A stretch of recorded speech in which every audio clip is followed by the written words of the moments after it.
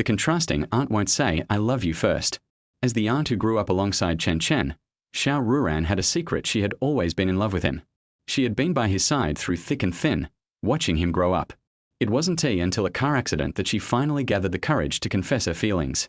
Chen Chen, the once notorious playboy, who had seen the world as grandeur, only realized in the final moments of his life that the wealthy aunt who had cared for him all these years had been in love with him.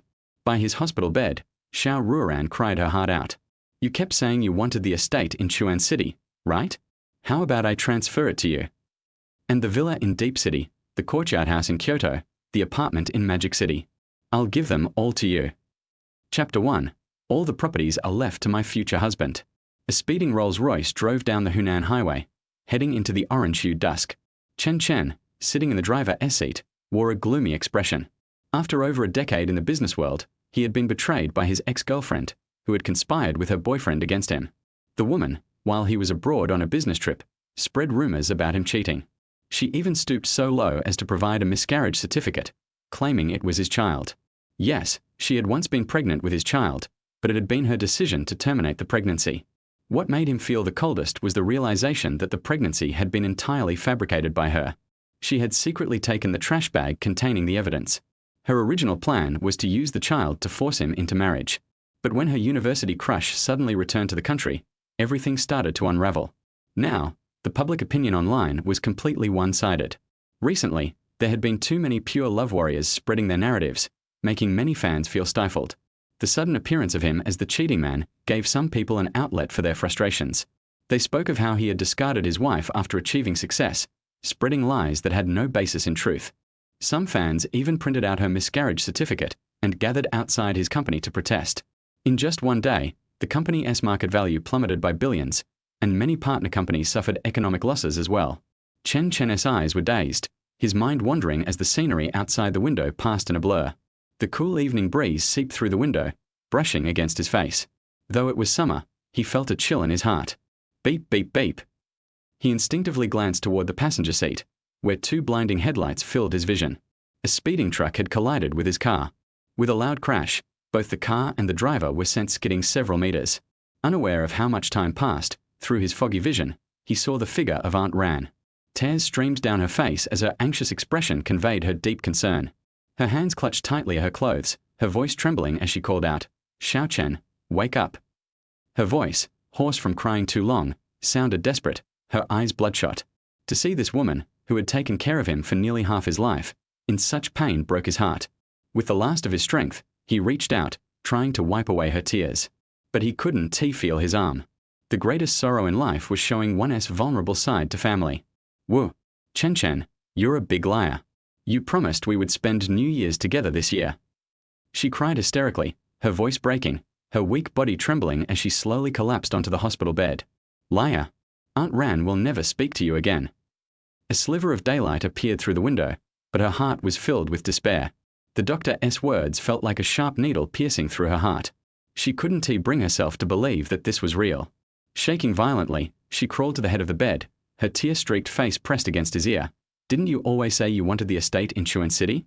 Aunt Ran will give it to you today, okay?" When he didn't respond, she was on the verge of fainting, but still refused to give up. She thought he was playing a prank on her. She grabbed his arm, shaking him desperately. "And the villa in Deep City, the courtyard house in Kyoto, the apartment in Magic City. I'll give them all to you, okay?"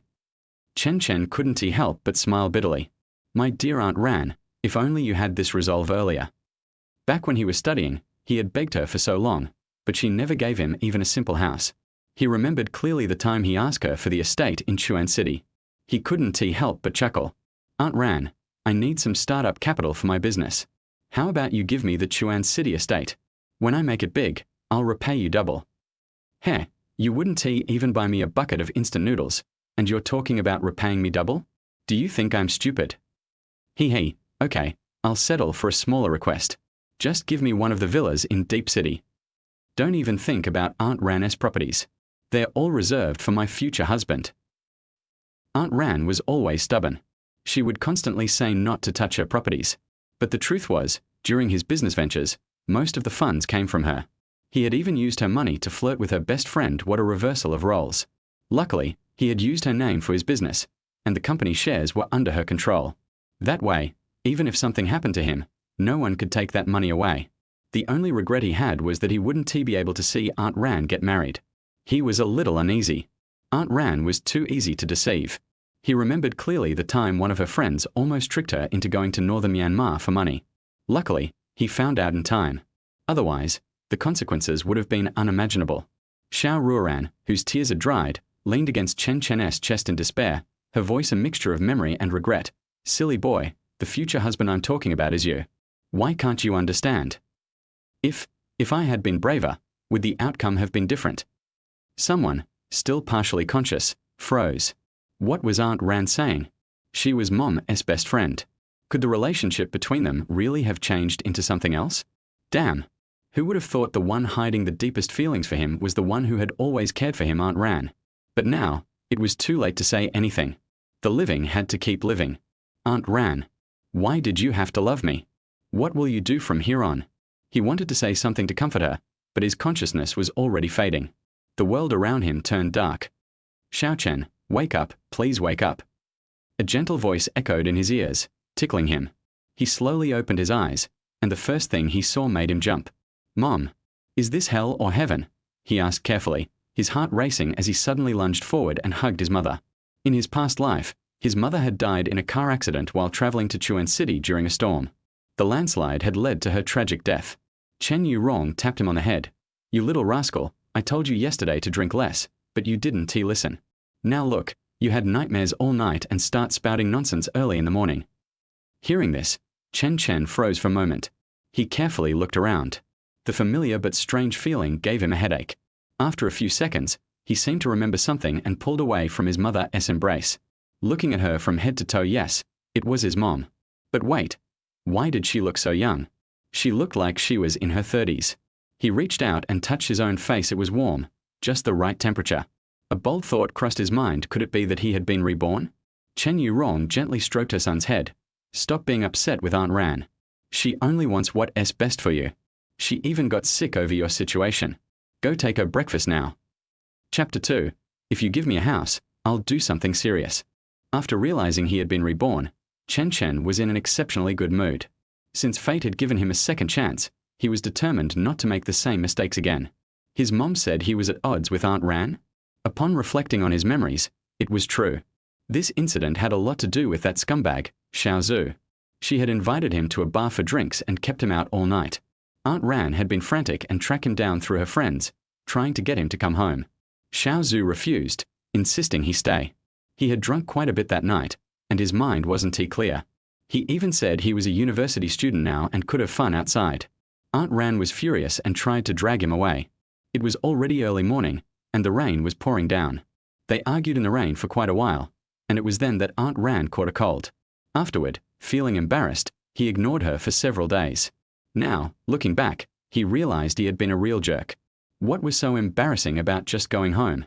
Carrying the small millet porridge his mother had made, he knocked on Aunt Ran's door.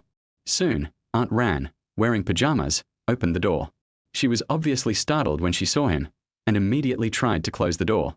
But he was quick and stuck his foot in the door, pretending to be in pain. Oh, my ankle is broken. Startled, Aunt Ran immediately released the door and crouched down to check his ankle. Are you out of your mind? How could you do something so dangerous? The familiar tone of concern reached his ears again, and though it had a hint of anger, it was still gentle and comforting. His eyes reddened instinctively. If he hadn't been reborn, he would never have had the chance to see Aunt Ran again in this lifetime. With her personality, she would have lived the rest of her life in pain. How does it feel? Is it painful here? Aunt Ran lifted her face, looking anxious and regretful. If only she hadn't closed the door, he wouldn't have hurt his ankle. Seeing her face nearly in tears, Chen Chen bent down and teased her by flicking her smooth nose, chuckling, Aunt Ran, you're so gullible. I was just pretending. There's nothing wrong with me. At once, Aunt Ran was furious. Not only did he call her by name so casually, but he also accused her of injuring his ankle. How could she take that? She couldn't stand it any longer. Her delicate hand quickly grabbed his ear and twisted it. You brat. You dare lie to me. Are you asking for a beating? Sensing the pain, Chen Chen quickly begged for mercy. Aunt Ran finally released his ear, still upset. She sat back on the couch and glared at him. Crossing her arms, she said with a pout, Why are you here looking for me? Why aren't you with your young girlfriend? She is beautiful, while I'm old and unattractive. I'm not worthy of your attention.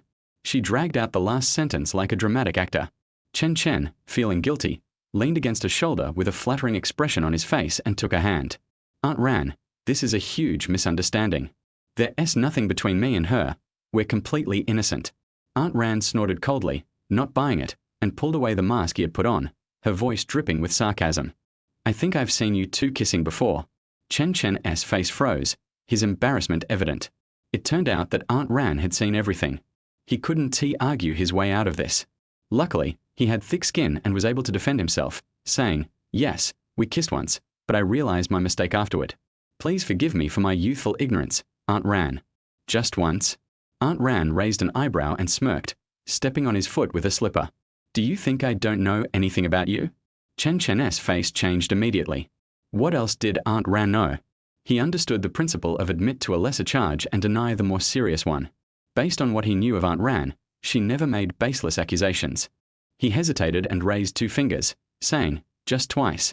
I swear, no more than that. On the current timeline, this was the truth, no exaggeration. Aunt Ran shrugged nonchalantly, twirling a spoon in her fingers. Early relationships are not good.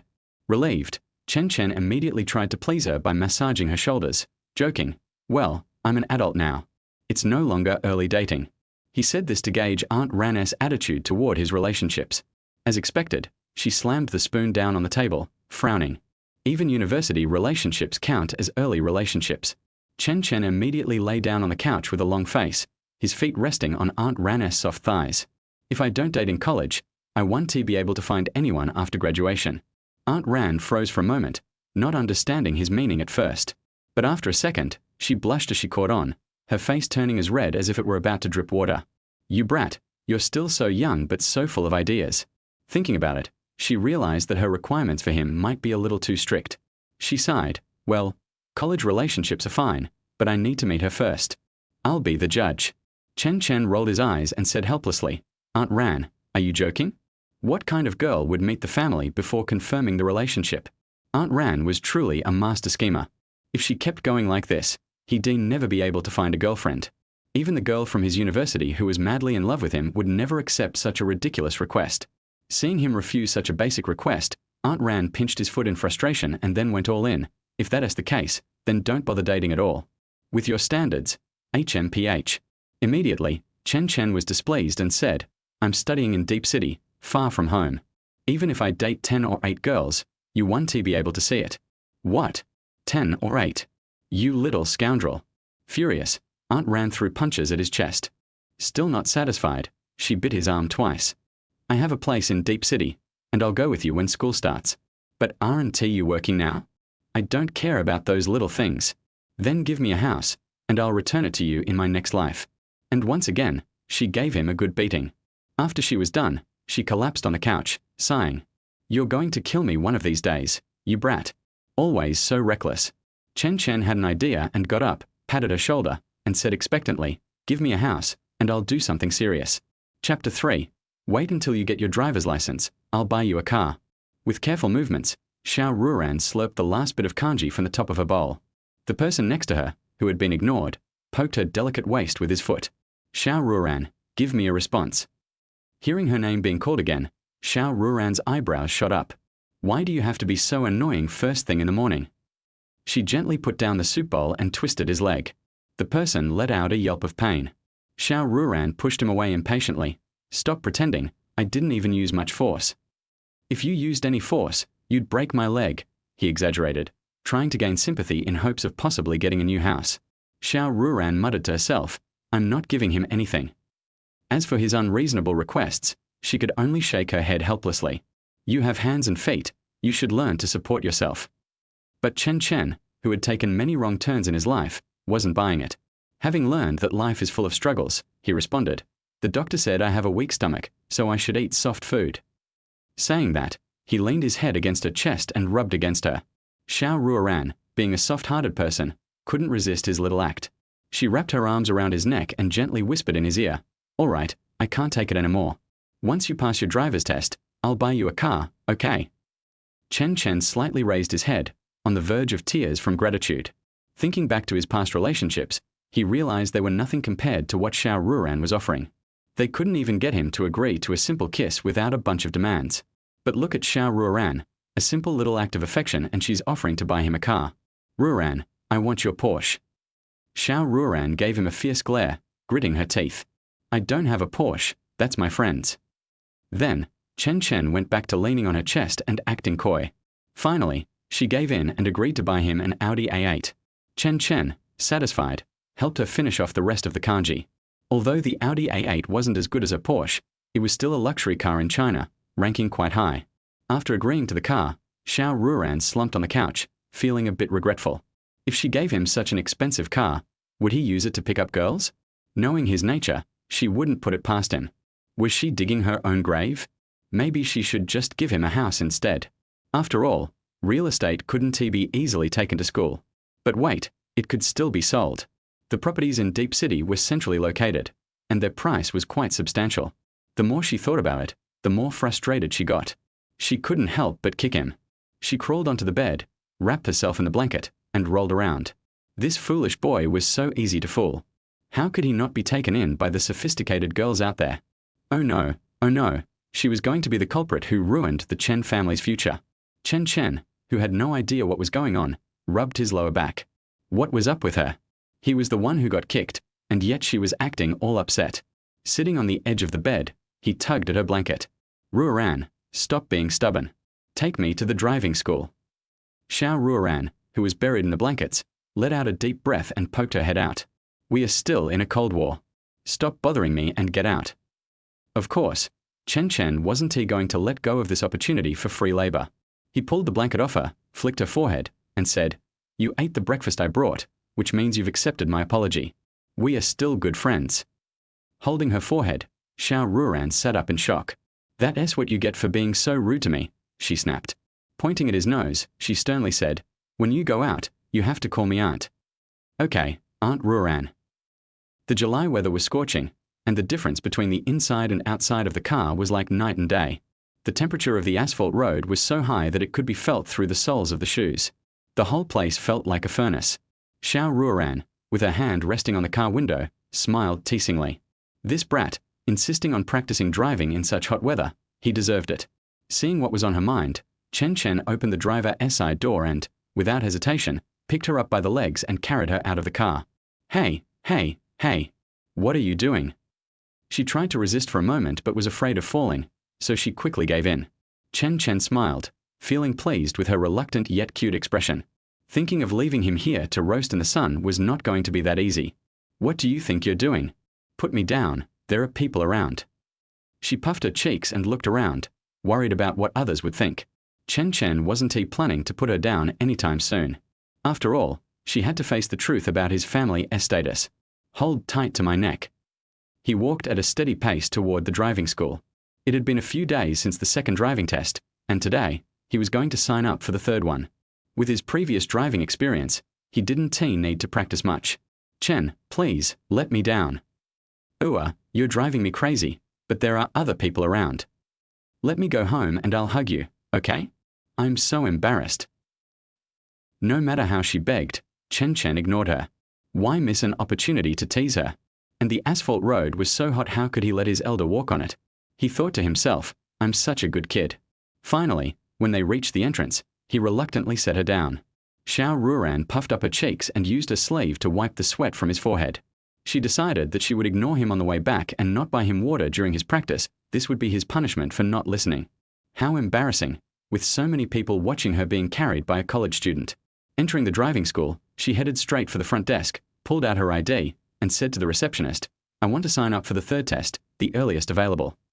The earliest is tomorrow afternoon. Then sign me up for tomorrow afternoon.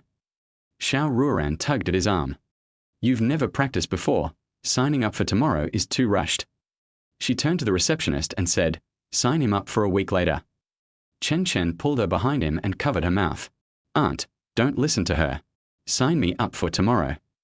The receptionist hesitated but kindly advised, Young man, you've never practiced. You should postpone it a few days. You have plenty of time during the holidays. Aunt, I'm the king of driving in Autumn Mountain. No problem. Just sign me up for tomorrow.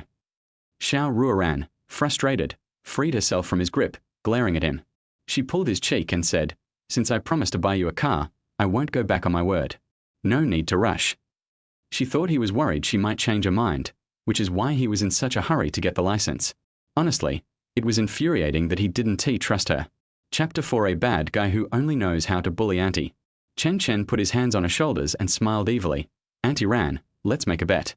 If I can pass tomorrow, you can lend me the Land Rover outside to drive for a few days. If I can't pass, I will help you wash clothes for a holiday." Xiao Ruoran glanced at him with contempt and nodded slightly. "Since you want to help Auntie wash clothes so much, Auntie will fulfill your wish." She practiced for 4 or 5 days when she took the Subject 3 test. She didn't believe that this kid could pass without practicing once, remembering that a few nights ago, he insisted on practicing with his own car.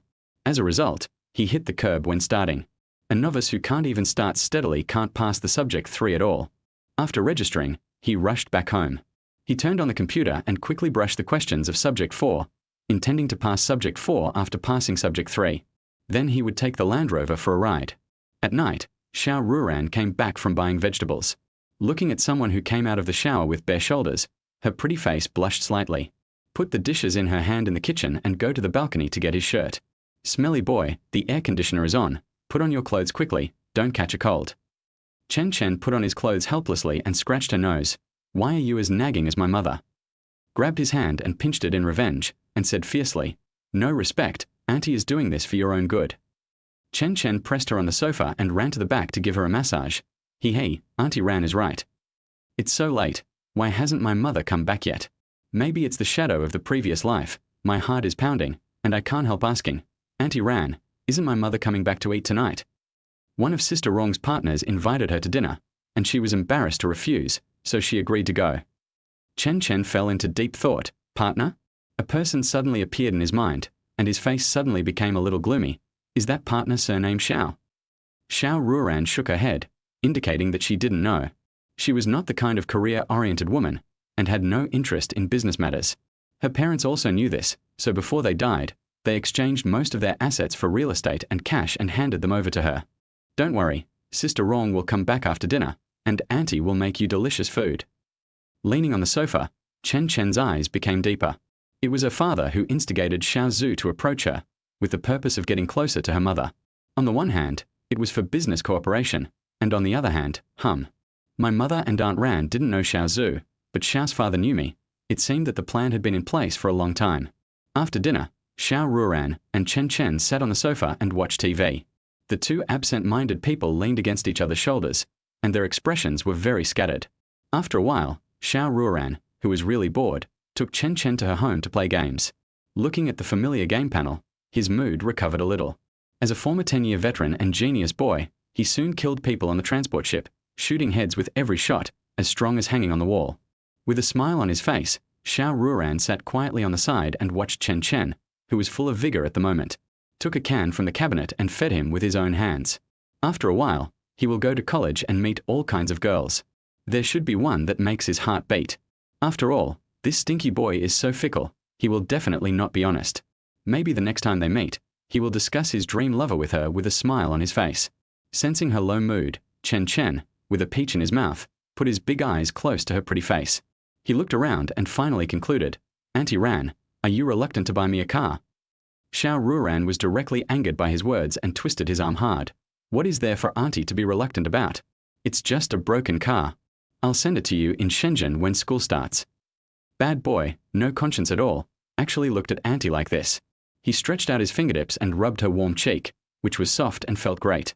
It felt better than the canned food in his hand, and he couldn't help but pinch it, which was bouncy. Feeling that the majesty of the elders was challenged, Xiao Ruoran reached out to fight back, pinching his cheeks with both hands, pulling back and forth, trying to pull out a heart shape.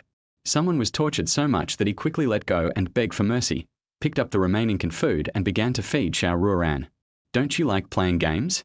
Why do you always go out during this period? It's so hot outside. Listening to her words that were not meant for wine, Chen Chen lowered his head and smiled. The computer in his room was old and could not run games, so he often came to Aunt Ran's house to play games. Recently, Xiao Zhu often invited him out, so he didn't visit Aunt Ran's house much, and she was a little unhappy. I can't help it. Many girls have invited me to go out recently, and it's hard to refuse. Hearing his shameless words, Xiao Ruoran bit his hand angrily. But he didn't want to bite too hard, leaving only a shallow tooth mark. Xiao Ruoran, you are a dog, you bite people at every turn. She widened her eyes in disbelief and raised her little hand high. Dog, if you have the guts, say it again. Someone took advantage of her unpreparedness and scratched her smooth armpit, quickly rushed out of the room, leaving Xiao Ruoran with a blank look on his face and loosening his arm. After a long time, she could still feel the itchy feeling under her arm. Looking at the closed door and the disappearing figure, she bit her lip, took off her clothes, and pulled the summer quilt beside her to wrap herself tightly.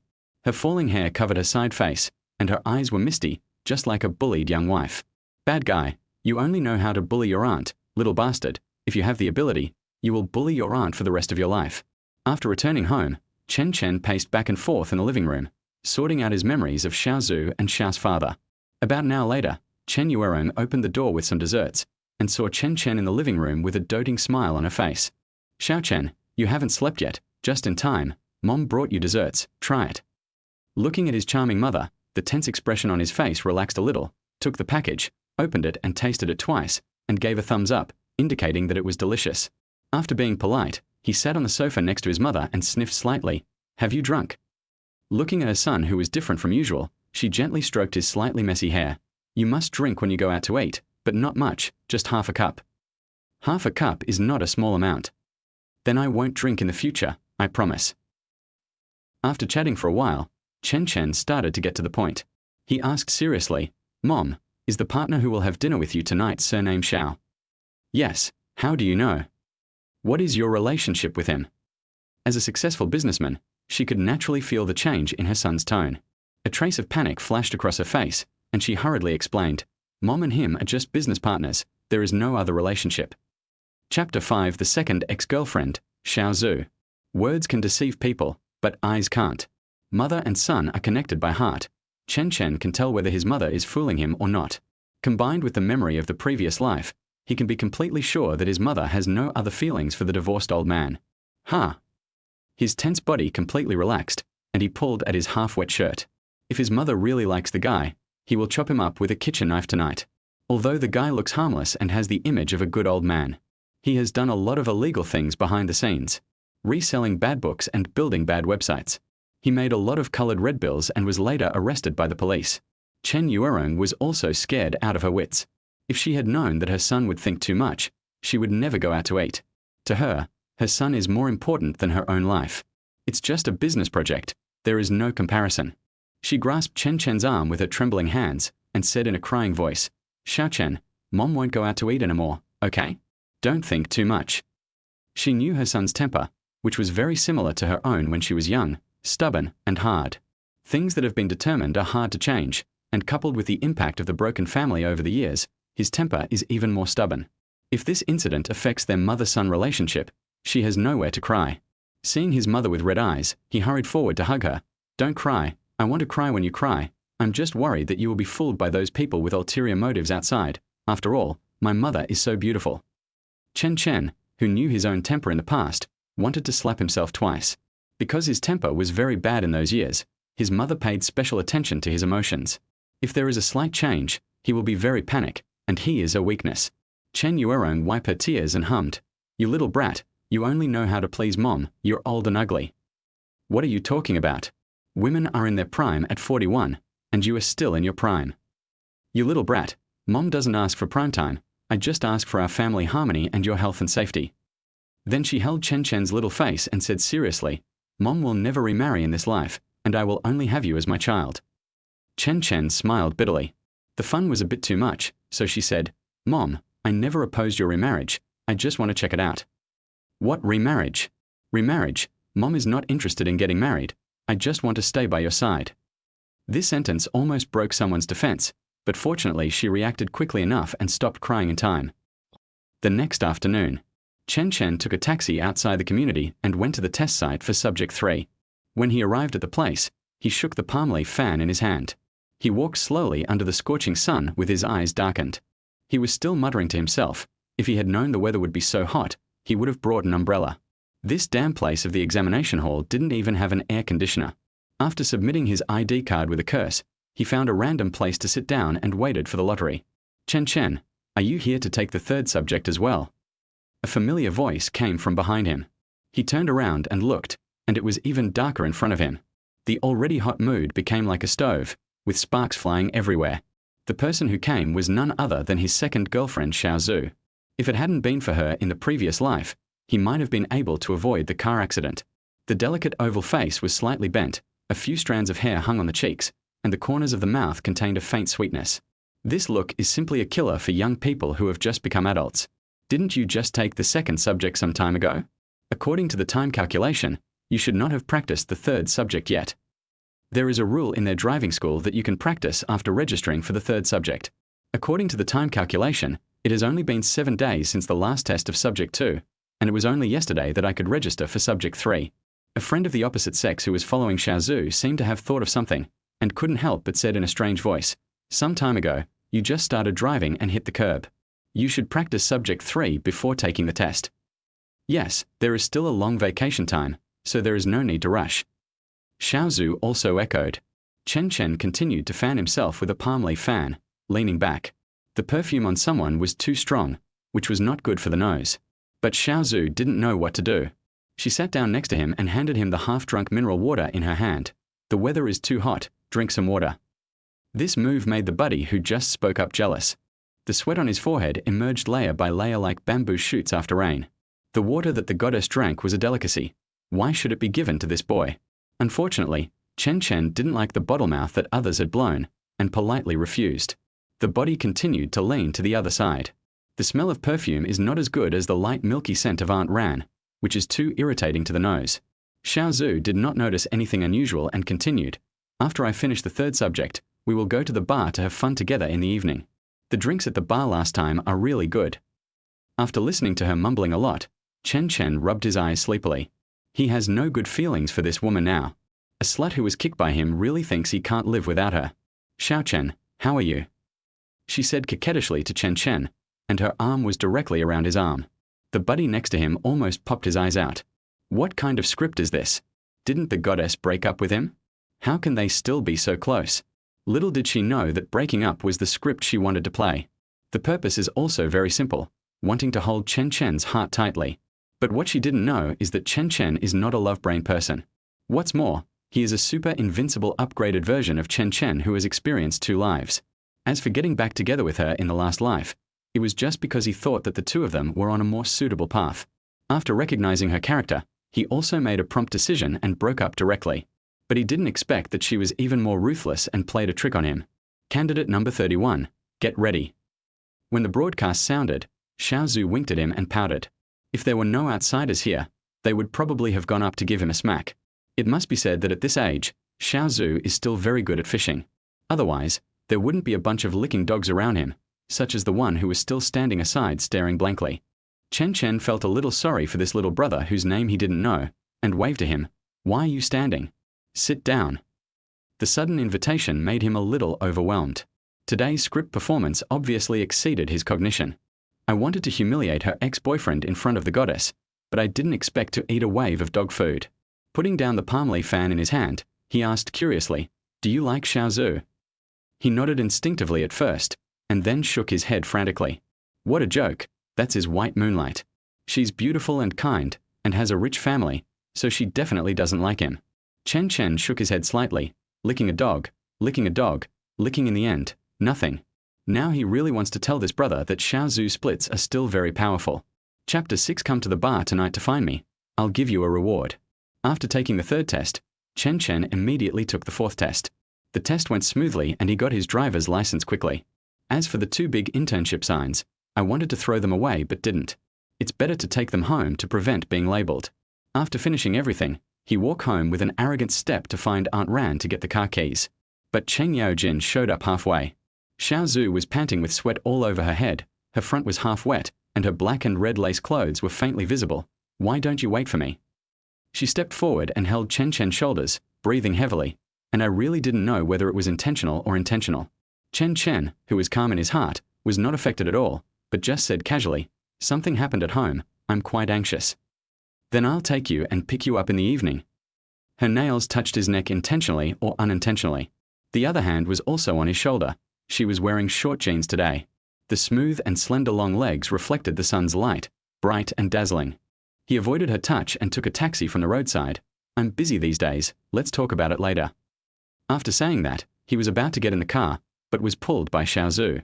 She pulled Chen Chen to the corner of an alley and pushed him against the wall with both hands. The delicate face came up, and the strong smell of perfume filled his nose. Are you angry with me? Zhong Yu and I are not familiar with each other. We just met by chance when we were taking the third subject test. There is nothing between us. He sympathized with the little brother named Zhong Yu again.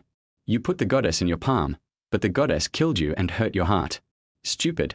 How could I put someone else in my heart? Come to the bar tonight to find me and give you a reward. She pretended to be shy, showed a standard smile, and then ran away immediately. Looking at the back figure going away, Chen Chen's mouth twitched. He admired himself a little. He could resist this level. It can only be said that Thai pants are hot. At night, Chen Chen, who bought barbecue from the street, returned home. Pushing the door in, he saw Aunt Ran drunk on the sofa, walked forward slowly and put the barbecue on the table.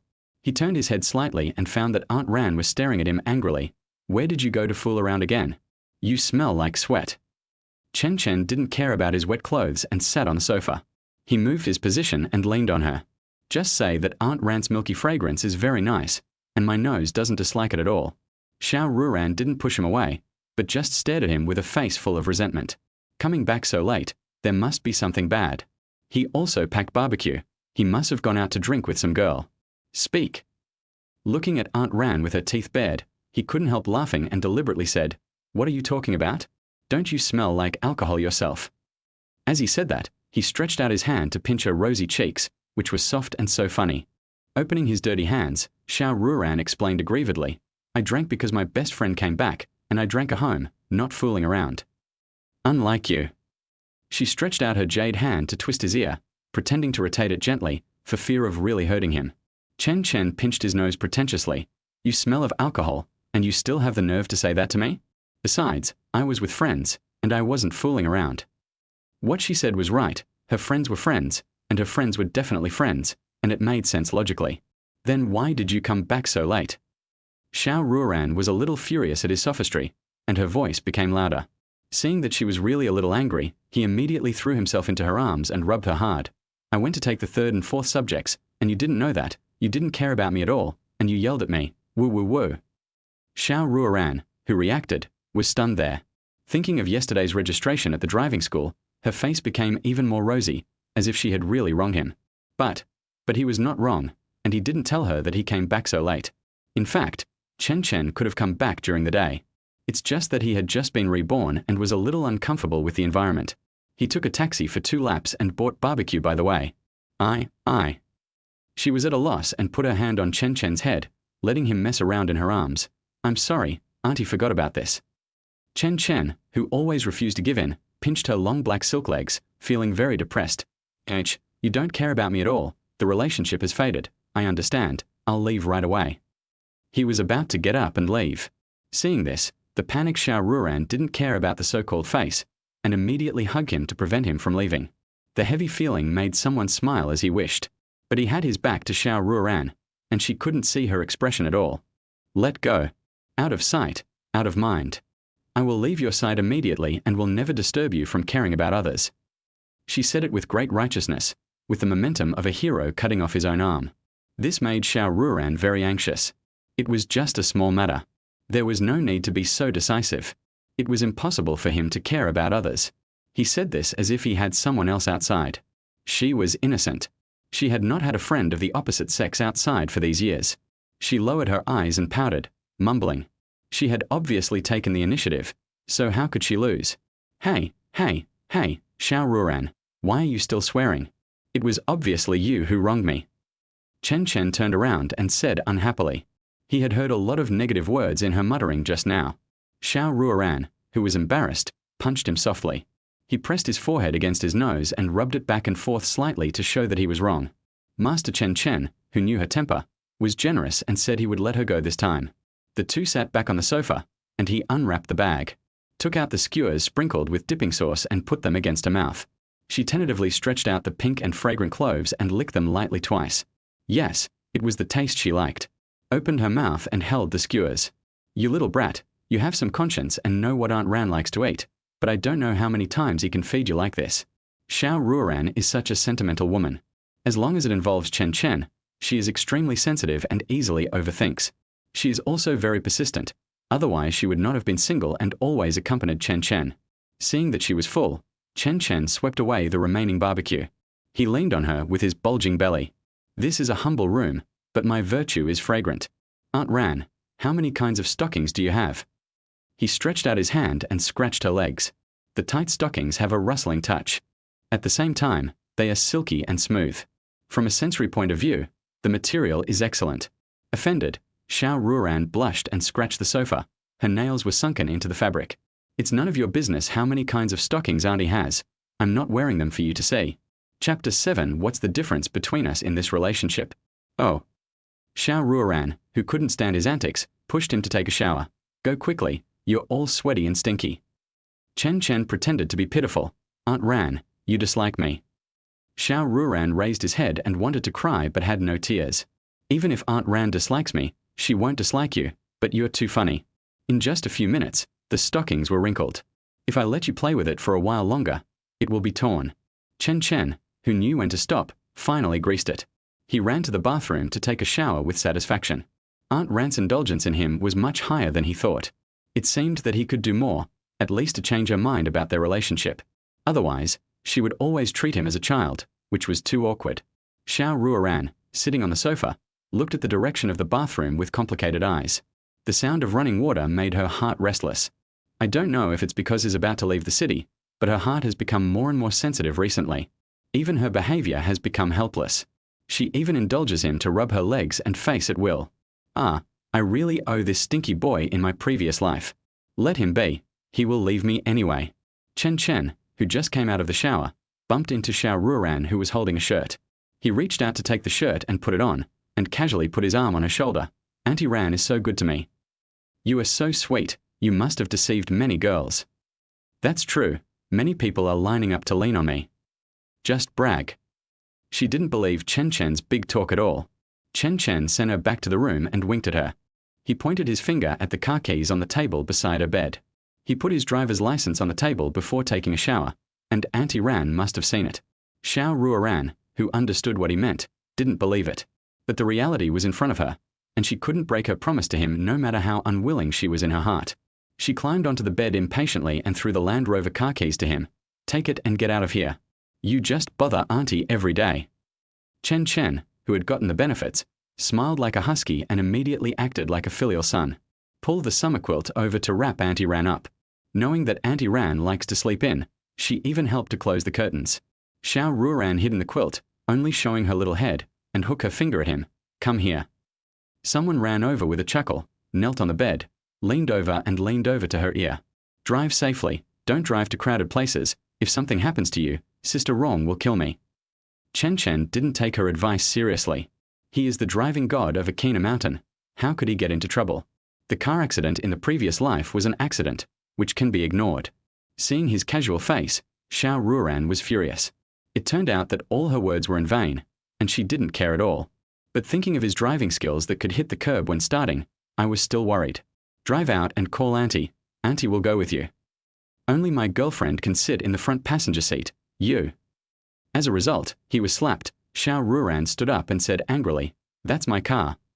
Why is his words so irritating? Only his girlfriend can sit in the front passenger seat, and only his girlfriend can sit in the front passenger seat of his own car. Someone was still hesitating on the edge of death. What's yours is mine. What's the difference between us? We are so distant, aren't we? This shameless remark really made Xiao Ruoran laugh, and pointed to the direction of the door. Get out. Do you have to be so heartless? Am I wrong? Xiao Ruoran, who was so angry in front of him, saw that he dared to question whether he was wrong, and gritted his teeth and said, "That belongs to my future man, and it has nothing to do with you." Chen Chen touched his head embarrassedly and said shyly, "You won't be able to find a boyfriend in the future with your temper, so why don't you transfer it to me, and then I will take care of you in your old age, and I will never leave you for the rest of my life." Cough, cough, cough. Xiao Ruoran, who was choking himself with anger, pounced on him like a hungry wolf. The result was that he missed and almost fell to the ground.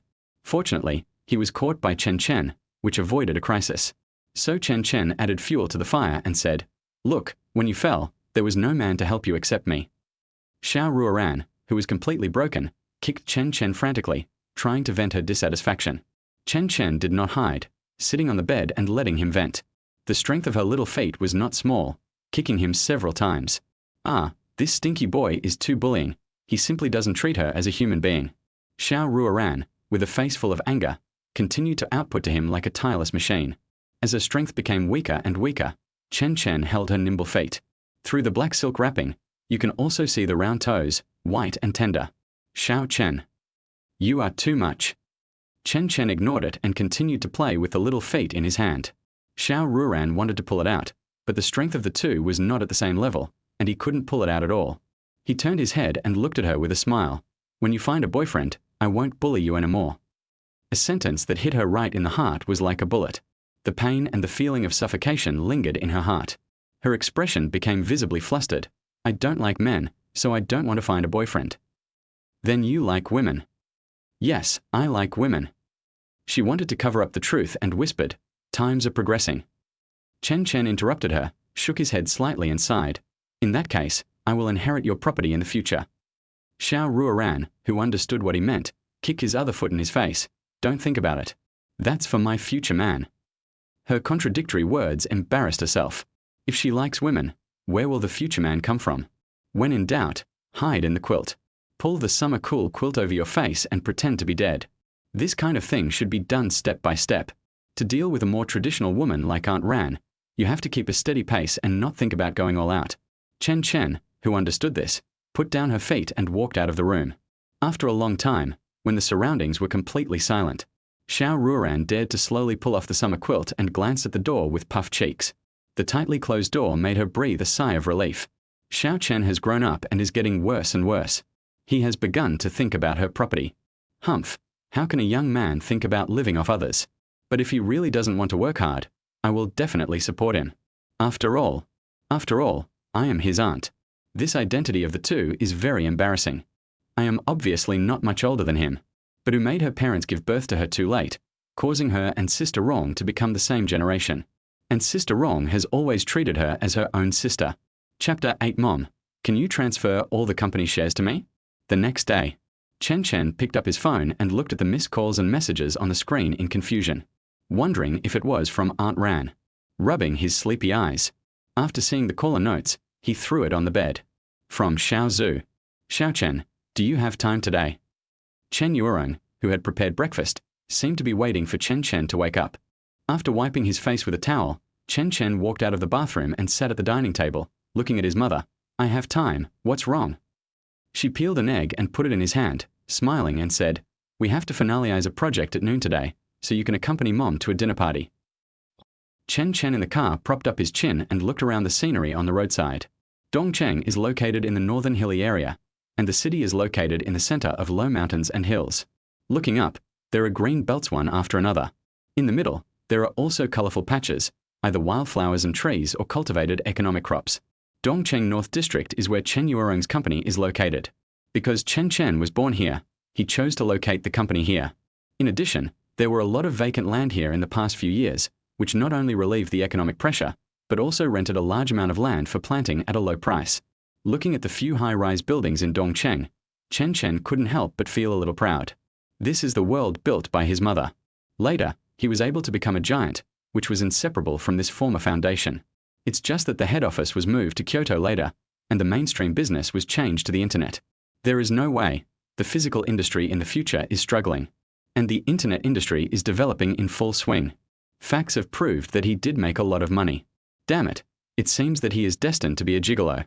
The first half of his life was spent on Aunt Ran, and the second half of his life was spent on his mother. In short, he doesn't want to take a detour at all. Life is not a novel, and most people are just ordinary people throughout their lives. It is impossible to make a person successful with passion and courage. Hard work is only the most basic thing. Luck and opportunity are the foundation. The huge agricultural market is bustling with people. Fruits and vegetables are transported to the large express delivery station in the northern district of Dongcheng, and then to the whole country. His mother's main business is to resell agricultural and sideline products. As for side businesses, there are also many. For example, the physical publishing industry that she wants to finalize with the surname Xiao. "Boss, this is your son. What a handsome boy. Your son is so tall, it feels like he is about the same age as my daughter. Young man, are you in love?" The employees who are more familiar with Chen Ruoran greeted Xiao Chen enthusiastically. Most of them have seen Chen Chen. Chen Ruoran also greeted everyone with a smile. Although she is the big boss of the company, she herself is not arrogant and can chat with everyone. She was naturally very happy to hear everyone praising her baby son. After all, such scenes of loving mother and filial son are rare. In the past, this kid was too lazy to go out with him. "Aunt Ling, your daughter and I are good friends. She is really beautiful, ha ha ha." Chen Chen is different now. He is not an old-timer, but a slippery loach. And she has a very good relationship with Yu Chen Chen, the daughter of Aunt Yu. When I was chasing my first love, she helped me a lot. To put it bluntly, if I marry my first love later, Yu Chen Chen must sit at the main table. If I remember correctly, the first love letter he received was written by Yu Chen Chen to him. It was a long time ago, and it can be traced back to junior high school. At that time, the feelings were just beginning to open up, and they were not very good at hiding their emotions. Because of this, he controlled Yu Chen Chen for a long time. Later, the two of them became brothers naturally. Finally, Yu Chen Chen also became his capable secretary. It was just a very pure secretary, without any other meaning. Aunt Ling obviously knew that the two were good friends, and she smiled. "Come to my house when you have time. The girl has been talking about you every day these days." Chen Chen thought, how could she not talk about him? He had cheated her of her New Year's money and owed her for half a year. After saying hello, he followed his mother to the office. Seeing a table full of documents, he suddenly felt a headache. This is when the importance of a secretary is revealed. Otherwise, reading every word can make people tired to death. "Mom, do you have to read all these documents by yourself?" Chen Ruoran, who came back from washing a handful of red dates, tapped his forehead lovingly. "My son has really changed.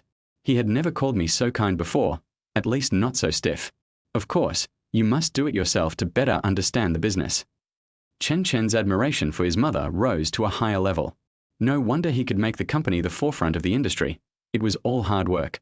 Then I can only be regarded as a son who inherits my mother's business and adds bricks and tiles to the existing foundation. If it weren't for my mother's preparation and Aunt Ran's help, I really wouldn't be able to succeed. He couldn't help but let out a sigh of relief and said with emotion, "When I think about inheriting such a big family business in the future, my head hurts. Ah." He even stroked his forehead in a pretentious manner. Chen Ruoran laughed at this. When did this kid become so lively in front of her? However, she had to give him a good beating, so she said, "I think it's better to let Ruoran take care of the business. I'm afraid you will squander it all." Chen Chen rolled his eyes at his mother speechlessly. First, Aunt Ran is not short of money. Second, her business ability is not as good as mine. She is also very lazy. Third, I am your biological son. How can you be so selfish? Chen Ruoran stuffed a sweet date into his mouth and pinched his cheek. Ruoran is not an outsider. Your mother can't get to where she is today without the help of her parents. Her parents entrusted her to me before they passed away. After all these years of getting along, I have already regarded her as my own sister. Also, my son is much more lazy than Ruoran. He wants to be fed by her even when he eats. Chen Chen blushed and explained twistedly, "It was Aunt Ran who insisted on feeding me, not me." Chen Ruoran smiled slightly and put all the sweet dates in her hand into his hand. He sat down at the desk and started processing documents. "Wash any fruit you want to eat. Wait for Mom to finish these documents first." After what happened in the last life, Chen Chen began to be filial again. Walked to his mother, stuffed a sweet date into her mouth, and said with a smile, "Mom, I'm a college student. How about this? You transfer all the company shares to me. I'll help you find someone to manage it. You can just enjoy your old age." Chen Ruoran was stunned. For a moment, her mind didn't come back to her. Is this kid forcing her to abdicate? At such a young age, he asked for all the shares in her hands. He also asked her to retire and return home. The stinky boy is still as rebellious as before. Finally, he rolled his eyes at him. "Go play somewhere else. Your mother can still do it now." If the company is handed over to this kid now, it will go bankrupt in a short time, and it may even be heavily in debt. Chapter 9, it turns out that Mr. Xiao's daughter and my son are friends. Near noon, Chen Chen followed his mother to the restaurant that had been booked in advance. It was a local specialty restaurant in Dongcheng. Chen Chen sneered in his heart and stuffed a piece of mint-flavored chewing gum into his mouth. He chewed hard to calm down the mood of wanting to kill Xiao Zu's father. That old dog investigated very clearly. Knowing that my mother doesn't like to eat in restaurants, he specially picked such a place. Sichuan restaurant. He has a lot of thoughts, but unfortunately he made a wrong calculation. Mom, the old guy surnamed Xiao also knows that you like to eat Sichuan food. Chen Ruoran was a little embarrassed and explained. He often goes to the vegetable market. Some employees there should have told him. Haha, he is very arrogant. Mom swears that there is absolutely no relationship with him beyond business cooperation. He naturally believed his mother and took the initiative to hook his mother's arm. Chen Ruoran also liked her son's intimacy with her, and she leaned towards him consciously. The son has grown up and wants to be the head of the family, so as a mother, she naturally has to flatter him. The two of them came to the private room arm in arm. Xiao Ruoran had been waiting for a long time with his people. When he saw the visitor, he immediately stood up and smiled. Mr. Chen is here. Seeing Chen Chen holding Chen Ruoran's arm, Xiao Ruoran was also a smart guy. Mr. Chen is here too. The word sounded nice, and it seemed that the old guy had indeed seen her, and it should have been quite a while. Chen Ruoran was a little surprised. Mr. Xiao, do you know my son? In her impression, the two should not have met. Xiao Anbang smiled calmly and explained calmly, I went to pick up my daughter from school before, and she secretly introduced her to me. The word secretly was used well, and all the smart people present looked at Chen Chen with a hint of meaning. The old guy is really bad, and his mother would have to doubt himself if he spoke like this. As expected, Chen Ruoran looked at her son with a smile. However, due to the public occasion, she didn't say much, but just pulled him to find a seat and sit down. It turns out that Mr. Xiao's daughter and my son are friends. Looking at his mother's playful eyes, Chen Chen couldn't help but greet Mr. Xiao's 8 generations of ancestors cordially. This guy is hurting people, he is really born. If he hadn't greeted his mother in advance, he would definitely take advantage of this negotiation. Xiao Anbang had a smile on his face like an elder, and said to Chen Chen, my daughter often praises you in front of me, sometimes I, as a father, envy you. On the surface, Chen Chen still smiled politely and said modestly, thank you for the praise, I really don't deserve it. I am just a gangster, and my mother often gets angry with me. Chen Ruoran, holding chopsticks, was stunned. I often get angry with him? This is the opposite of what he said. It was obviously this brat who always got angry with him. Seeing Chen Chen directly handing the right to speak to his mother, Xiao Anbang's eyes flashed with a gleam of light. He smiled, and poured a glass of wine lightly. With your and Zeus' usual grades, you should be able to be admitted to Shenzhen University. Uncle congratulates you in advance. He raised the glass and drank it all. Chen Chen naturally walked up to him and filled it up politely. The old man's words reminded him a little. Going to the same university, haha. Chen Ruoran also saw something unusual, but she didn't know the specific relationship between her son and Xiao Anbang's daughter yet, so she didn't want to delve into the meaning, so she planned to talk about business first. Mr. Xiao, we'll talk about the child later. Let's finalize the cooperation project first. When talking about investment, Xiao Anbang straightened his face. I still hope that Mr. Chen can increase investment. How much does Mr. Xiao want our company to invest? 20 million. Chen Chen narrowed his eyes slightly. 20 million in 2008 was not a small amount. The number of companies in Dongcheng that can take out 20 million in one go can be counted on one hand. This is still the premise of state-owned enterprises. Chen Ruoran lowered her head and pondered for a moment, and compared the data surveyed during this period. It is very risky to directly invest such a large amount of money in a physical bookstore. In the morning, Chen Chen had already learned about the project that Xiao Anbang wanted to do. It's nothing more than finalizing some shops at the school gate through relationships. Then he wanted to turn it into a physical bookstore. In the current time span, to be honest, it is feasible. It can make money, but it's hard to make a lot of money. So Xiao Anbang is eager to attract investment and wants to win by volume. Mr. Xiao, I have a question. If we make additional investments, can your company get more stores with good geographical locations? Everyone's eyes were all on Chen Chen, who suddenly spoke. Xiao Anbang glanced at Chen Ruoran, who was also a little surprised. But he did not speak out to stop Chen Chen's speech. Without much hesitation, Xiao Anbang said, as long as there is financial support, we can naturally get more stores. He has been a physical publisher for many years. He has a lot of connections across the country, so it is still possible to spend money to get some stores with good geographical locations. Chen Chen nodded, pulled his mother out, and asked seriously, Mom, can the company account take out 30 million for this investment? Chen Ruoran's mouth twitched. What she feared was what she got. She was not afraid of her son being a playboy, but she was afraid that her son wanted to start a business. She rubbed her forehead with a headache. Yes, but the risk is too high. I don't want to pay 20 million, let alone 30 million. Chen Chen naturally knew his mother's concerns, but still said that there was no problem with this project and it was a sure win. Finally, after his soft and hard persuasion and various oaths, Chen Ruoran still agreed to his stupid request. Chen Chen, who returned to the table, said to Xiao Ruoran, "Mr. Xiao, my mother said that we can add 30 million to the investment." Hearing this, everyone was overjoyed, and Xiao Ruoran looked at Chen Chen deeply. Although he didn't know what happened, he knew that this additional investment must have something to do with this kid. This kid is not simple. It seems that his daughter needs to speed up. However, our company has another request, which is the premise of our cooperation. Xiao Ruoran said doubtfully, "Please speak." Chen Chen smiled slightly. "It's not a big deal, but I hope your company can give us an independent position in the cooperative store, and all the income from books sold at this position will belong to us." "Mr. Chen, your request is a bit." Chen Chen stretched out his hand to interrupt the person who was speaking, and continued, "Don't worry, everyone, we won't take advantage of you. We only want 40% of the other income in the contract. How about giving you 10%? Everyone looked at me, I looked at you, and their eyes were full of excitement. Trading a position for 10% of the income is a sure win. And their company's main business is physical publishing, and they are not afraid of competition at all. As long as there is copyright in the market, they can basically get the right to sell. To put it bluntly, even if Chen's group sells a certain book and it becomes popular, they can sell it. I don't believe they can still get the exclusive right to sell. Chapter 10. This brat makes you angry every day, but you still pamper him. Chen Ruoran was completely dumbfounded and looked at her stupid son. Could this boy really have an affair with someone's daughter? Why is he so anxious to give her a gift? Using 10% of the profit to exchange for a counter with no competitiveness is just giving money for nothing. Xiao Ruoran also felt that his decision was suspected of pleasing his daughter, and he felt a little proud.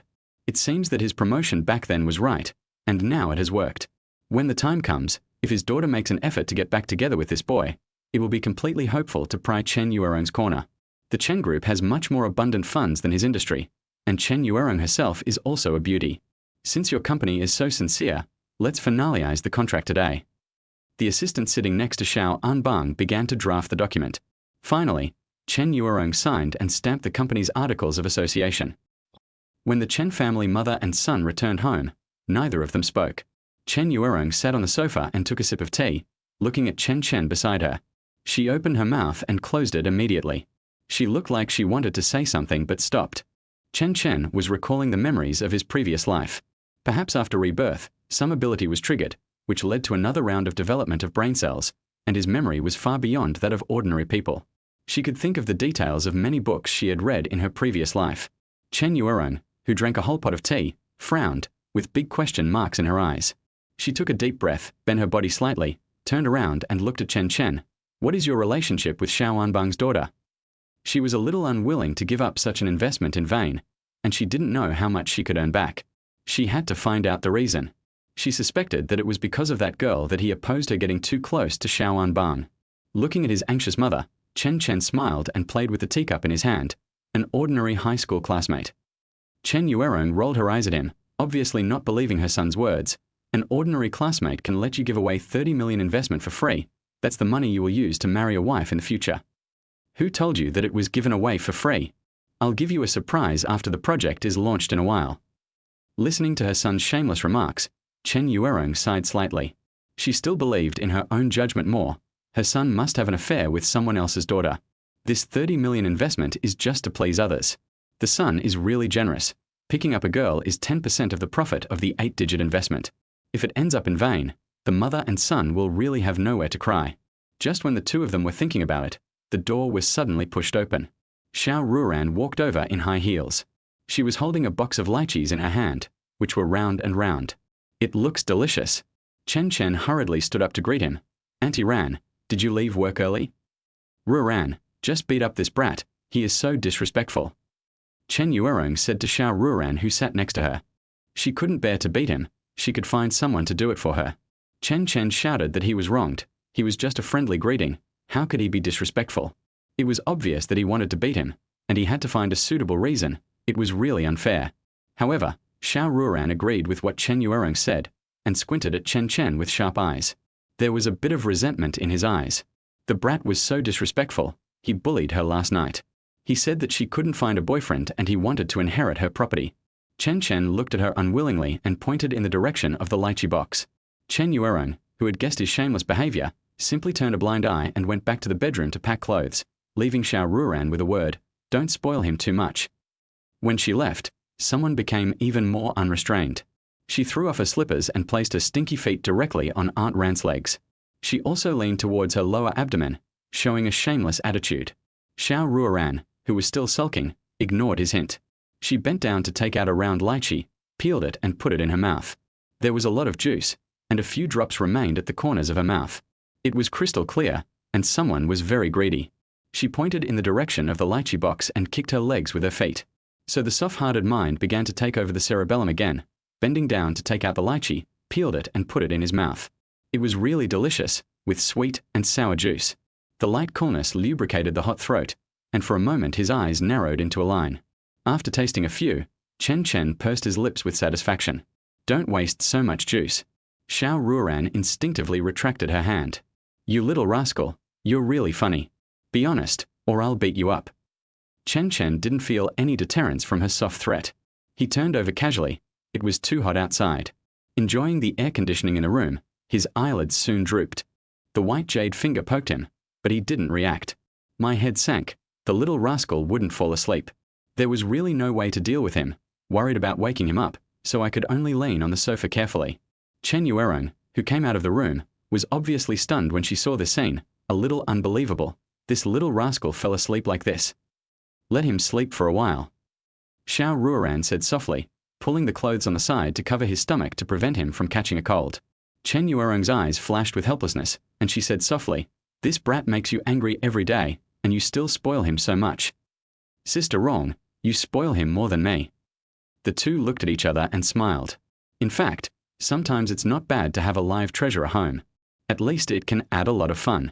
The premise is that this live treasure is not stubborn, otherwise it will be messy enough. There was something to do in the company, and Chen Ruoran hurried out. As the door closed with a snap, Xiao Ruoran relaxed, leaning on the sofa and slowly closing his eyes.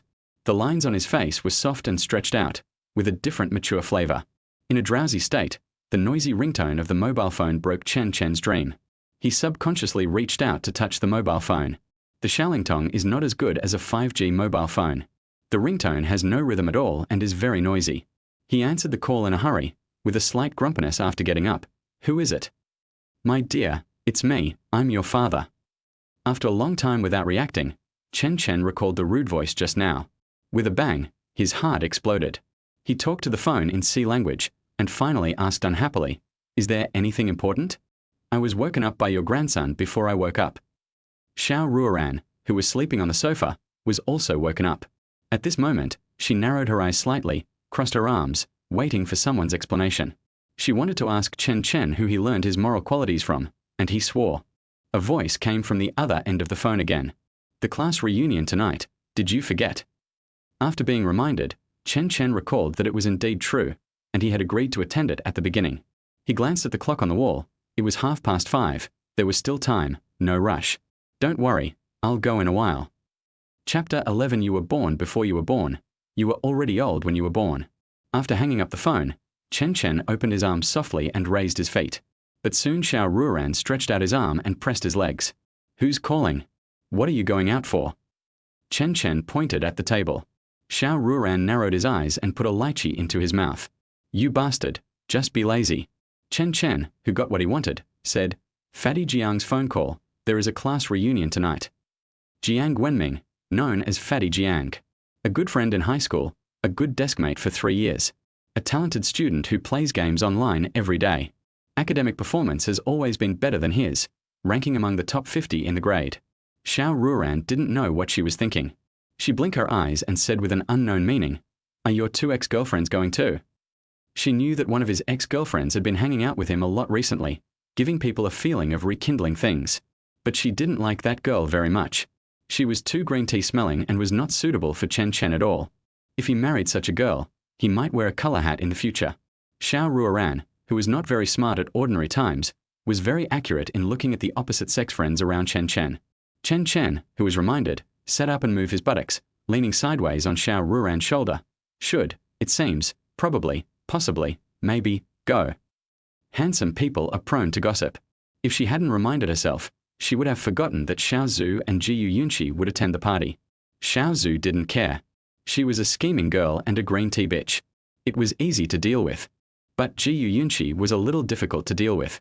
She was the campus belle in high school and her first love. They loved each other to death, and the first breakup was also forced.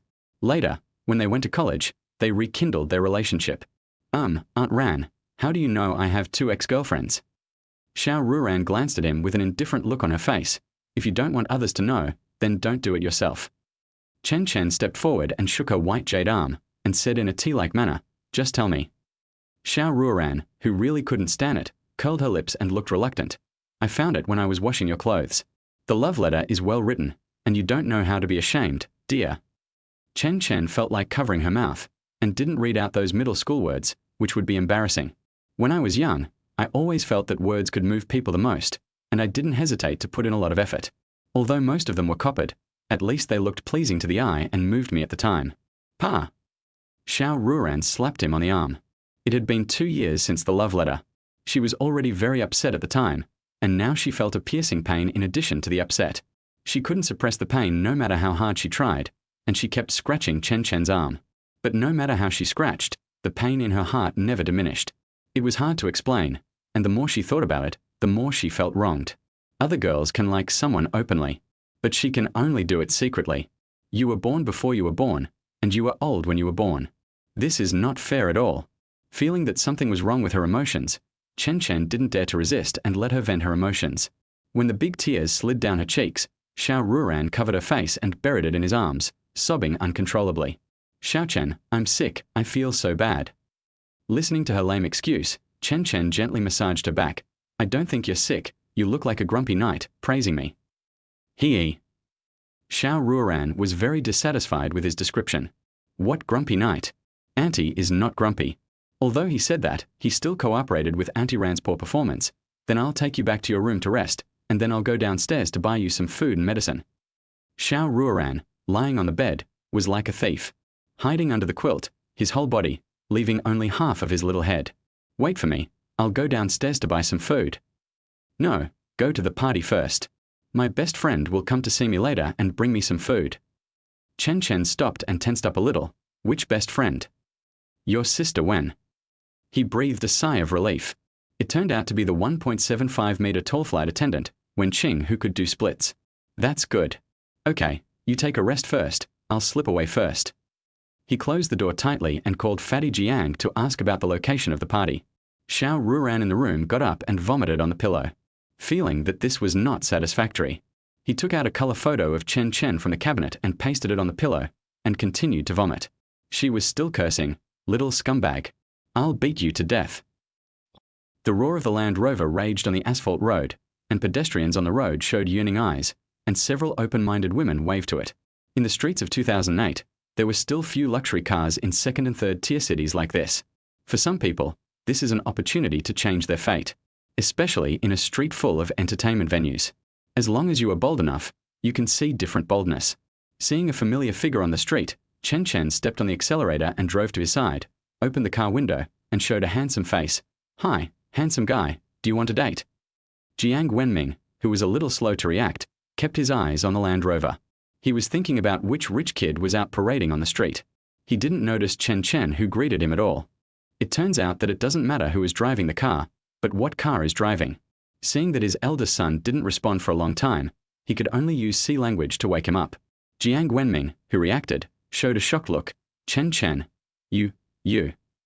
Is this your car? He knew that Chen Chen's family was relatively rich, but he didn't know that he was so rich that he used a million-level luxury car to blow up the street.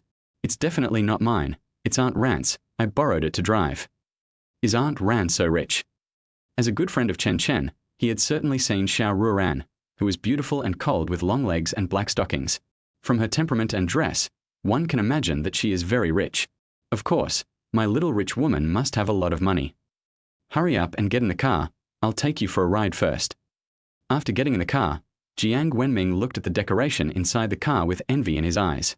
If he had one, he would definitely not lack a girlfriend. Chen Chen asked, have you passed the driving test? He nodded subconsciously. having just taken it out a few days ago. Chen Chen smiled and waved to him. Come and see. I'll sit in the passenger seat. Good brothers share happiness and difficulties. He must let his brother carefully feel the roar of the engine. Jiang Wenming, who was somewhat confused, shook his head hurriedly. I can't do it. Oh, if I say you can do it, you can do it. Drive with confidence. I'll cover you if something goes wrong. Under his strong pull, Jiang Wenming sat in the main driver's seat. Chen Chen pointed to the front. Go, let's go. Chapter 12 Super Version Ancient T0.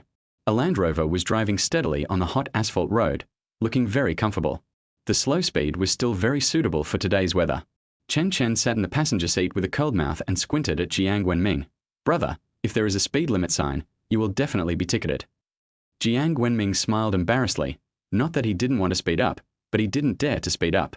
It was less than 10 days since he got his driver's license, and his skills were not proficient. Chen Chen shook his head helplessly, leaned against the car window, and planned to take a nap. Call me when you get to the place. Squinting his eyes, hunching his body. As expected of an age where one can sleep at the end of one's life, his breathing became steady after a while. The hot sunlight outside was almost level with the car window, and the setting sun was venting its last rays of light. When they arrived at the destination, Jiang Wenming glanced at the time. It was still half an hour before the agreed time, so he didn't plan to wake up Chen Chen. Just as he was planning to take a nap, several acquaintances rushed over from the roadside. The most eye-catching one among them was the one in the middle, Xiao Zhu. He glanced at Chen Chen, but decided to get off the car and say hello first. It was impossible that no one saw such a large Land Rover, and the people headed by Xiao Zhu were no exception. Seeing Jiang Wenming getting off the main driver's seat, several people were shocked. This guy could even afford a Land Rover? Especially Zhao Qingyu on the left, who knew Jiang Wenming inside and out. Jiang Wenming had written her a love letter before, but she rejected it. What a joke. If her slender figure dated a fat man weighing 200 pounds, people would laugh their heads off. She frowned and looked at the parked Land Rover again. With Jiang Wenming's family, it was impossible for him to afford such a luxury car. And in her impression, except for the school beauty Jiu Yunqi, no one should drive a Land Rover.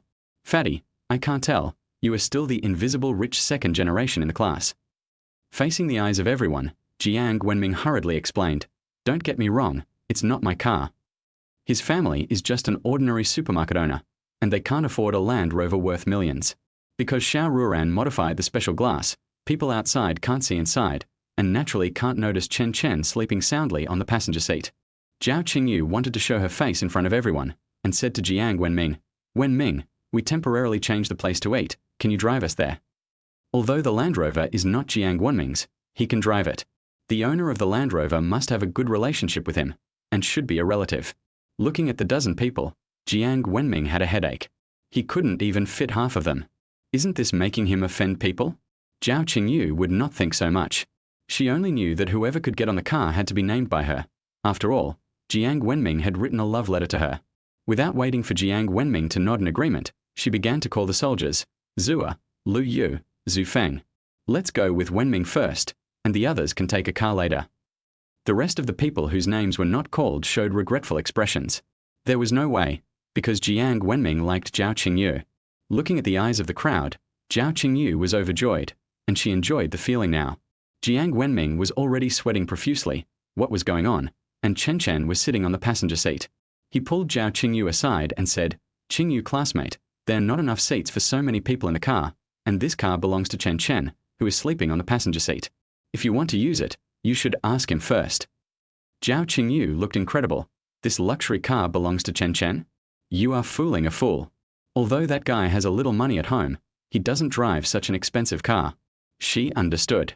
He must be afraid that she would drive Chen Chen down. So she showed a sweet expression and leaned closer to him.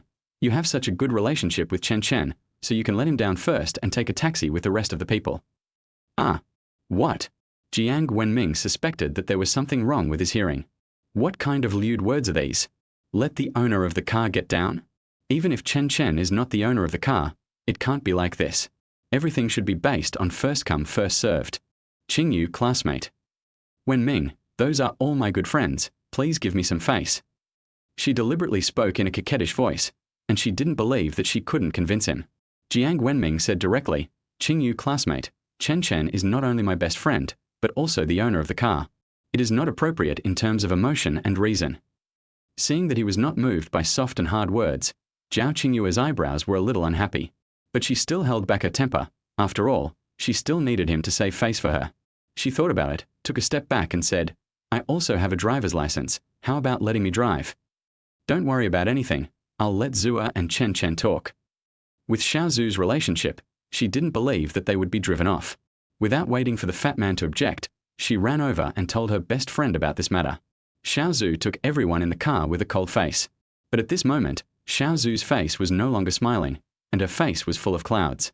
That guy not only broke the appointment that night, but also didn't answer her phone calls or reply to her messages, making her lose face. As a good girlfriend, Zhao Qingyu naturally knew about this matter. In order to help her best girlfriend, she woke up Chen Chen and said bluntly, You sit in the back and let Zua sit in the front. Chen Chen, who was confused, rubbed his eyes. Why did he have hallucinations in broad daylight? Rubbing his eyes until they hurt, he couldn't break the illusion in front of him. What are you talking about? Hurry up and go to the back. Chen Chen realized that this was not an illusion. This was real. It was really Xiao Zu and the others. At this time, the fat man told him everything that happened before and after, and let him decide. He asked unhappily, Am I familiar with you? These old women suddenly came up and almost scared him to death. The putty powder on Zhao Qingyue's face was enough to be the bottom, and she was definitely starring in a ghost movie. Why do you care about others? Hurry up and change seats with Zua. Do you have the nerve to sit in the passenger seat as a grown man? Damn it, the super version of the ancient T0 still made me meet it. Rush to the back seat without my consent, and shamelessly blame me. Also, why can't men sit in the passenger seat? I often sat in the passenger seat in my previous life, but the woman in the main seat was not so ugly. At this time, Xiao Zu stood up and acted like a good person. Okay Qingyu, let him sit in the passenger seat, I'll sit in the back. It would have been fine if she didn't say anything, but once she spoke, Zhao Qingyu stood up for her. Why are you so nice to him? Forgot that he left someone in the bar that night. She looked at Chen Chen angrily. What kind of man are you? You left your ex-girlfriend in the bar. Isn't that disgusting? Chen Chen's head was buzzing. When did I leave her in the bar? Zua, look at him, he didn't apologize, and is still pretending to be confused. Xiao Zu clenched her fists, holding back her anger. I was waiting for you in the bar the night after the third test. After she reminded him, he remembered. I didn't say I was going to the bar to find you. Xiao Zu bit her lip and said, I sent messages to you and called you. Chapter 13 Goodbye First Love Ji Yunshi. You are my ex-girlfriend, not my current girlfriend. Please recognize your identity. I have no obligation to serve you. Xiao Zu's head was buzzing with anger after hearing these words. Before she could open her mouth, her best friend started to attack Chen Chen on her behalf. You are such a scumbag. Zua was so nice to you before. The fat man suddenly said, Brother Chen was also very good to Xiao Zu in the past. It's not like he didn't give anything. As soon as he opened his mouth, Zhao Qingyu became even more excited. Isn't it his duty to be nice to his girlfriend? As a boy, shouldn't he take care of girls? Professional fairies never complain about the environment, because they can always find a glimmer of hope from desperate situations. Chen Chen would not indulge this woman's unreasonable behavior. Why do you talk so much nonsense? Do I need you to teach me how to do things? The other people in the backseat couldn't stand it anymore and stood up to support their friend. Chen Chen, can you be more tolerant? Why do you have to talk to a girl like this? That's right, Qingyu is just worried that Zua will meet a scumbag. And what they said is not wrong. You should put Zua first in your life. Chen Chen stroked his forehead. His head swelled violently. The first place in life? How could a mouth with a temperature of 37 degrees utter such cold words? With this attack power, even if you move Sakyamuni here, he will have to take 2 punches before he can move. Xiao Zu also felt that what her friend said was right, but she couldn't break off with Chen Chen yet. Her father told her that only by getting him could they take over the Chen group.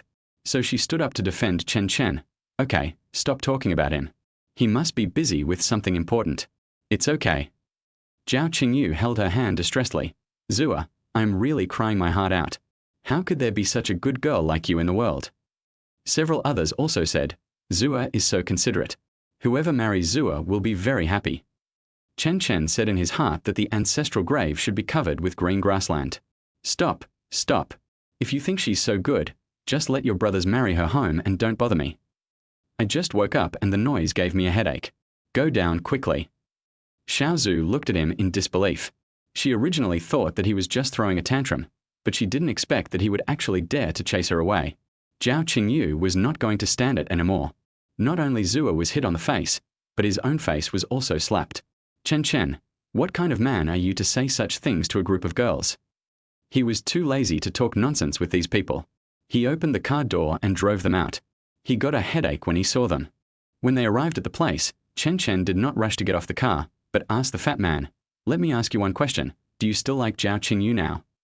The fat man quickly shook his head and said, "That's all in the past. I don't like her anymore. Her personality is not suitable for me."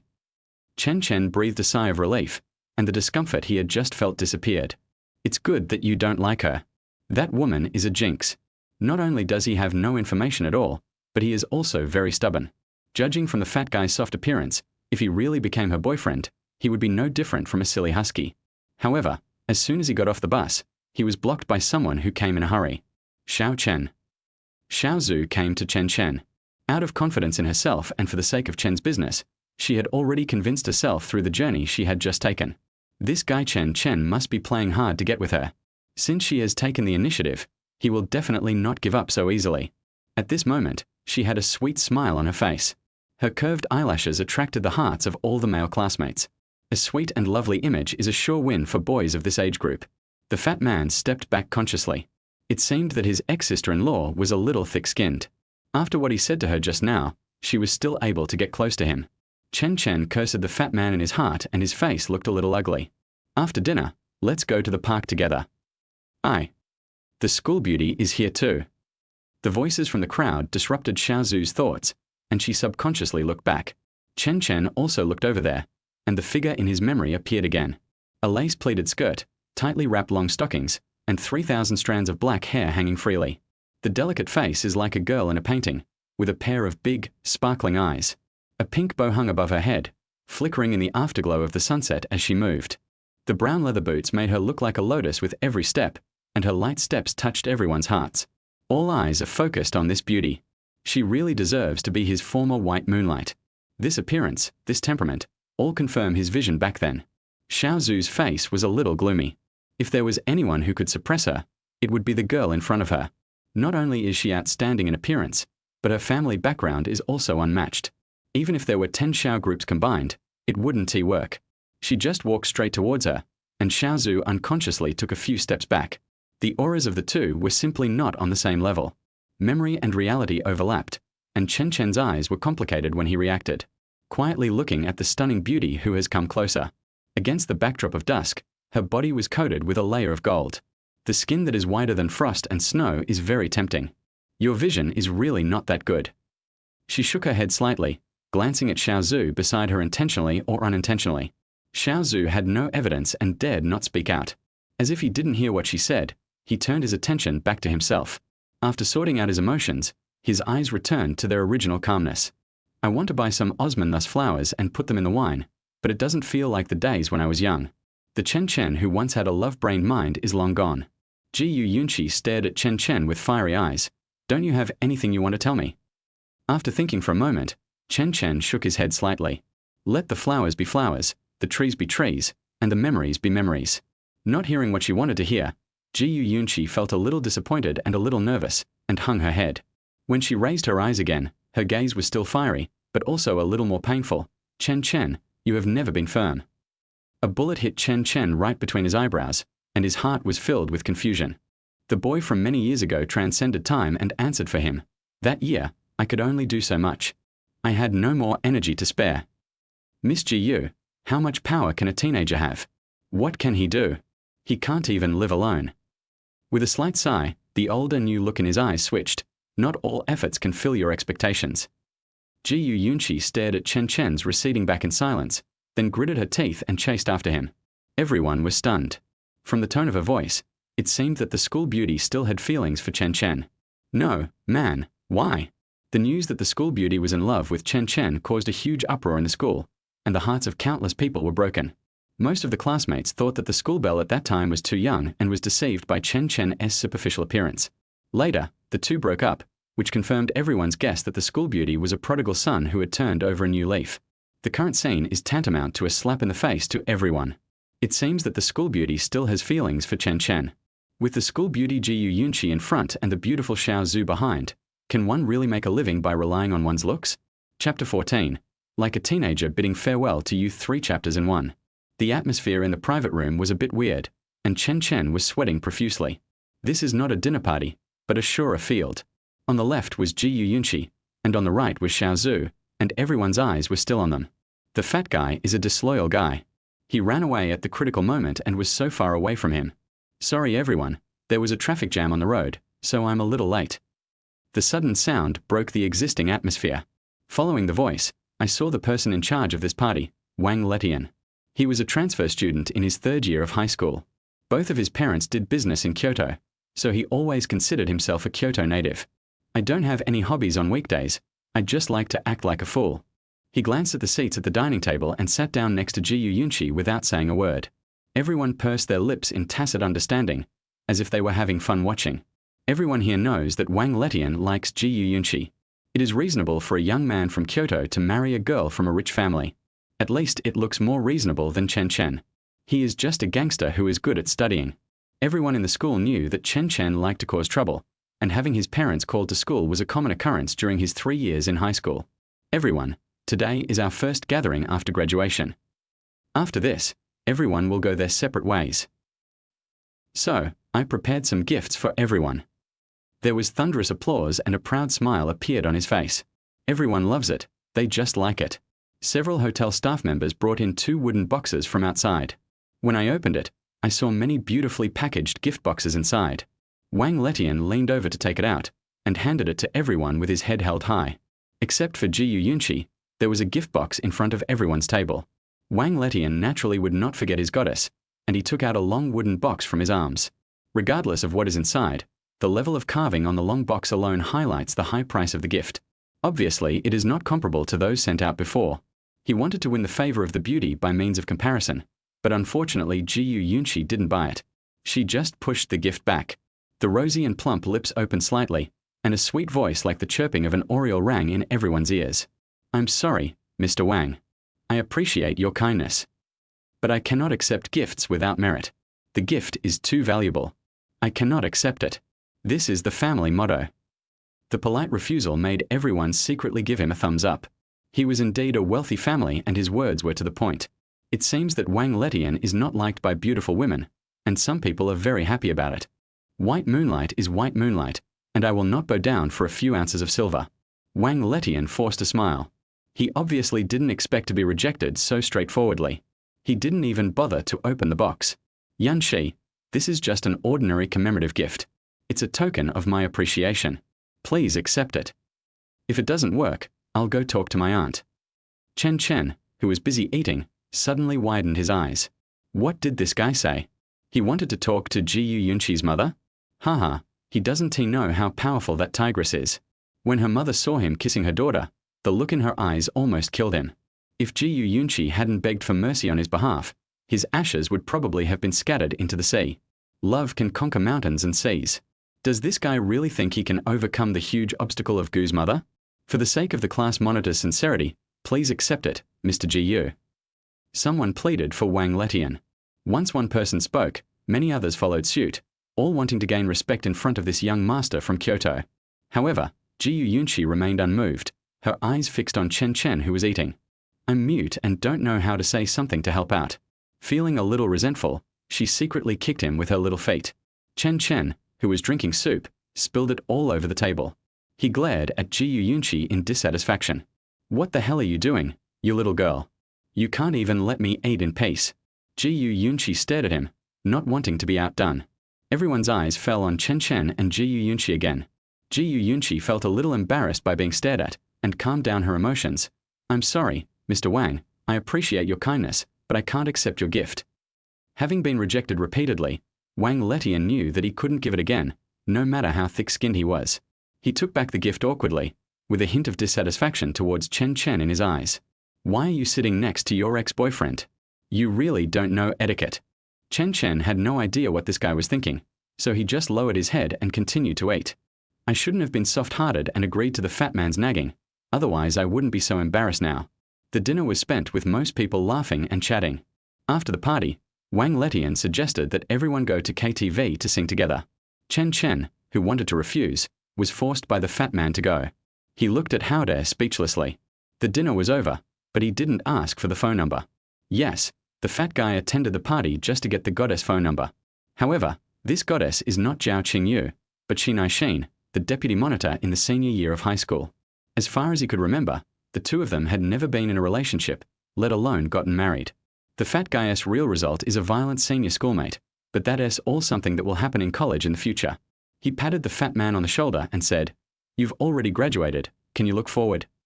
Unexpectedly, the fat man said, "Sincere love, loyal and unswerving." Then Chen Chen couldn't help but beat him up. "Damn it, the first person you liked was obviously Zhao Qingyu, and now you come out to act like a big shot. I think what Jiang said is right." Jiyu Yunqi walked up to them with the Qinglian step and raised both hands to agree with the fat man's point of view. Being in love, Chen Chen rolled his eyes and said, "I object." Of course those who are playboys will object. Jiyu Yunqi looked directly at a certain bastard. There was something wrong in the atmosphere, and the fat man ran away in panic again. This woman has a fragile heart and might cry if she is scolded. Chen Chen chose to avoid the topic. Just when I was about to talk about something else, she stopped me in my tracks. "I apologize to you for what happened before. I'm sorry." The beautiful figure in front of him reflected a curved shape on the ground under the light of the street lamp, and Chen Chen was slightly stunned. This proud girl has actually learned to bow her head, which makes me feel as if I am in another world. He smiled bitterly. "I don't even recognize you anymore." Thinking he was mocking her, her face flushed a little, and she pursed her rosy lips. "I did ignore your limited abilities at that age before. I was wrong." He apologized again, bowing even deeper. The little brown leather shoes made a rubbing sound, and her body was quite resilient, worthy of being a dancing genius. Chen Chen stepped forward and helped her up. "Your gift is too heavy. There is no need to do so. What's past is past." Feeling the warmth of his palm, her eyes suddenly became hot, as if something was about to burst out. I turned around quickly and looked up at the moon, its heavy crystal reflecting the moonlight. "Chen Chen, you are a thief." Jiyu Yunqi turned around angrily, which made Chen Chen feel puzzled. How did he become a thief? Do all women change their expressions so quickly? He was at a loss for words and had no idea what Jiyu Yunqi was up to. Inside the KTV room, Jiyu Yunqi and Xiao Zhu stood on Chen Chen's left and right like bodyguards. He was still wondering how he became the thief that Jiyu Yunqi mentioned. "I don't remember taking anything from her. It's really a strange thing that has landed her in the wrong hands. Chen Chen, can we change positions?" A discordant voice sounded amidst the noisy music. Wang Letian stared at him with fierce eyes. Chen Chen stood up and left the private room. It was too noisy here, so he went out to buy a pack of cigarettes. These days, KTVs sell cigarettes fairly reasonably, only 2 or 3 yuan more expensive than outside. If it were placed in later times, the starting price would be at least $5. With a clanging sound, blue flames dotted the air. Then there was a cloud of smoke. He sat by the window, his eyes absorbed in the darkness outside. "Chen Chen." It was that voice again, and he turned around impatiently. Wang Letian walked up to him and pretended to fan the air. "How come you learned to smoke? Smoking is bad for your health. Girls don't like secondhand smoke the most." There was no kindness in the tone of advice, but rather a sense of complacency. It was as if Chen Chen's smoking helped him pick up girls. He felt that smoking was a symbol of hooliganism and that the school beauty would never like a boy who smoked. Little did people know that when Chen Chen and Jiyu Yunqi were dating, they were much more rogue than this one. The kind that can make the school beauty cry 3 times a day. Chen Chen was selectively deaf to Wang Letian's words. This made Wang Letian very unhappy. "Chen Chen, I know you can hear me. There is no need to pretend to be dumb. It's impossible for Yan Shi to like someone like you. Don't get close to her again. I heard from others that Yan Shi cried every day when she was with you. You don't deserve to make the girl you like cry." After listening to him mumbling a lot, Chen Chen only had 2 words in his mind. "Licking dog. Save these words of preaching for your son later." Chen Chen said indifferently. Since there was no point in talking, he patted his butt and prepared to move to a quieter place. But Wang Letian stopped him. "Chen Chen, people should know themselves. Do you know Yan Shi's family? There's a saying that goes a match made in heaven." When he said this, he looked obviously proud. It seems that this is the confidence given to him by his parents. But Chen Chen just smiled and said nothing. "A match made in heaven? I'm afraid that even if your family's assets increase tenfold, they still won't be as much as Jiyu Yunqi's. This child still doesn't quite understand the value of Jiyu Yunqi. In his impression, the only one who could compete with Jiyu Yunqi was Aunt Ran. Can you understand what I'm saying? Chen Chen smiled politely, revealing 2 rows of white teeth. You don't understand, get out. If you don't say anything, you might think he has a good temper. His reputation as a bully in previous years was not earned for nothing. Wang Letian was stunned and didn't react to this national quintessence. Having been a young master in Kyoto for so many years, no one has ever spoken to him like this. But Chen Chen didn't care whether he was this master or that master. He would beat him up if he was unhappy with him. As the sound of the lighter rang out, Chen Chen glared at him and said, "You look like a human being, so why don't you do anything? If you like Jiyu Yunqi, go find her. What's the point of looking for me?" Wang Letian was a little confused by his retort, and his whole body was shaking. How dare you scold me? Maybe he was so angry that his actions were controlled by anger. Wang Letian, you dare. After the 2 scoldings, Wang Letian became much more sober. But Chen Chen would not give him a chance to wake up. He kicked him and sent him flying 2 meters away. He was the first to attack. I was just acting in self-defense. Jiyu Yunqi and Xiao Zhu were stunned and didn't care about Wang Letian at all. Chen Chen, are you okay? Wang Letian, lying on the ground, was dumbfounded. What could happen to him? He was the one in trouble. Jiyu Yunqi's worried expression was like a needle prick in his eyes, making him feel extremely heartbroken.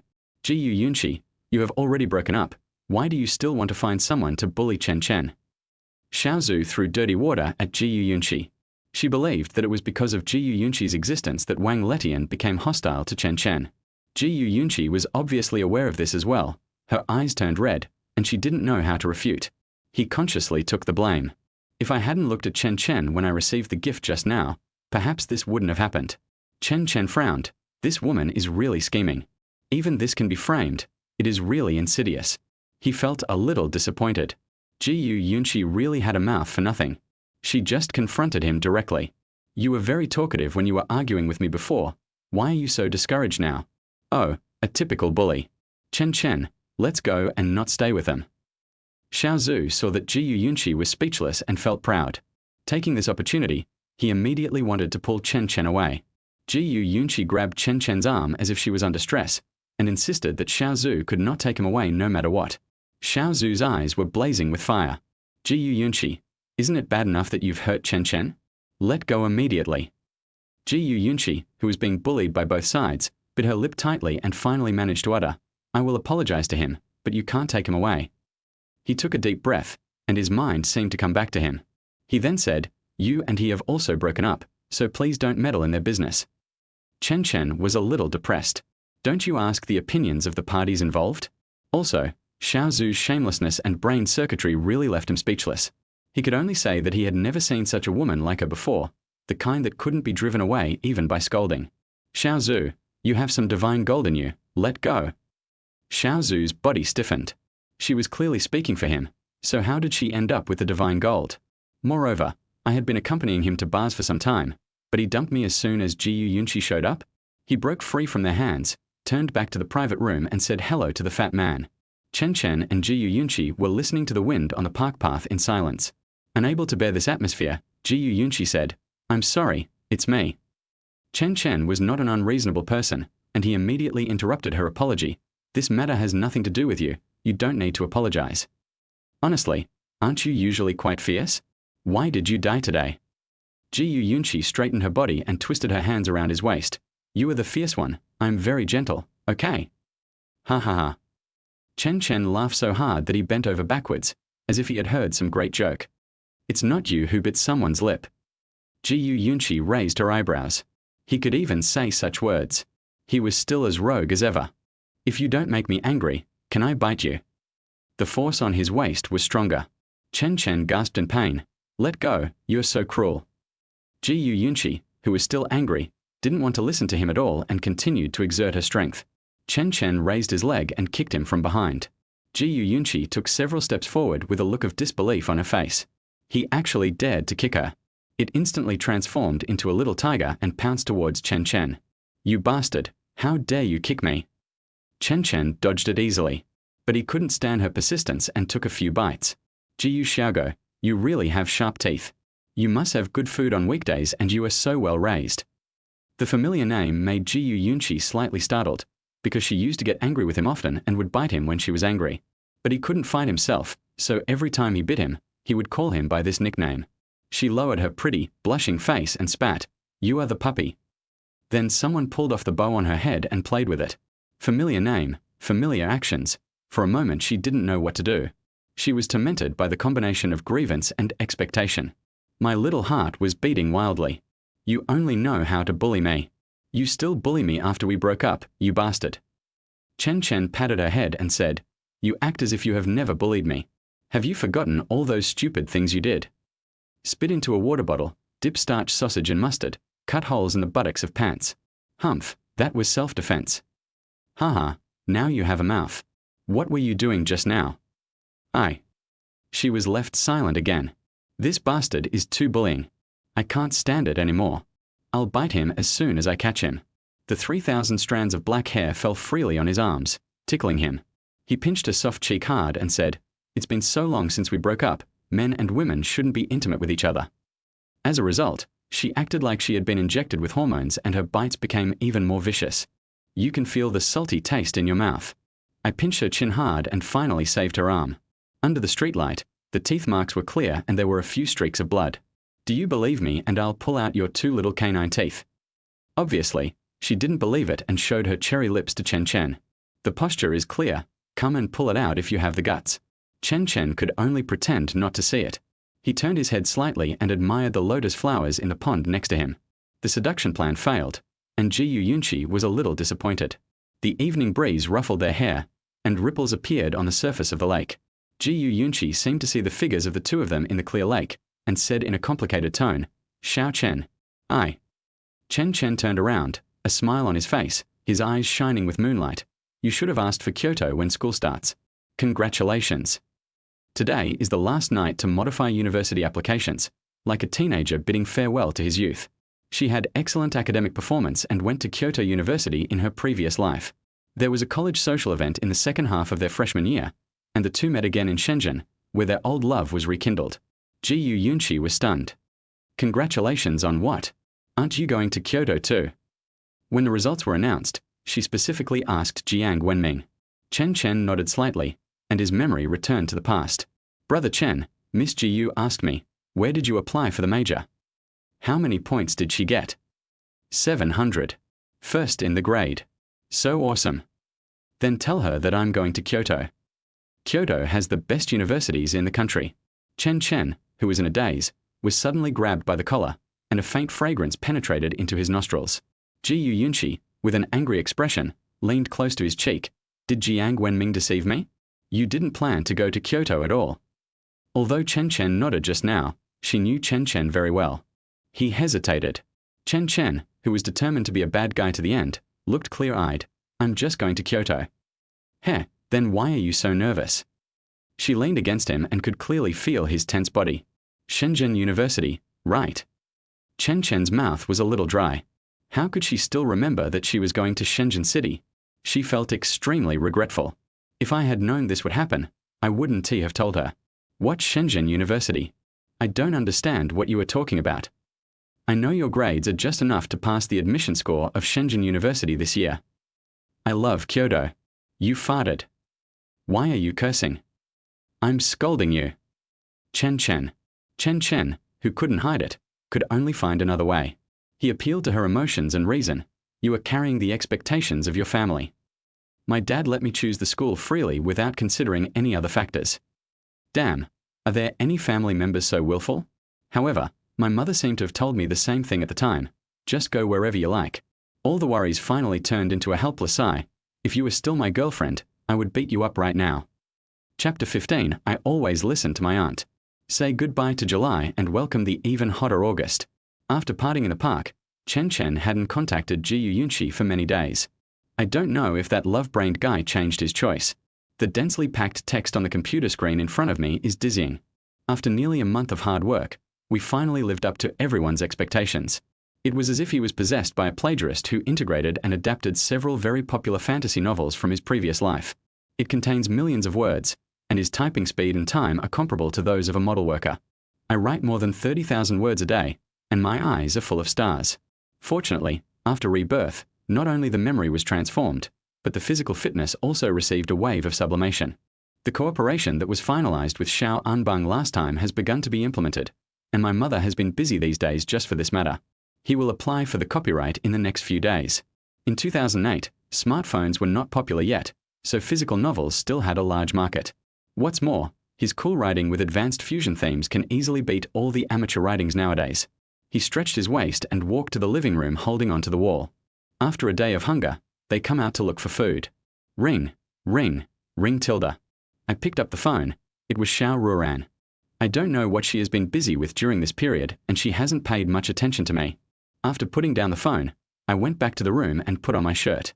The Land Rover, which hasn't been driven for nearly a month, is still so shiny. It must have been maintained by Aunt Ran recently. It's really good. They knew I wanted to drive it and even helped me with maintenance.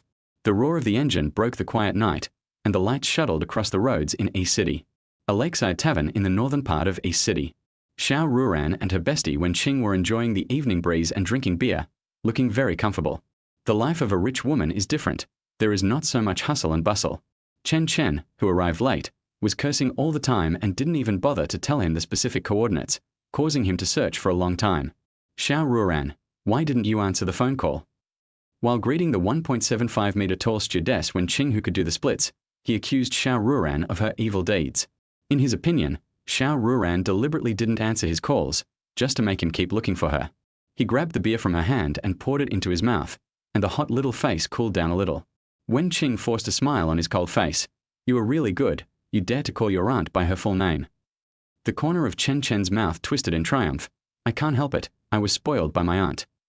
Xiao Ruoran kicked him in anger. You little bastard. Be careful or I'll beat you up. The table was filled with his favorite foods, and it was obvious that they were provided by Aunt Ran. After sitting down, we started to feast on the food. Xiao Ruoran, who was standing by, fed the crayfish that had been peeled in advance into his mouth with her own hands. Someone was making small movements all the time, taking a bite and holding it in his mouth. Xiao Ruoran, who knew his nature well, was afraid of poking the corner of his mouth, so she cut off the nail polish on 2 fingers some time ago. The two people's love blinded Wenqing's eyes, and she complained, Are you two showing off your love for me? After hearing this, the two of them obviously slowed down their movements.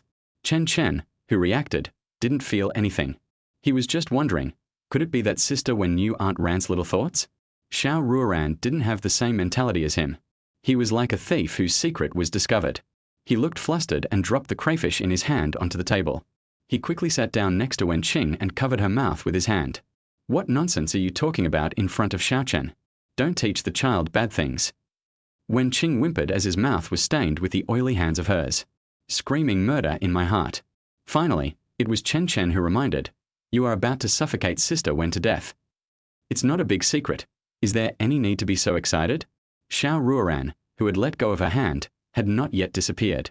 Wenqing and Chen Chen could also see that she was really angry. Wenqing picked up a tissue and wiped her mouth, then apologized to her like a good friend. And he said that he would never talk nonsense again. Only then did Xiao Ruoran let her go. She sat back in her original seat and continued to feed him lobster with a flushed cheek. She glared at him several times, reminding him not to bully her fingertips. Someone may understand with his eyes, but his mouth cannot see. Still doing my own thing. Wenqing sighed at the side, so I'm the only outsider. The soft-hearted god immediately began to take over the brain and sat next to his bestie with some fruit.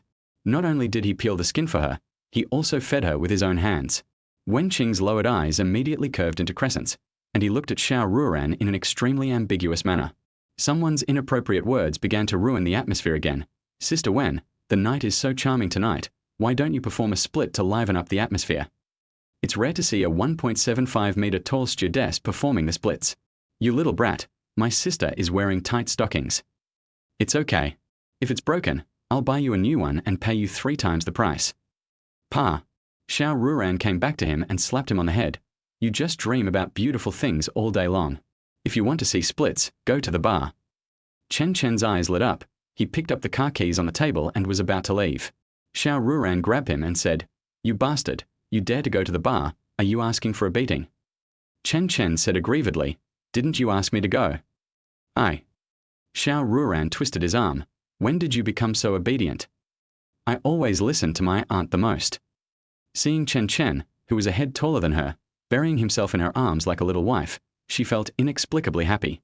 But she still said stubbornly, "You listen to bullshit. I don't allow you to fall in love too early, but you've only dated 2 people in 3 years, and I know this." "I don't know, humph." Hearing such slander, Chen Chen put his arm around her waist and sat on the bench. "Xiao Ruoran, can we have a little trust between the two of us?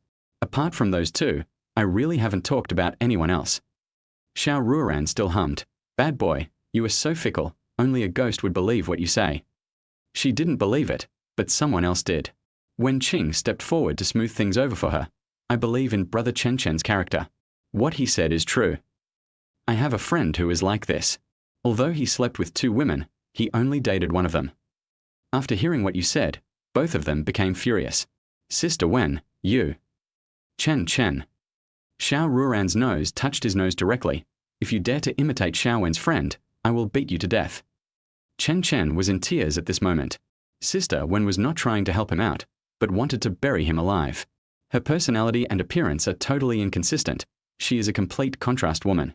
But the biggest contrast is the aloof counselor in college. That person is also Aunt Ran's good friend. Aunt Ran originally wanted her to help take good care of him, but she didn't expect that she would later perform a trick to reverse the Chan gang. Because of this incident, Aunt Ran even wanted to stab him. Chapter 16. Aunt Ran, I have had a weak body since I was a child. After dinner, Chen Chen kept winking at Wen Qing. Wen Qing understood and pointed 3 fingers at him. She hugged Xiao Ruoran's arm and said, "Ruoran, let's go to a nearby bar and have some fun." "What's fun in a bar?" "There are beautiful women who can do the splits." Xiao Ruoran stared at Chen Chen with murderous eyes. Chen Chen immediately hid behind Wen Qing and said weakly, "I didn't say anything." After being pulled by her best friend at home, she gave in. "Go, yes." Chen Chen's eyes lit up. Xiao Ruoran's gaze turned to him again, and his neck immediately shrank again. "Xiao Chen, you must stay by my side at all times and don't run around." She was a little worried that this boy might not behave himself and run away with some woman. Chen Chen immediately said that there was no problem, and he moved closer to her and held her arm. The little face rubbed against her arm. Xiao Ruoran wanted to pull off the sleeves, but found nothing. The dress had no sleeves at all. I could only pinch his face in dissatisfaction. When they arrived at the bar, the 3 of them found a quiet booth. The smell of alcohol filled the noise of the crowd. Xiao Ruoran and Wen Qing's beautiful faces and tall figures attracted a lot of attention at once. Some restless guys came over self-righteously. "Beauty, 2 of you." Chen Chen poured a glass of wine and said calmly, "Everyone has a boyfriend, so we won't share the table." Since he was the one who instigated this, he should be the one to deal with the trouble. The beauty gave him courage, and the guy still didn't give up. "We are all in the bar, just want to make friends." Chen Chen stretched out his arms and hugged them. They are both quite shy and don't like strangers very much. This attitude of declaring sovereignty left the person in front speechless, and he could only leave in anger. What a joke. At such a young age, you don't learn well and try to take on so much responsibility like others. Wen Qing blinked and leaned her head against his chest. "I didn't expect you to be so responsible." Xiao Ruoran pouted and pushed her best friend's head out, and spat, "You squeezed me." Wen Qing acted innocent and asked, "One on the left and one on the right, how did I squeeze you?" "Chen Chen, did you often do this before?" Chen Chen also showed an innocent expression and cried out that he was wronged. Then he raised his glass and drank to drown his sorrows. "Humph, your technique is so skillful. I can tell you must have done this often before." Chen Chen and Wen Qing looked at each other and shook their heads. This woman probably has some relatives coming over today, and she is in a very bad mood. As a result, after they had drunk less than 2 glasses, Xiao Ruoran snatched the glass from Chen Chen's hand. "The wine is too cold. Don't drink so much. It's bad for your stomach." "Auntie Ran, this drink isn't served with ice." Xiao Ruoran, who believed that he couldn't drink too much, would not listen to his explanation. In short, if you are not allowed to drink, you are not allowed to drink. She picked up the fruit plate on the booth and stuffed the fruits into his mouth. It would be nice to have some fruit. There's nothing good about drinking alcohol. Chen Chen retorted, "I am an adult now, and I will definitely have to accompany drinking when I work in the future." Xiao Ruoran raised the corners of her soft mouth. "Auntie will drink it for you." Wen Qing, who was standing by, seemed to smell something unusual. "From the sound of your voice, you want to be Xiao Chen's secretary." Xiao Ruoran wiped her wet fingers, picked up Chen Chen's unfinished glass and took a sip. "Xiao Chen will definitely take over Sister Wrong's company in the future, so I naturally have to take care of my relationship with Sister Wrong." Besides, given this brat's temper, if I don't follow him, I don't know what day I will transfer my stocks to some little fox. Wen Qing pursed her lips and smiled. This kid Chen Chen must have done something bad in the past. Otherwise, Ruoran wouldn't have been left with such a stereotyped impression. Chen Chen, the person involved, felt dizzy. Why can't Aunt Ran get over her premature love? There is no way around this matter in what you say. Auntie Ran, I have a plan to avoid the possibility you mentioned. Xiao Ruoran looked at him curiously. He twisted his mouth and said shamelessly, help me take over the company and support me. Wen Qing agreed with this method. I think what Xiao Chen said is right. When the time comes, the company's account will be managed by you, and the bank card will also be yours. You will know every expense of his. Xiao Ruoran tapped her bestie on the head and said, you big-headed bastard, can't you see that this guy wants me to be his free labor? Then she tapped Chen Chen on the head again, but the force was much lighter than when she tapped her best friend. Can you be more ambitious and responsible? It's not good to think about getting something for nothing every day. But Chen Chen, who had been reborn, just wanted to lie down and didn't want to suffer at all. Auntie Ran, I have had a bad body since I was a child. I am only suitable for eating soft rice. Seeing that he couldn't make any sense at all, Xiao Ruoran felt helpless. He doesn't want to suffer, but I can't force him. If Sister Rong knew you had this idea, she would definitely give you a good beating. With no other options, he could only move his mother out, although that was of no use. Chen Chen, who was a fence-sitter, immediately said, my mother is not as effective as you in talking. Filial piety, true filial piety, Chen Chen, you really are filial piety when you speak. Xiao Ruoran buried her face in the booth. She was under his control. Any random words can make her happy and make her bow her head and compromise. Having succeeded in his little trick, Chen Chen reached for the wine glass on the booth again. There was still a sip left, which he couldn't waste. Everyone knows Sima Zhao's intention. You just want to drink, you just want to lick the cup. Let us drink and sing, what is life? Without Aunt Ran's obstruction, Chen Chen and Wen Qing drank as much as they wanted. 555, 666. Xiao Ruoran, who was watching from the side, gritted her teeth and said, you little bastard, you don't even want to drink with your aunt. He got mad at me and said he wouldn't stay with me unless I compensated him. I don't want to be with you. He drank alone. His eyes accidentally glanced in a certain direction, and his expression was startled. That girl looked so familiar, like... He glanced at Chen Chen, who was still drinking, and wanted to say, you often accompanied the girl with other boys some time ago. As soon as this dangerous thought came to mind, he quickly shook his head to suppress it. No, if this kid knew about this, given his character, he would definitely rush up and fight with me. I guess I'll feel uncomfortable for a long time after the fight. Although this guy seems heartless usually, he is actually a man of sentiment when it comes to certain things.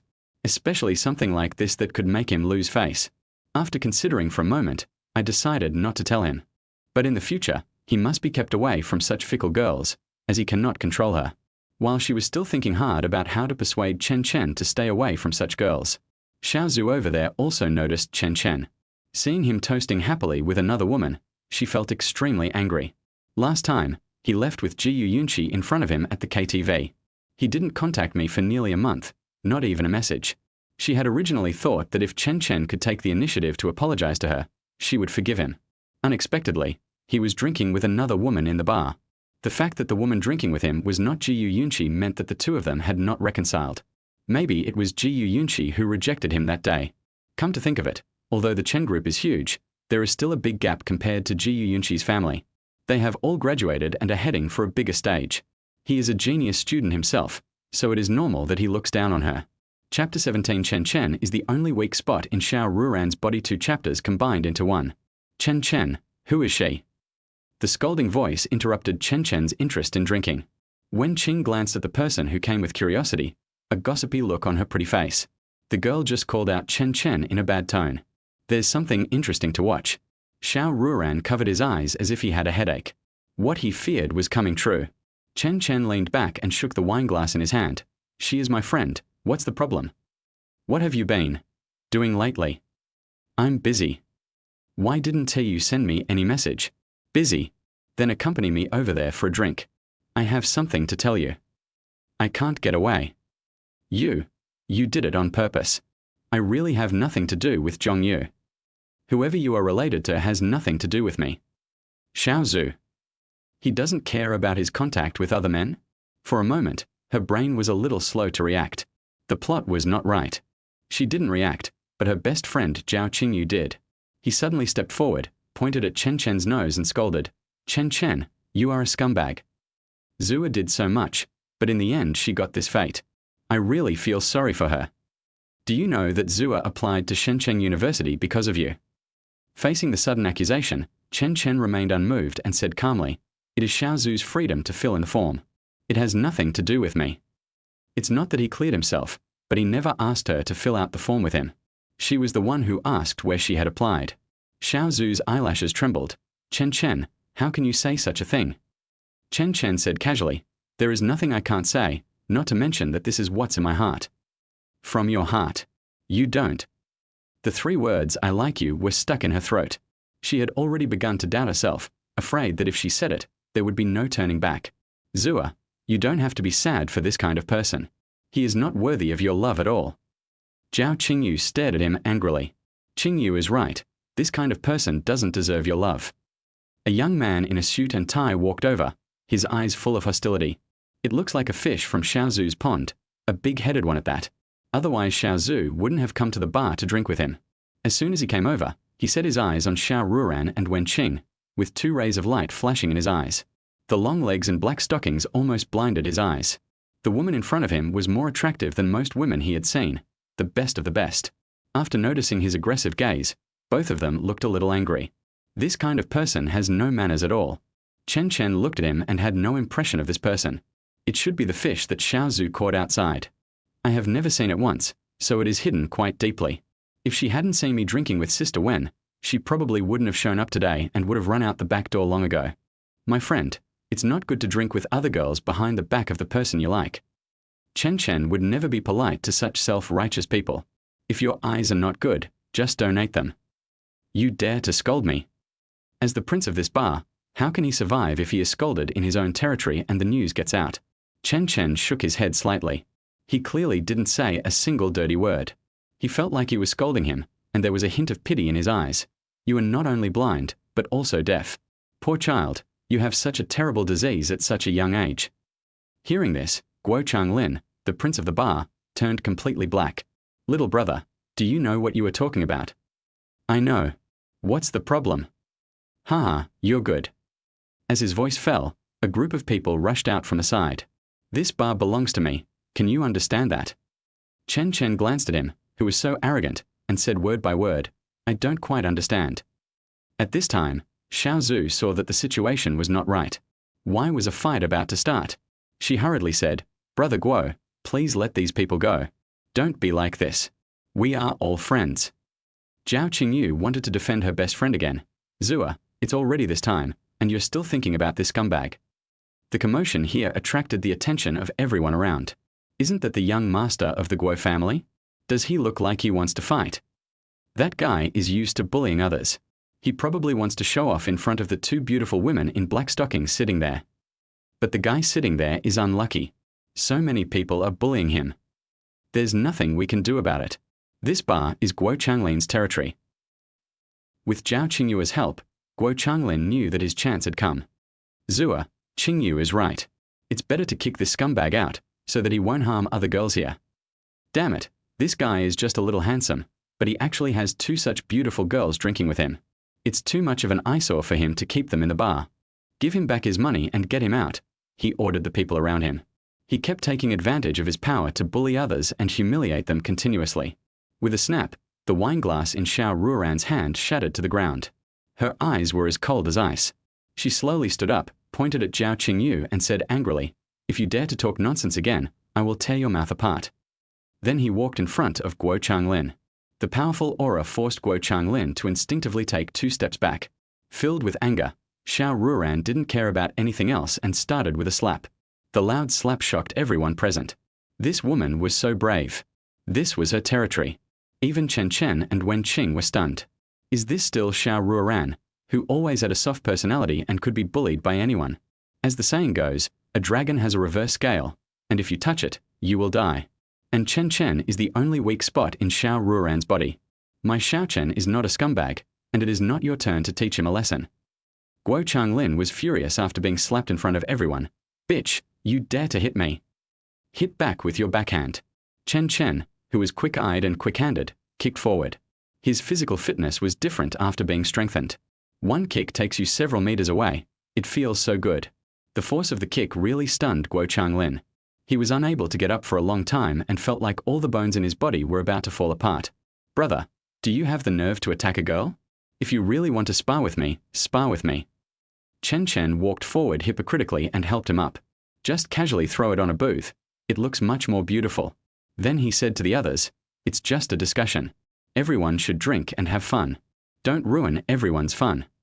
Judging from his nonchalant words, it was as if he was not the one who hit someone just now. As his hand was on Guo Changlin's shoulder, he dared not make a sound at this moment. The strength of this living devil is so incredible that I could see how weak I was after that kick just now. I was just thinking about having a friendly exchange with Guo Changlin when I suddenly felt a pain in my ear. It turned out that it was Aunt Ran who grabbed his ear and said, "Xiao Chen, how many times have I told you not to fight? Why are you so disobedient?" The force of that kick just now made her break out in a cold sweat. What if she really kicked the person to death? She would end up in jail. Seeing that Aunt Ran was angry, he quickly released the hand that was holding down Guo Changlin and held Aunt Ran's jade hand in his hand and kneaded it. Hey, if someone wants to bully my aunt, I definitely can't just stand by and watch. I have to protect you, aunt, at the risk of my life. A few nice words quickly saved the situation, and Xiao Ruoran's tense expression relaxed. "You little bastard, why are you talking so nicely? Bah, Xiao Ruoran, how can you be so shameless? This guy fooled you away with just a few nice words." Wen Qing on the side also tried to smooth things over. "Xiao Chen is worried about you. If he hadn't stopped you, you would have been slapped." Then she stood up and made a phone call, saying that if anyone dared to hurt her Ruoran, there was no need to close the deal today. Not long after, a middle-aged man came hurriedly. After seeing who was coming, Guo Changlin, who was lying on the sofa, changed his expression drastically and exclaimed, "Dad!" The person who came was the boss behind the bar, Guo Haipeng. "Miss Wen, I am a fool and have offended you. Please forgive me." As he said that, he walked over and slapped his son who was lying on the booth. "You bastard, who gave you the courage?" Guo Haipeng, who was already confused, became even more confused. What happened? Why did his father come and slap him in the face? Wen Qing looked at Xiao Zhu and the other person and said indifferently, "Boss Guo, my friends and I were drinking here, and these two women and your son came over and humiliated us for no reason, and they even kicked us out." Guo Haipeng looked even uglier as his boss's daughter was bullied in his own place. If Premier Wen knew about this, he would be in big trouble. He turned around and was about to yell at Xiao Zhu and the other two, "You." He just uttered two words and then immediately took them back. He had seen Xiao Zhu before. The last time he and President Wen had dinner outside, this girl was following Xiao Anbang. This put him in a difficult position, as Xiao Anbang's power was no less than that of Premier Wen, and he could not afford to offend either side. So he started brainstorming, pointed at Zhao Qingyu and asked vaguely, "Miss Wen, did she deliberately speak ill of you?" At this moment he prayed in his heart, and saw when Qing nodded slightly. He suddenly became alert and said, "Miss, the bar is a public place. It is wrong to speak ill of others. I beg you to leave now. We will refund your fees in full." Zhao Qingyu was not a fool. Just based on the slap Guo Haipeng had just given her, she knew that this man was the real owner of the bar. She definitely couldn't afford to offend such a person, so she could only place her hopes on her best friend. Xiao Zhu's face was gloomy. She felt that she had lost all face today. Not only was she humiliated by Chen Chen, but even her best friend was kicked out of the bar in front of her. Her feelings were really wasted. A man like this was not worthy of her efforts. But my father said that he pushed for an investment of 30 million in order to please him. Could it be that he wanted to take back the initiative in this relationship and hook me in this way? Just like myself back then, being nice to him but also acting like I was reluctant. Yes, that must be the case. Thinking of what her father said, she became more determined. I went out drinking with another man today, and he must still be angry. Wait some time and talk to him again. At worst, I can give him some more tangible rewards, which will definitely make him come back to me. She has a strong desire to conquer a man like Chen Chen who has no characteristics of a dog licker. What's more, he conquered Jiyu Yunqi in a very short time, which made her desire to conquer even stronger. Chapter 18. Why do I feel like I have become Aunt Ran's toy? Chen Chen returned home and lay on the sofa, reeking of alcohol. He crossed his legs on the table and pointed his head towards the air vent of the air conditioner. The cool breeze made him feel very proud, and his two soft arms were comfortably spread at the head of the sofa. In summer, you have to have a leather sofa. Those furry leather sofas are bullshit. They are uncomfortable to sleep on as long as they are wet with sweat. Xiao Ruoran, who came out of the shower in pajamas, sat down next to him and hit him on the forehead. You little brat, you're going to die. How many times have I told you not to blow in front of the air conditioner? What if you catch a cold? As he said that, he grabbed his arm and tried to change his position. However, my strength was limited, and someone deliberately didn't want to get up, so I couldn't get him to get up after pulling for a long time. She took a deep breath and twisted 2 fingers. Sensing something was wrong, Chen Chen immediately stood up and leaned against the end away from the air conditioner. But Xiao Ruoran still attacked him, but he was reluctant to use too much force and just pinched him lightly. Feeling disadvantaged, Chen Chen's body softened and he fell limply on Aunt Ran's fragrant body. Auntie Ran, you have no moral principles and almost strangled me to death. Xiao Ruoran lovingly rubbed the place where he had just pinched her. Go take a shower quickly, you stink. Someone made a circle like a slut and put his stinky feet that hadn't been washed for a day directly into Aunt Ran's nose. The unsuspecting Xiao Ruoran's eyes widened and her rosy little face changed color to green. Vomit. Xiao Chen. You little rascal, if you dare to act weird like this, I'll beat you to death. As soon as someone raised his hand, he disappeared. Xiao Ruoran wiped her nose with disdain after being kicked by Chen Chen's foot and sniffed her hand shyly. You little rascal, you only know how to bully your aunt. Take a warm shower and feel refreshed. Without wiping off the water droplets on his body, he walked out wearing a pair of slippers that were not a pair. He shook his wet hair casually. A real man never uses a hairdryer. After shaking it for a few times, Xiao Ruoran, with a sullen face, pushed her back into the shower room and said, blow your hair. When other people blow dry their hair, they face forward, but he did it differently. He faced away. Xiao Ruoran's eyes were soft, and she glanced at the side of his face and found that he didn't open his eyes at all. Blow dry his hair gently. I also massaged both of his ears. Chen Chen, with his back turned, sniffed the faint fragrance on Aunt Ran's body. Thinking that I will be going to Shenzhen soon, I feel a little sad. Aunt, I don't want to go to Shenzhen anymore. What nonsense are you talking about? Chen Chen squeezed closer to her, put his mouth next to her ear, and blew hot air into her ears. I'm alone in a strange city. I will miss you. Xiao Ruoran's eyes were startled, and her eyelashes trembled slightly. Her beautiful big eyes were filled with mist, and the movements of her hands became slow. Restraining the throbbing emotions in her heart, she pursed her rosy lips and said, Silly boy, I will miss you too, but you still have to go to college. Seeing the fish taking the bait, Chen Chen, who was not interested in the wine, blew his breath into her ear again. Then, Auntie, come with me to Shenzhen. Xiao Ruoran, whose ears were tickled by the wind, lowered her eyes and bit his shoulder gently. I finally sent you away, my ancestor. I want to relax for a few days. Seeing that there was something going on, he held her chin with both hands and asked, So, do you want to take a few days off? Xiao Ruoran put down the hairdryer in his hand and took him back to his room. She opened the refrigerator at home, took out a box of ice cream and handed it to him. When you grow up, you have to learn to live on your own. You can't always rely on your aunt to accompany you. Bang! Chen Chen's world collapsed. You are so good, Xiao Ruoran. You want to be responsible for flirting with me in the last life, right? Since you are unkind, don't blame me for being unjust. He was just angrily saying, if you don't accompany me, there are plenty of people who will. I've been dating 8 or 10 girls since the beginning of the school year.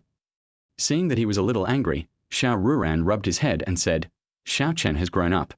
I understand your desire to fall in love, but you can't just find someone casually.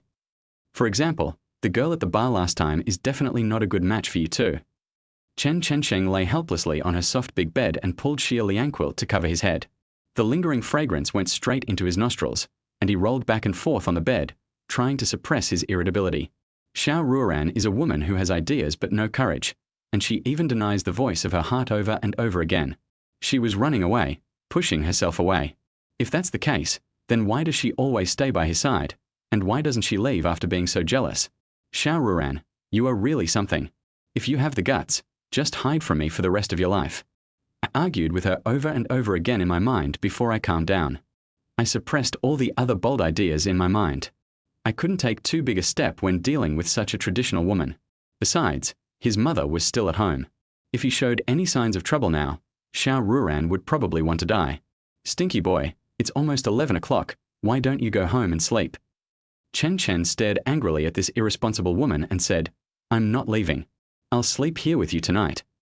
Knowing that he was still angry with her, Xiao Ruoran changed her usual attitude. He took out 2 quilts from the cupboard and threw them on the ground beside the bed, then made a simple bed on the floor. He took out his cell phone and called Chen Ruoran, telling her that her son would sleep on the floor at home today. After arranging everything, he lay on his side on the mat and waved to Chen Chen. "Xiao Chen, good night." Chen Chen watched the whole process in amazement. Who the hell is controlling whom here? Why does he feel like Aunt Ran's toy? He stroked his forehead and sighed. Ever since he knew that Aunt Ran liked him, his whole mentality changed and his emotions were easily shaken. For a playboy like him, I guess only Aunt Ran can make him like this.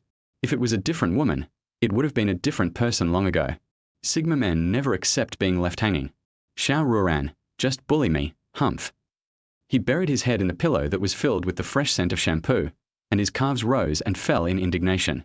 10 minutes later, I couldn't fall asleep. 30 minutes later, I still couldn't fall asleep. An hour later, I still couldn't fall asleep. The tough guy burst into tears. He drank too much in the evening and was angry with Xiao Ruoran again. The wine in my stomach is churning and making me feel uncomfortable. Xiao Ruoran, lying on the floor, was chattering his fingers back and forth under the quilt. Thinking about Chen Chen's words, her long eyelashes trembled. It was clearly him who bullied me, and now I am in a difficult position. I really don't know why he is always like this. He ignores me when he has a girlfriend, but sticks to me again after we break up. She also has emotions and can't bear the pressure of going back and forth.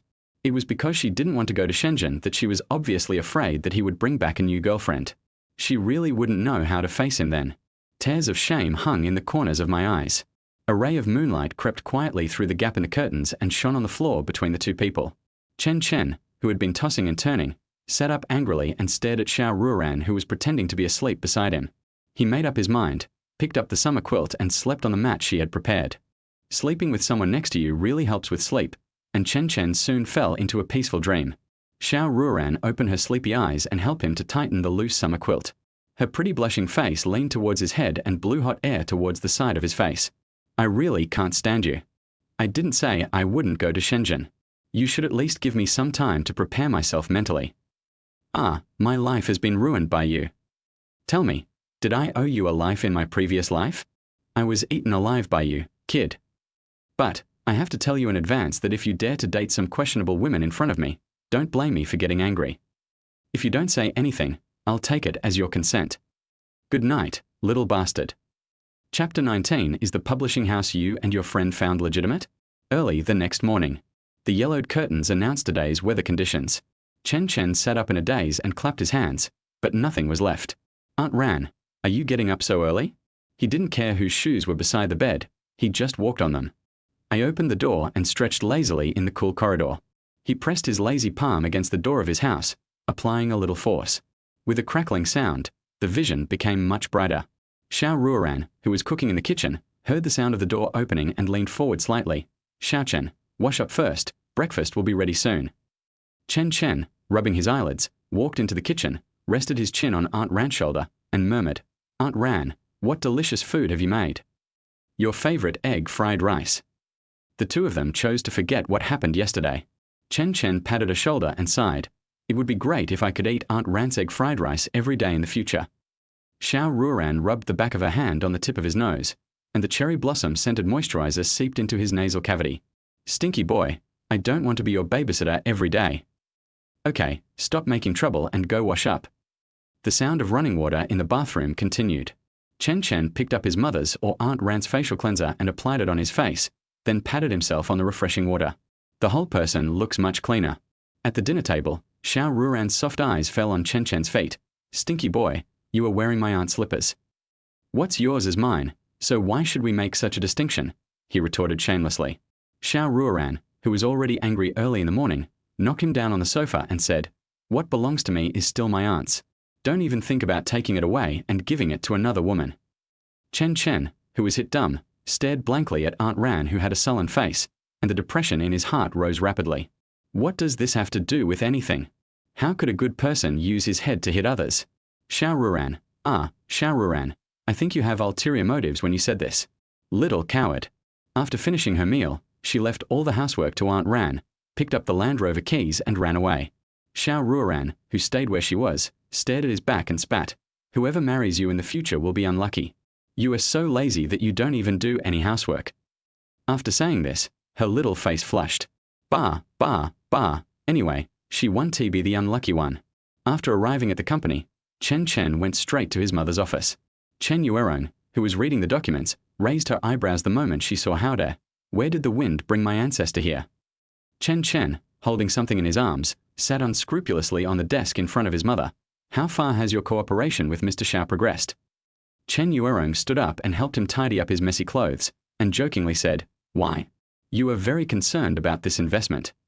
It was me who persuaded you to invest, so I will definitely take responsibility to the end. Hey, when did my son become so responsible? Chen Chen's face darkened.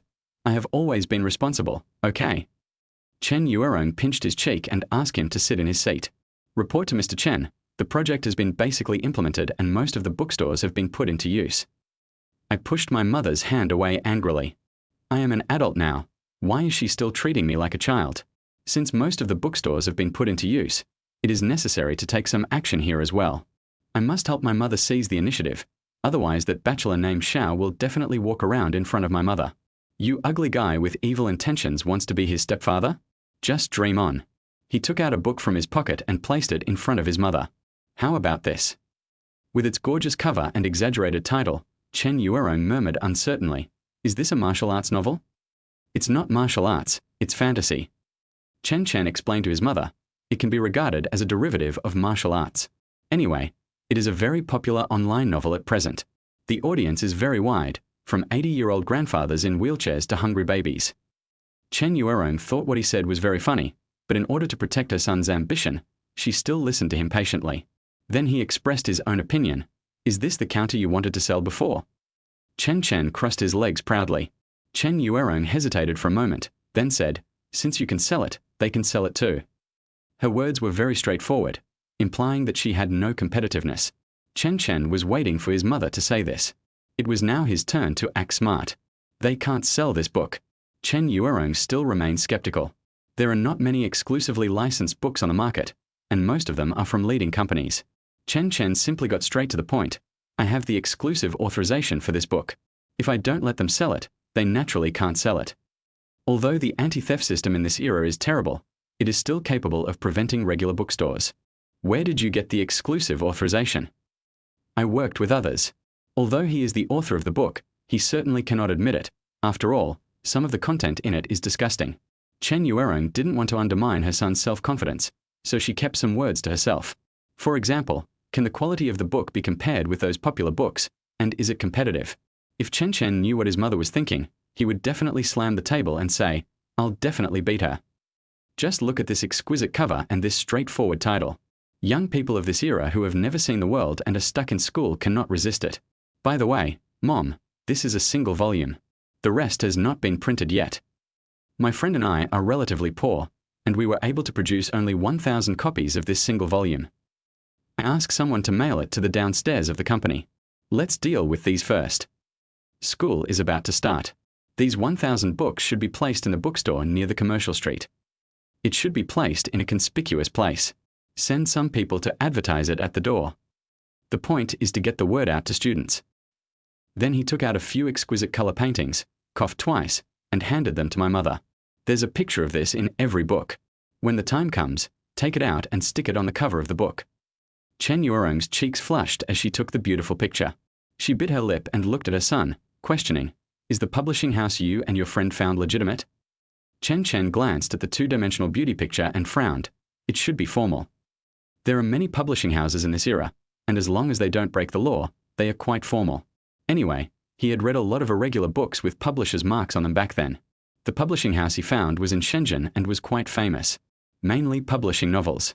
As long as you are willing to spend money, there will basically be people willing to publish your work. The premise is that the content is not illegal or in violation of regulations. The editor there has been communicating with him during this period and feels that his novel has great potential. I wanted to publish it on his website, but he refused. The current website's anti-theft system is too poor, so it is better to get the first wave of traffic offline.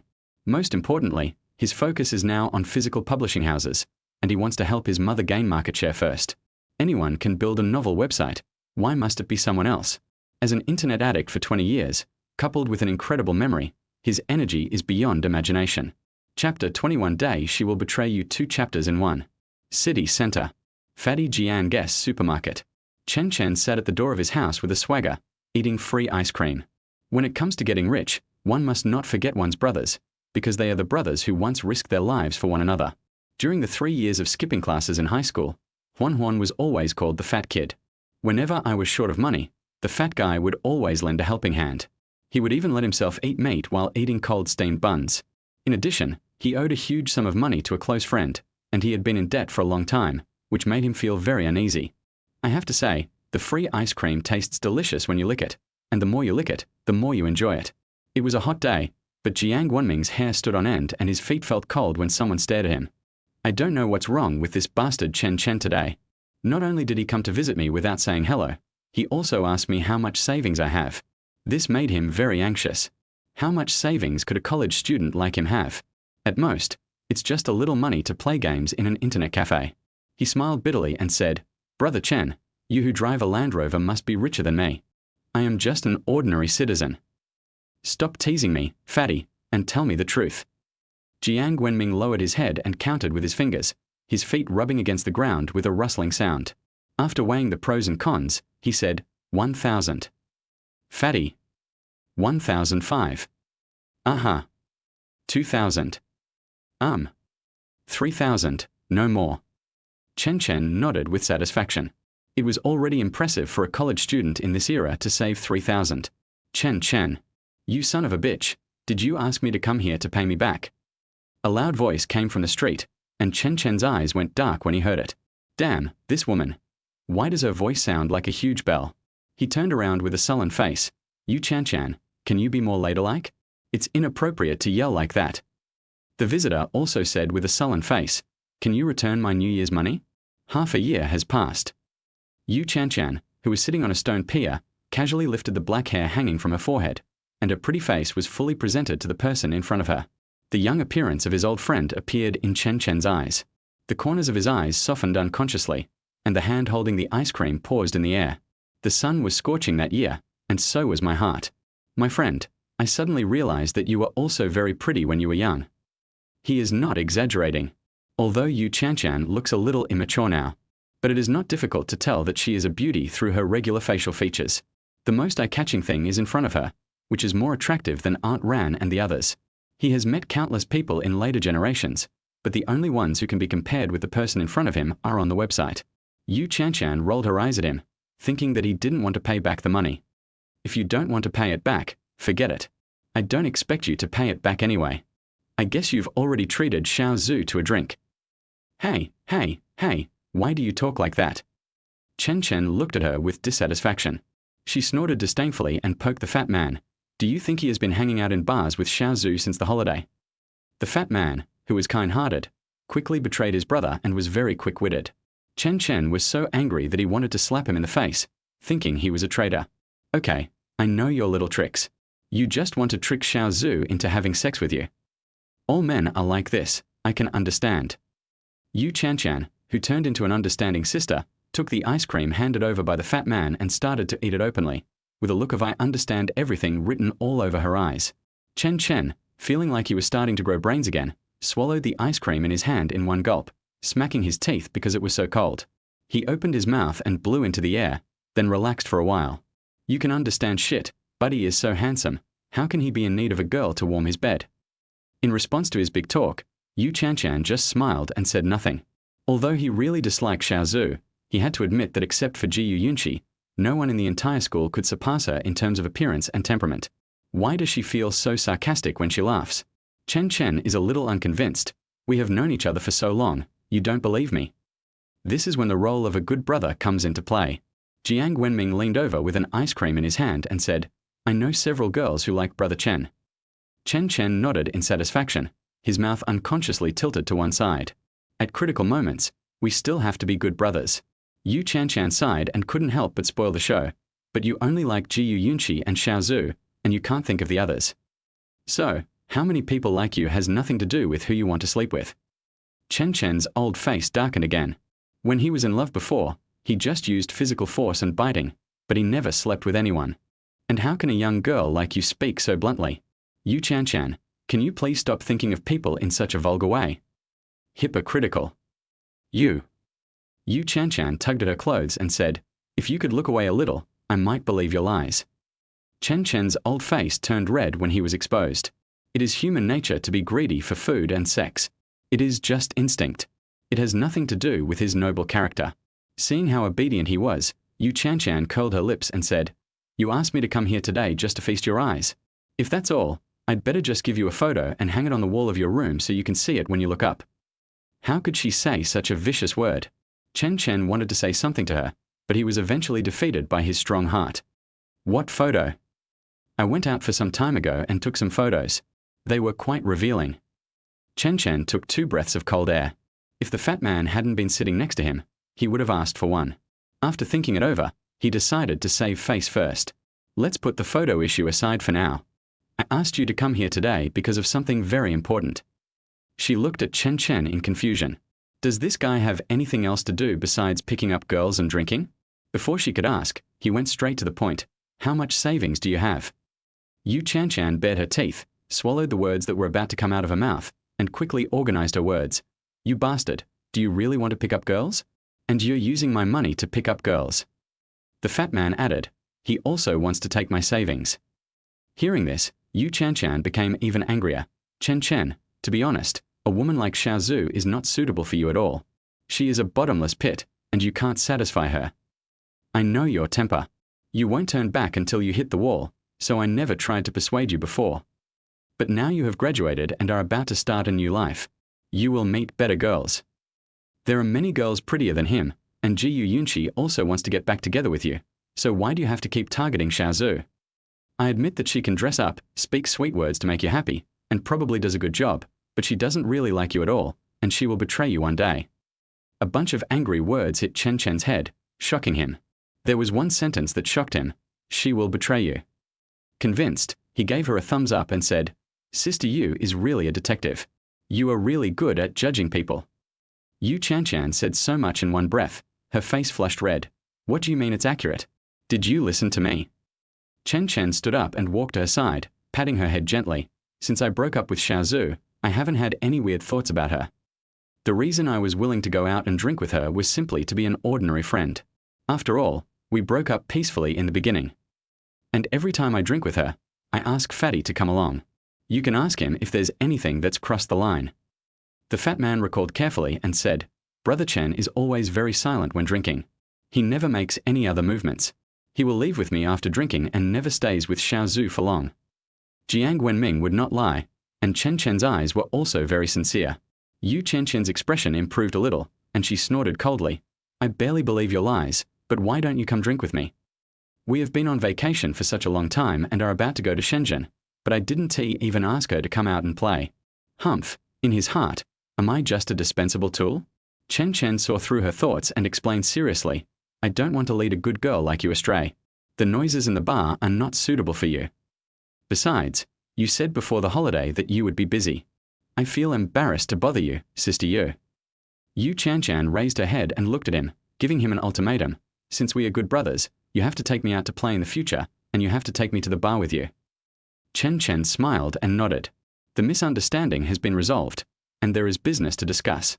"So, how much money do you have in savings?" Chen Chen frowned. "What savings can I have? I gave you all the New Year's money I saved in the past few years. I don't have much left." "Not many pieces. How many pieces?" Chen Chen.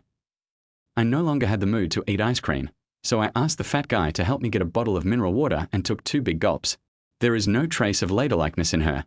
My mom put the tuition and living expenses on the card together. After deducting the tuition, there was still 6,000 left. And I have $855 in my hand. That's all. Chen Chen smiled suddenly. What a simple girl, she is very reasonable. Fatty Jiang looked at Chen Chen in shock.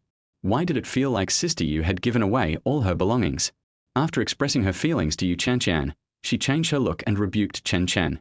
"You didn't want such a good girl in the first place. You are a complete scumbag." After drinking the water, Chen Chen muttered, "Don't even think about getting all of it. I can only give you half of it at most. I also want to try the university cafeteria. I can't give you all of it." Chen Chen waved to the 2 of them. After they came over, he put one arm around Chen Chen's neck and the other arm around the fat man. "Give your savings to me, and I will give you great wealth." The two men looked incredulous. It was just a loan of money. There was no need to trick their brothers like that. So they both said in unison, "We can only give you half." Chen Chen was very dissatisfied with this result and said shamelessly, "You can't tell scholars about this. You call this investment. Do you understand investment? Then invest half." Chen Chen wanted to continue fooling around. There's a saying in the book, you can't build anything without destroying something. You can't catch a wolf without sacrificing a child. And there's also that saying that if you try hard, a tram can turn into a motorcycle. All in is an art. You might as well invest all in it. The two were stunned when they heard this, but they were not fools. This guy in front of them had fooled them more than once. They may jump into the same pit 7 or 8 times, 8 or 9 times, but not more than 10 times. Unless this guy really has something urgent, he will never jump. The three of them were in a stalemate. No matter how Chen Chen promised, the two of them insisted on only investing half. Seeing that the two were determined, Chen Chen decided to zoom in and stare at the sun for a long time. His eyes turned red, tears dripped down his cheeks, and he murmured in pain, "I only have the heart to support the collapsing building, woo-woo." Jiang Wenming and Yu Chanchan looked at each other and said, "Brother, it's just a loan of money. Why are you so sad?" At this point, if the two of them don't nod, this guy will probably hang on them and cry. There is no doubt about it. We have been brothers for many years, and with his character, he is definitely capable of doing it. Finally, Yu Chanchan reluctantly gave in. "Okay, Mr. Movie King, I'll give it all to you. But let's make a deal in advance. After school starts, either you return some to me or I have to eat for free. It's okay for fat people. They don't have to contribute to living expenses." In order to prevent him from changing his mind, he hurried home, took out his piggy bank, and gave him the 3,000 yuan that was left over. Yu Chanchan said, "Send me your bank card number and I will transfer the money to you when I get back to the North District. 6,855, not a cent more. 6,000 will be fine. You can keep the other 855 for emergencies.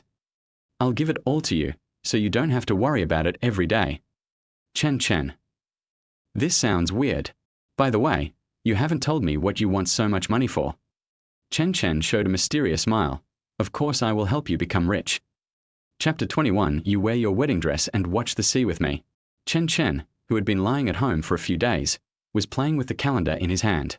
According to the scribbles above, today is the temple fair in the towns near the North District. A large number of people will gather in one area. "Xiao Chen, did you see my stockings when you were washing clothes yesterday?" Xiao Ruoran pushed open his door in high heels, looking around his room. Considering the character of this little scoundrel, he shouldn't hide it from her. She had things to do yesterday and didn't have time to wash clothes, so she threw the stockings she took off into the porcelain basin in the bathroom. When I came back in the evening, I saw this lazy guy hanging clothes. I suddenly remembered this incident when I woke up this morning. I couldn't find the stockings I put there yesterday, so I came here to ask for an explanation. Chen Chen rolled his eyes at her and suppressed his disdain. "I washed it for you and hung it on the balcony." Hearing this, she scratched her head in embarrassment. So kind.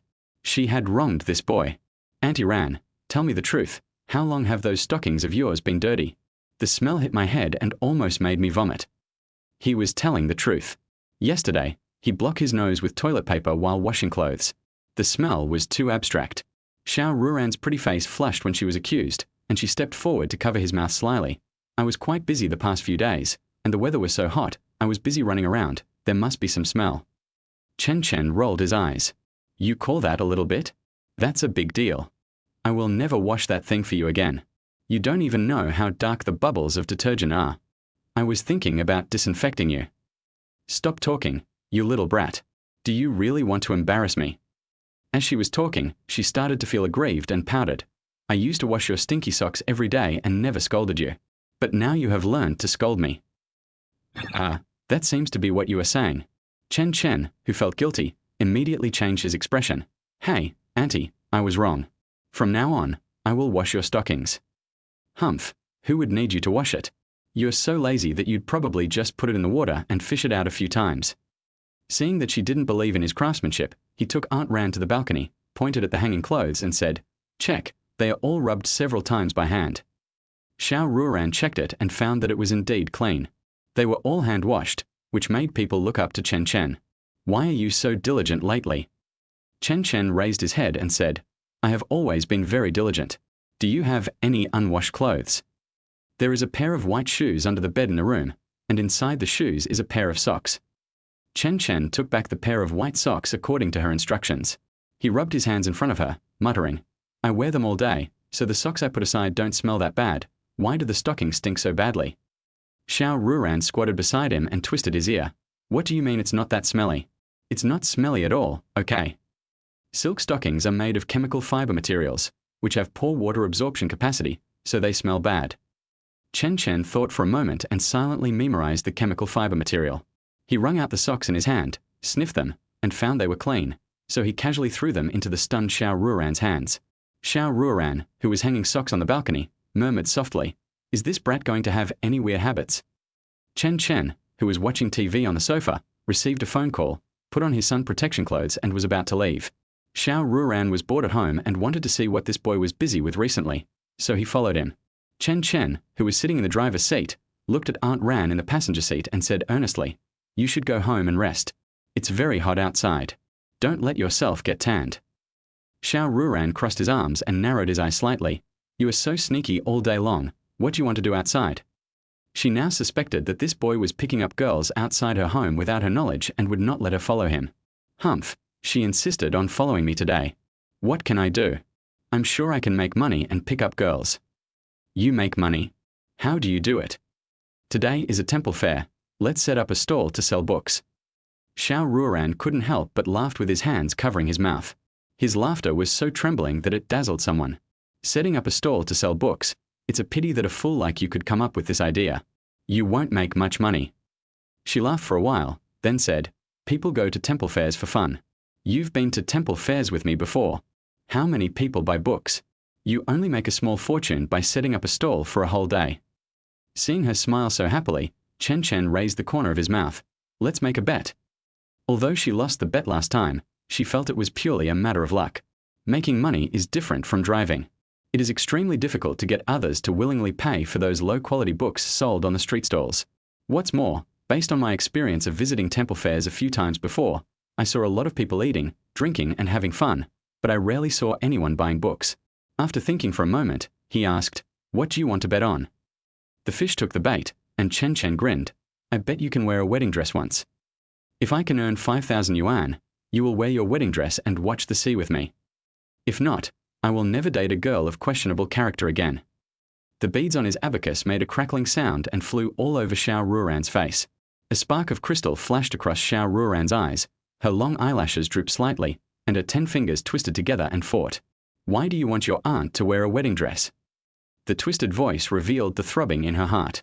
Chen Chen, who had already thought of an excuse, blinked his eyes and said, "Because some people say that wearing a wedding dress is the most beautiful moment in a woman's life. I want to see the most beautiful Aunt Ran." Xiao Ruoran's heart trembled, and her throat felt itchy. "Okay, Auntie promises you. But you have to keep your word. If you lose, you won't be able to hang out with those questionable women anymore." Chen Chen hooked his fingers with her. The low mountains and hills outside the car window rose and fell one after another, and the villain in Xiao Ruoran's heart was kicking the ball back and forth. A villain said, "I am Xiao Chen's aunt, the aunt who watched him grow up. How can I accompany him to watch the sea in a wedding dress? If Sister Wrong knew about this, and if the neighbors knew about it, how would she and Sister Wrong live their lives in the future? And Xiao Chen would be scolded to death." Another villain said that it was okay, he couldn't win the bet, and how could anyone go to a place like a temple fair to buy books? The scorching sun burned the asphalt road, and spots of light flickered in Xiao Ruoran's eyes. She herself couldn't understand why she agreed to the bet so quickly. "It's not clear whether I want him to win or lose." She didn't dare to admit, nor did she want to admit, the excuses in her heart. The sunlight was hot and bright, but it seemed a little dim and cold in her eyes. There are too many rules and regulations for so-called justice, and her eye sockets are too small to accommodate them all. Just like the spots of sunlight scattered on the asphalt road, all she could see was a tiny glimpse. Chen Chen, who was sitting in the driver's seat, put on sunglasses on his own initiative. No matter how bright or dazzling the sunlight outside was, it was just like that in his eyes. Chapter 22. Did Xiao Zhu dress like this for you before? Northern suburbs. Meet Yu Chanchan and Jiang Wenming, who have been waiting for a long time. Both of them knew Xiao Ruoran, Chen Chen's aunt next door. She was the one who went to school to call his parents when he got into trouble, and they saw each other often. Chen Chen asked, "Have you found a suitable location?" The two men led the way, and Chen Chen drove the car into the temple fair. The huge and luxurious Land Rover attracted everyone's attention. which was also the effect Chen Chen wanted to achieve. After stopping the car, looking at the people coming and going, Chen Chen tore off a piece of white cloth from the back table and spread it on the wide ground in front of him. The vendors around were very curious about his behavior. To drive such a nice car, his family must be very well off. Why would he set up a stall here? When Chen Chen carried out box after box of books from the back, the other vendors immediately lost interest. It turned out that he was a literary young man from a wealthy family who came out to show off his knowledge. They have seen many people like this, but most of them have bad business. People who have the leisure to visit temple fairs do so for fun, and most of the people there are ordinary people. Who would be interested in appreciating talent? The enthusiastic vendor at the next stall said, "Little brother, you should buy books like this in the city center, where there are many educated people. It's hard to sell books like this in the suburbs." Chen Chen chatted with him with a smile, without slowing down his movements. Xiao Ruoran, who was sitting in the passenger seat, leaned back in her seat and stared at Chen Chen, who was busy outside with complicated eyes. She originally wanted to help, but Chen Chen knew that she was afraid of the heat, so he didn't let her come down. The air conditioner is on in the car, so it's a little cooler. As for Yu Qianqian and Jiang Wenming, they naturally need their help and must be trained well.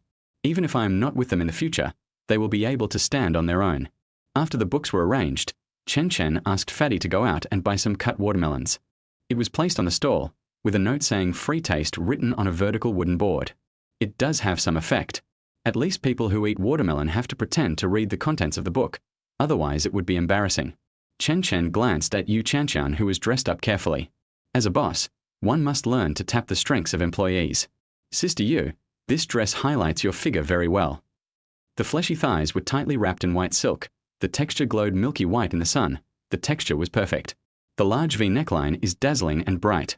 The remarkable powder makeup perfectly brings out the two-dimensional temperament. Such an advanced dress is Chen Chen's grand move this time. Although Yu Qianqian was very satisfied with her makeup, she didn't think it was Chen Chen's work. She said in a cold tone, "Did Xiao Zhu dress like this for you before?" Even the sunglasses could not block the fiery tone in her words. Chen Chen's face darkened, and he could not get over it. What does it have to do with her? This is just my imagination. Yu Qianqian deliberately said in a coquettish voice, "Brother Chen, your thoughts are really perverted. You don't have to say the second half of the sentence." Chen Chen knocked on her forehead speechlessly. As more and more young people were walking on the road, Chen Chen picked up a few books and stuffed them into Yu Qianqian's arms. "Remember what I told you. Let's get started." She was so fierce and aggressive just now, but suddenly she became like a deflated ball, with her hair covering her eyes. "Can I not go? I can't do that." Chen Chen put his hands on her shoulders and looked at her with gentle eyes. "Sister Yu, be brave, come on." Staring at Yu Qianqian's staggering back, Chen Chen stood with his hands behind his back. He had put a lot of effort into training her to become a qualified secretary. People like Yu Qianqian are the kind who are particularly generous with their friends but a little socially anxious with strangers. Because of this personality, many people wanted to do CPU to her. In order to prevent her from being bullied, Chen Chen kept her by his side and trained her for several years. The personal secretary of a bully president, a good subject, can be used to write a novel. Yu Qianqian kept encouraging herself in her heart and walked with her straight and round long legs to where the young people gathered. When the beauty arrived, everyone felt so happy that their eyes were dazed for a moment. In an era when smartphones and the anime were not popular, what was the difference between dressing like this and being a fairy descending from Earth? Yu Qianqian, who finally mustered up the courage to stand among the crowd, suddenly thought of something very important. Chen Chen didn't tell her how to sell it, but just asked her to use her own advantages, correct her attitude and lower her airs. She was a little confused at the moment, and her mood, which had finally calmed down, began to panic again. His nails scratched the novel in his arms. At this time, someone came up to me and said, "Beauty, are you a bookseller?" "Ah, yes, our company is having a promotion recently, and exquisite novels are only half price. This is the first single volume published on the internet, and comes with an exclusive beautiful picture." She took out the novel that was scented with fragrance from her arms. The exquisite two-dimensional pictures quickly attracted the attention of a group of young people. He has a rather immature face and it is obvious that he is a student. Rebirth 1999. The counterattack starts from saving the stunning schoolgirl. Chapter 1. Cheating father, sick mother, school-age brother, broken self. With such a title and such an opening, it is definitely a deadly blow in this increasingly conservative era. What's more, the content is a combination of many high-quality gimmick articles from later generations, and its quality has been tested by the market in later generations. Chen Chen has been lying at home these days just to write this short and medium-length gimmick novel. The people present craned their necks and looked at each other with fervent eyes, proving that this book was feasible. The younger students felt like they had discovered a new world, and suddenly felt that the fantasy novels they had watched before were not so interesting anymore. The slow pace is too tiring, and the male protagonist is bullied in the early stages. Look at this, a brilliant start and a great feeling all the way through. The titles are not all that lethal. Beautiful Sister, how much is one copy? Half-price promotion, 15 yuan a copy. Sister, this book is not finished yet. Do you have the complete set? Not yet, but it will be available in the bookstore in the future. You can leave your or your family's mobile phone number and I will register it for you. Then when you go to the bookstore to buy it, it will still be half price. As soon as the words fell, everyone shouted, Sister, I want one. My mother's cell phone number is 155. And me, I'll give you money. My mother's cell phone number is 166. Sister, look at me. I want to. Soon, the several books in her arms were all gone. After recording the phone numbers, she led everyone back to the stall. The crowd started buying up the single-volume books on the stall, and soon sold out 1/3 of them. There was an endless stream of pedestrians on the road, all of whom were attracted by Chen Chen's dress. They stopped to admire her and appreciate her books. Xiao Ruoran in the car was completely immersed in the world of the novel and could not hear any sound from outside. She even forgot that she would have to wear a wedding dress if she lost. From 10 in the morning to 5 in the afternoon, all the books were sold out. The three people in the middle just ate some watermelon to fill their stomachs. The booming business made people forget about their hunger and about Xiao Ruoran in the car. Xiao Ruoran was so immersed in it that she forgot about them outside and her own rumbling stomach. The other vendors nearby were already numb. Are the books written by this rich genius so good? Several people came over and wanted to get some wholesale goods from Chen Chen, and they also wanted to sell them. However, Chen Chen said that he had already sold it short. It's not that he doesn't want to give it, but there's no way to manage these vendors. He has a lot of things not on track right now, so he tries to finish the important things first. While Chen Chen was cleaning up the garbage and white cloth on the ground, Xiao Ruoran also turned to the last page of the novel. Then she discovered that the climax was only halfway through and the book wasn't finished at all. It made her very angry. What a ridiculous thing. I took a deep breath. The author really has a lot of imagination and his writing is really awesome. It was not until he saw Chen Chen outside that his face changed drastically. This book was well written. Could he have really made 3,000? Anyway, if it were her, she would basically buy the book after seeing the title. I was worried about this when I got this book, but I was so engrossed in reading it that I forgot about it. She opened the car window and looked out. The ground was empty, having been cleaned up by Chen Chen. Seeing Chen Chen and Jiang Wenming both with smiles on their faces, my heartbeat suddenly accelerated and I felt like a disaster was about to happen. Chapter 23, You Are My Dear aren't 2 chapters in one. Because Chen Chen's home is in the North District, in order to make it convenient to take her home later, Chen Chen found a hot pot restaurant in the North District. The aroma of the butter base invaded their taste buds, and their stomachs growled after a day of hunger. The 4 of them stared at the bubbling bottom of the pot with their mouths watering, their throats rolling back and forth. Eating comes first, and between counting money and eating, several people decisively choose the latter. After eating voraciously, he started talking about selling books today. The fat man couldn't help but ask, Brother Chen, how much money did you make today? Chen Chen smiled and said, after deducting the cost, it should be a little over 3,000. The fat man and Chen Chen looked at each other and smiled, feeling a little excited. I can earn so much in one day by setting up a stall. If I sell it in front of the university, I will definitely make a fortune. Brother Chen, where do you get books like this from? We can get more next time. We'll talk about it later. The quality of this batch of goods is actually very poor. Apart from that beautiful picture, the overall quality of the paper of the book is very poor. His cooperation with Shenzhen City Publishing House this time was very hasty and reduced costs a lot, and the printing standard did not reach the regular level at all. Although the physical book industry of this era is not so standardized and formal, it also involves many aspects and various costs. If it is only sold on a small scale, many costs and regulations can actually be ignored, but this is obviously not the result he wants. Therefore, professional things must be done by professional people and companies. Upon hearing this, Chen Chen and Jiang Wenming were a little disappointed, but they soon became happy again. Chen Chen is really doing serious things and not messing around, so they don't have to worry about him. After dinner, Chen Chen drove Chen Chen and Fatty home. Then he slowly drove the silent Aunt Ran home.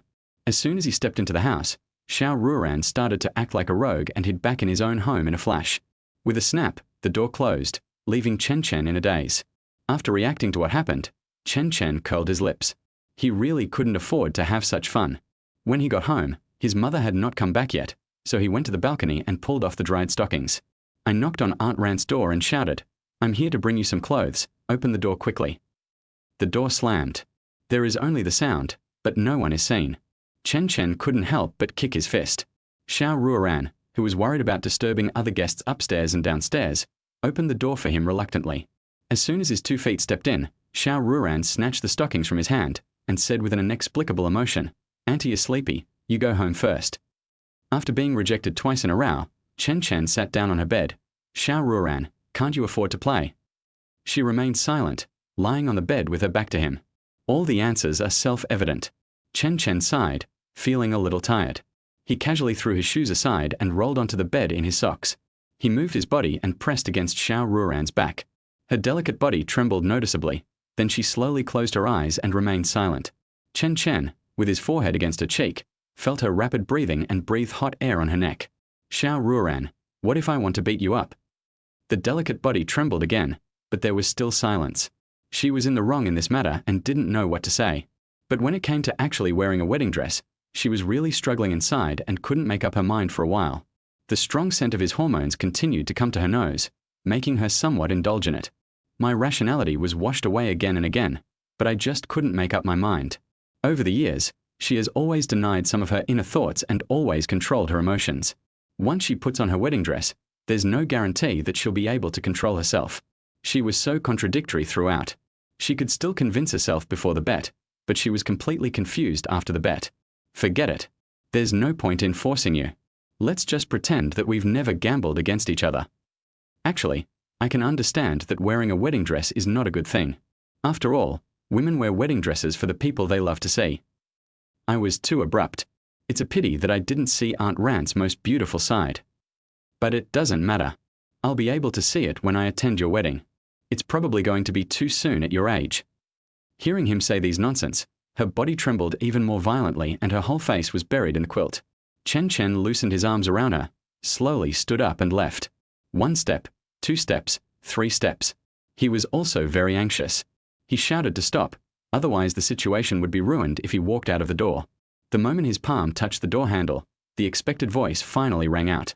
"Return." "Okay." Chen Chen breathed a sigh of relief and quickly returned to the bed, putting his arms around her again. "Auntie Ran, you look so sleepy and your eyes are so red. How about we talk about it tomorrow?" He kindly helped her find an excuse. Xiao Ruoran's voice choked. "Then I really thank you. You are my dear aunt, and you should do so." "Then you are so filial." Chen Chen's back was covered in cold sweat. He was indeed too filial. Seeing her murderous expression, he leaned back wisely, ready to leave the battlefield at any time. Xiao Ruoran held back his anger and took out a set of pajamas from the closet and threw them to him. "You stink, go take a shower." Chen Chen did not dare to delay and rushed into her shower room quickly. "Take off your clothes and apply whatever smells good on your body." After rinsing, he picked up the bath towel hanging next to him and started wiping himself. Bath towels smell better than those smeared stuff. Xiao Ruoran was sitting on the bed, rubbing the pillow in his arms back and forth. "I serve you every day, but you still bully me. You are such a bastard, such a jerk. You even said you were old, that you were going to get married, and that you wanted to attend your own wedding. How abominable. I'll beat you to death. A wedding dress is just a skirt. What's wrong with that? It doesn't say whether you can wear it during the day or at night." When Chen Chen came out, he saw the bed in a mess, with quilts, pillows, and sheets lying there in all directions. Xiao Ruoran had already changed into her pajamas. When she saw him come out, she walked into the shower room silently. Seeing the wet bath towel hanging there, she blushed and pulled it off and started to output again. After tidying up her messy bedsheets, he clamped the summer quilt between his legs and stared at the ceiling with a dull look. He ate meat in his previous life, so why is he willing to be a vegetarian in this life? The air conditioner was blowing cold air, and the soft big bed kept tempting him, but suddenly he didn't want to go home to sleep. My mother was on a business trip these days, so there was no need to say hello to her. He lay comfortably on the big bed. Xiao Ruoran came out after washing up and saw someone lying on the bed with a comfortable look on his face. He felt so angry that he couldn't suppress it. She climbed straight onto the bed and kicked him in the face with her feet. Chen Chen, who was completely unprepared, suffered a loss and was kicked in the face. Is he the one who suffers the loss? Definitely not. He grabbed her feet and bit them. This woman wouldn't even use perfume to wash her feet. Why do they smell so good? I felt a little overwhelmed after biting one spot, so I took another bite of the round and tender pink toes. It's soft and chewy, not at all harsh on the teeth. Xiao Ruoran, with blushing cheeks, kicked him in frustration. This brat didn't mind the dirt and bit everything. Open your mouth, it's dirty. Chen Chen was vague. I don't dislike you. I hate you, it's all saliva. Xiao Ruoran, who had finally pulled his foot free, hadn't yet breathed a sigh of relief when someone came close to him again. Xiao Chen, why do you always bully my feet? Chen Chen, who was pinching her feet with one hand, said shamelessly, it just bullied me, I will definitely take revenge. Xiao Ruoran actually believed his lame excuse and allowed him to bully her. He didn't realize at all that this boy's filial piety towards him had already deteriorated. After a long while, Xiao Ruoran said to Chen Chen, who was lying at her feet and still bullying her feet, I'm sorry, I shouldn't have acted like a rogue. Chen Chen's eyes lit up when he heard this, and he tried hard to restrain the corners of his mouth that were about to rise. Auntie Ran, what are you saying? There is no need for you and me to say this. I will only be sad for a while, but after tonight, I will still be filial to you. Xiao Ruoran lowered her eyes, and dots of pearly light began to linger in the corners of her eyes again. She took Chen Chen's hand, her eyes dodging. Xiao Chen, this matter must be kept secret. Don't let Sister Wrong know, otherwise I'm done. Chen Chen said maliciously, my mother knows what happened. Xiao Ruoran's eyes suddenly widened, and she tapped his forehead, her beautiful eyes trembling. What's wrong? Sister Wrong and I are of the same generation, and I wear a wedding dress for a junior like you. Are you still letting your aunt behave like a human being? Chen Chen rested his head on her legs. Oh, Auntie, we are just neighbors, it's nothing. Xiao Ruoran knocked him twice in frustration. Don't talk nonsense. Although we are not related by blood, Sister Wrong has always treated me as her own sister over the years. All the neighbors know it. People should live for themselves and not care about the world's opinions. Auntie, you don't care, but I do. Chen Chen rolled around on her legs, his feet landing on her lower abdomen, full of resentment. You traditional woman, I really want to beat you up.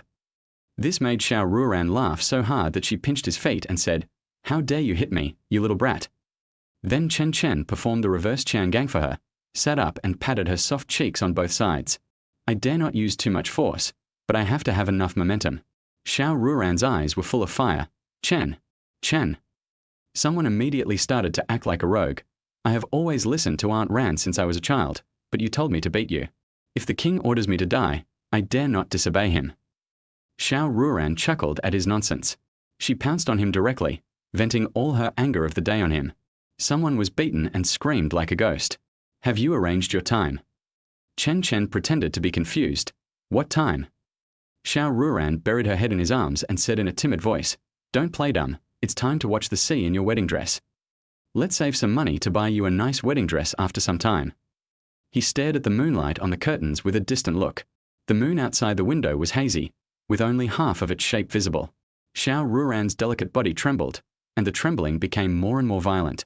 Her feet clenched the bed sheets tightly, as if she was trying hard to restrain something. Xiao Chen sold books in the hot weather to earn money to buy her a wedding dress. In order to avoid embarrassing her, Chen Chen reached out to turn off the light and made an excuse to hide in the bathroom. I put my ear against the door and could hear the sobbing outside.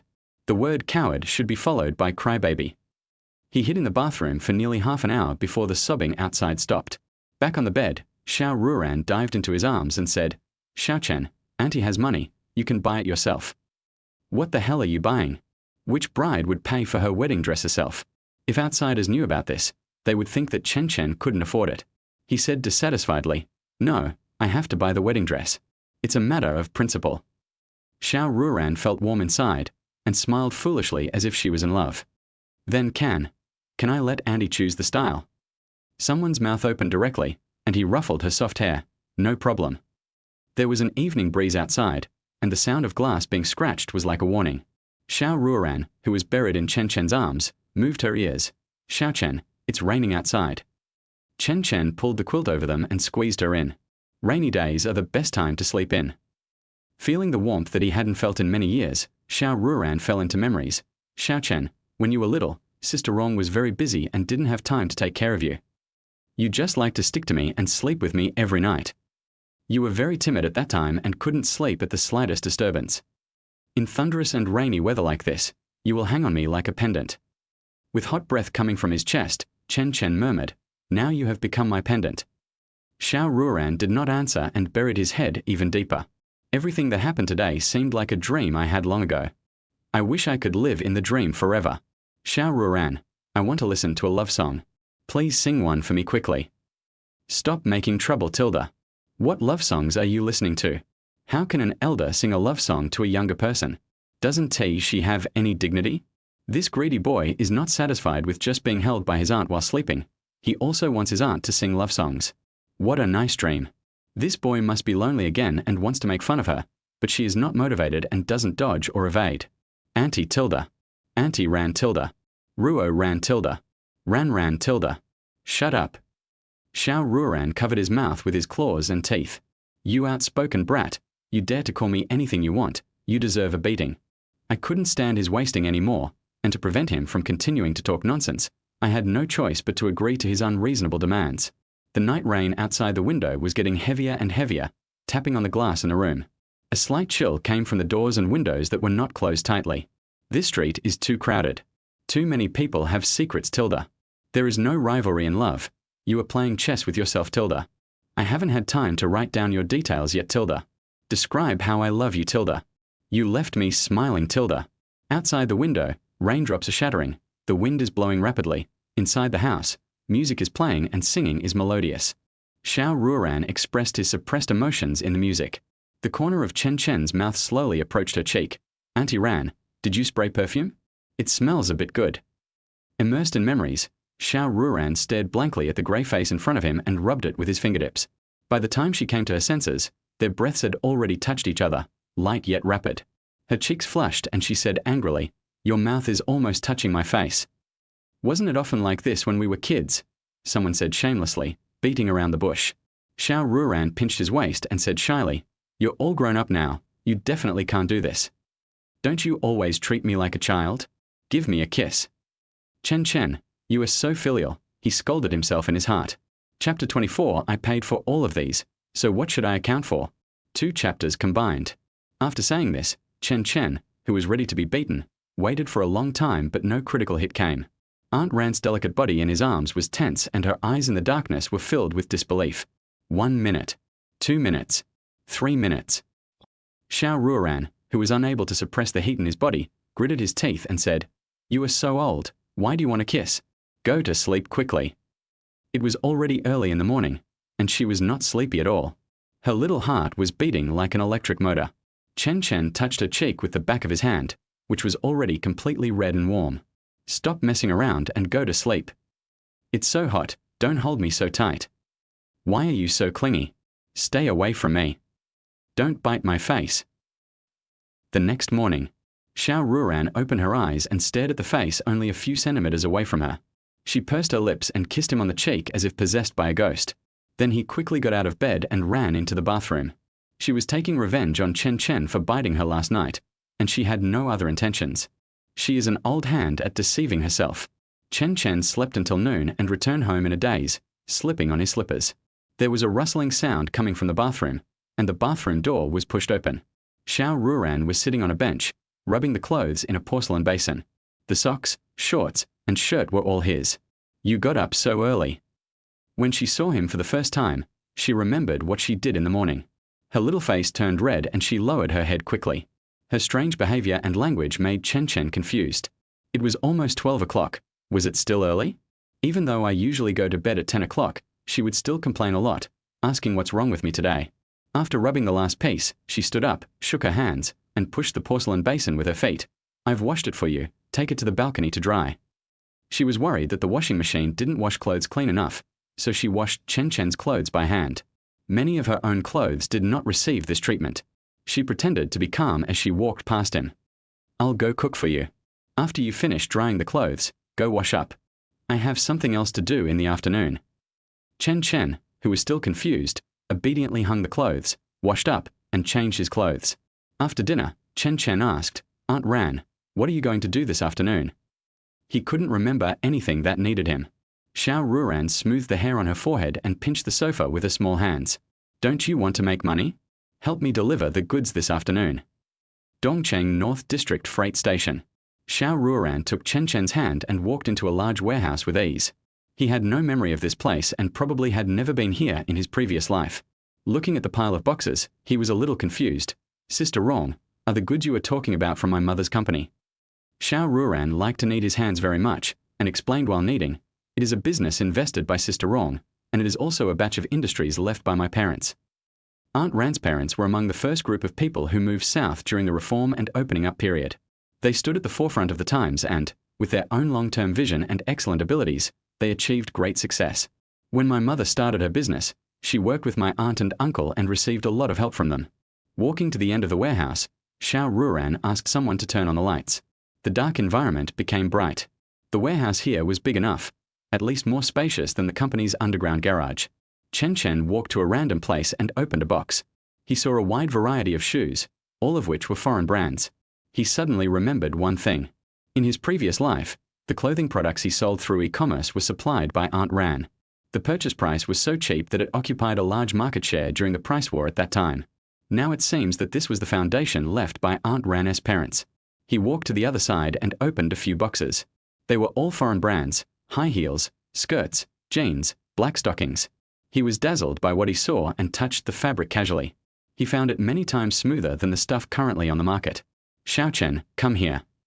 Chen Chen, who was called over, looked at the large boxes in front of him and asked, "What's in these?" The staff member at the side smiled and said, "Good stuff." This aroused someone's curiosity. As soon as he put his hand on it, Xiao Ruoran knocked it away. She told the staff beside him, "Move these boxes of goods to my car." They didn't dare to delay and started working immediately. Xiao Ruoran only acts like a punched bag in front of Chen Chen, but in front of outsiders he is a very cold and domineering president. Chen Chen secretly glanced at Aunt Ran, who was pretending to be pretentious, and curled the corner of his mouth. "If I didn't know your true face and IQ, I would have been fooled by you." Xiao Ruoran, who was acting like a domineering CEO, pointed to the warehouse in front of him and said, "See if there's anything you like, just move it. If you think something is good to sell, you can move it out and sell it." Flattered, Chen Chen was stunned for a moment. Are the things here not in order? Xiao Ruoran looked at him proudly. "I bought all of them with my own money. Why should I settle accounts with them?" Chen Chen's eyes suddenly widened and he took several breaths of cold air. Listen, what do people say? She bought all of them. Isn't the gold content a bit too much? He suddenly hugged Aunt Ran's arm and rubbed his face against her arm. "Aunt, food, I'm hungry." Xiao Ruoran was caught off guard by this death. He frowned and asked, "Didn't you have enough for lunch?" "Eat enough at noon, and you have to eat for the rest of your life." Xiao Ruoran frowned even deeper. "Aunt, I don't want to work hard anymore. Let me live a life of luxury." "Damn it, work hard. What the hell is work hard for? What kind of work is this? This warehouse alone is probably worth tens of millions." When he just entered the door, he saw dozens of brand new German-made cars parked on the west side of the warehouse, each of which cost hundreds of thousands. Damn, there's a reason why he was worth hundreds of billions in his previous life.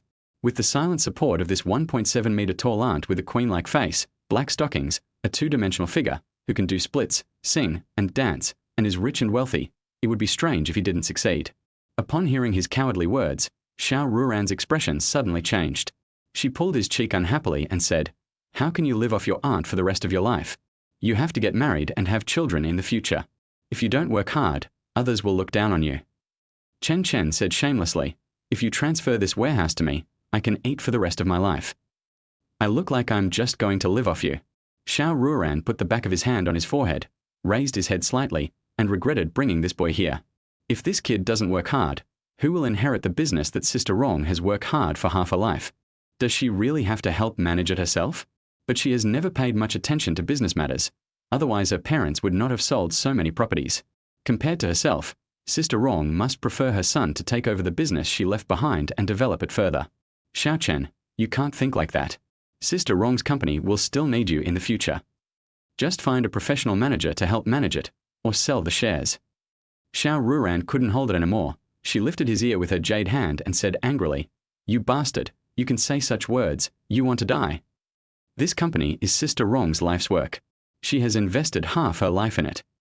I don't care which path you take in the future, you have to take over the company. At worst, I can help you manage it." Chen Chen, whose ears hurt, stood on tiptoe to reduce the pain as much as possible. Wrong, wrong. After letting go of his hand, she rubbed it with concern. She was really angry just now, so she hit him a little too hard. Xiao Chen, Sister Rong has been working hard for the company over the years.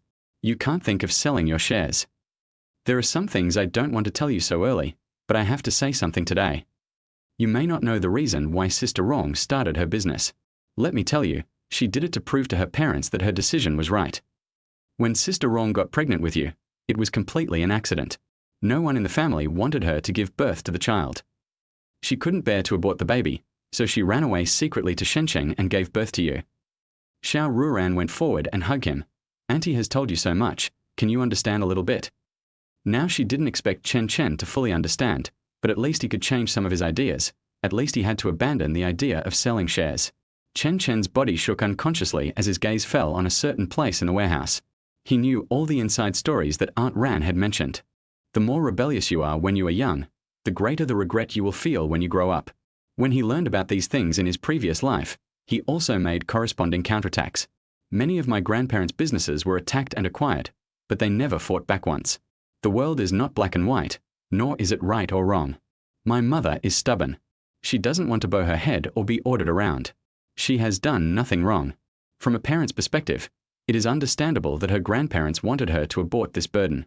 My mother can't forget the hard days when she had to work hard in Shenzhen with her hungry mother, so she has always had a grudge in her heart. My grandparents have contacted my mother over the years, but she has always refused. Chen Chen forced himself to smile. Don't worry, I was just joking. The company's shares will not be sold. Not only will he not sell the company, he will also let his mother continue to expand the company and let his mother stand in front of all the family members with her head held high. Xiao Ruoran breathed a sigh of relief, and her tense body relaxed. You little bastard, my heart is not in good condition. Don't scare me with such jokes.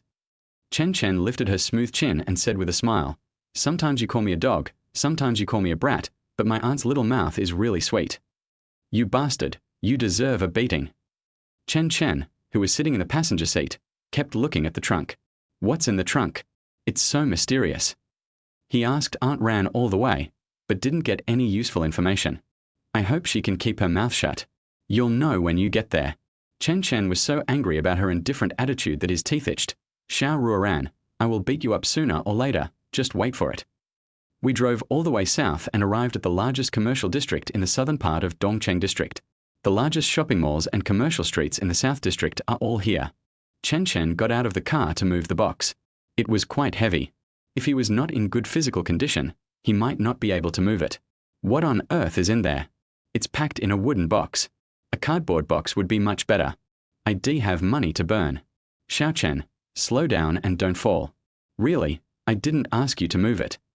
Xiao Ruoran closed the car door and came over to help him worriedly. Why would someone with such weak arms and legs take on such a job? If Chen Chen knew what she was thinking, she would at least perform a one-legged stand for her to show off her strength. Xiao Ruoran led Chen Chen to a clothing store, where they met a plump middle-aged woman. With every step, she sways her body and spreads her clothes in all colors. Boss Xiao, I have been looking forward to seeing you finally come. Xiao Ruoran extended his hand politely.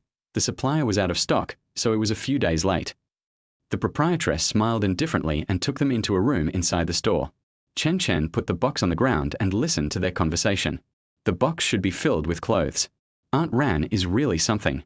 It's just clothes. What is there to not say? Even if it's black stockings, it's no big deal. What a conservative woman. The two chatted about business matters with a smile for a while, and then got down to business and started talking about the batch of goods. The proprietress spoke first.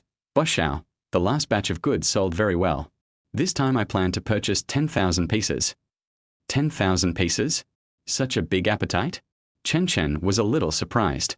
How could such a small store buy 10,000 pieces at one time? Xiao Ruoran crossed her legs, her sparkling crystal high heels dangling in the air, her ankles wrapped in translucent high-shine black stockings, attracting someone's attention. It's not his fault. He is too young and it is inevitable that he gets angry. 10,000 pieces is no problem, but I only brought a portion of them. You can take a look first. Hearing this, Chen Chen couldn't wait to open the box. The scene in front of him was indeed a bit shocking. He suddenly understood why Aunt Ran didn't let him open it in advance. It was quite shocking. It is colorful and has various styles, which would be considered cutting-edge designs in later generations. Xiao Ruoran kept her head down, not daring to look up, for fear that someone would notice her blushing cheeks. Dongcheng is not like those economically developed frontier cities like Shanghai, and many people's food, clothing, housing, and transportation are still mainly based on domestic products. Including the industry development here, it is also relatively conservative. Therefore, things like black stockings, distinctive zhong, miniskirts, etc. are still in their infancy in Dongcheng. What Xiao Ruoran brought at this moment was a high-quality specialty product, which was produced by OEM in coastal areas. Its main distribution cities are super-large cities such as Shanghai, Kyoto, and Shenzhen. In a place like Dongcheng, there must be many styles of wenxiong, but there are really no special ones. To put it bluntly, how many store owners here have access to those special toys? Those are things that couples in later generations play with at home. I have to say that in some aspects, Aunt Ran has a unique vision. It makes full use of girls' curiosity and love of beauty. There are basically a lot of couples shopping and playing in this kind of area every day, and when they see this thing, they will definitely want to try it. Chen Chen sighed that before the internet became popular, information gap was still very attractive. As long as you can get a wave of dividends, you can earn enough money to spend for a lifetime. Chapter 26. We must not do anything out of line. The atmosphere in the living room was somewhat somber, and Xiao Ruoran kept her eyes down and remained silent. Completely baffled, Chen Chen didn't dare to interrupt and lay down beside her, silently watching her. After a long silence, Xiao Ruoran pursed her lips and said in a feigned indifference, "You've grown up now, you can't act like a child anymore." Completely bewildered, Chen Chen turned around and rested his head on her lap. "At least give me a reason, okay?" Women are truly fickle creatures that can change their attitude in the time it takes to take a shower.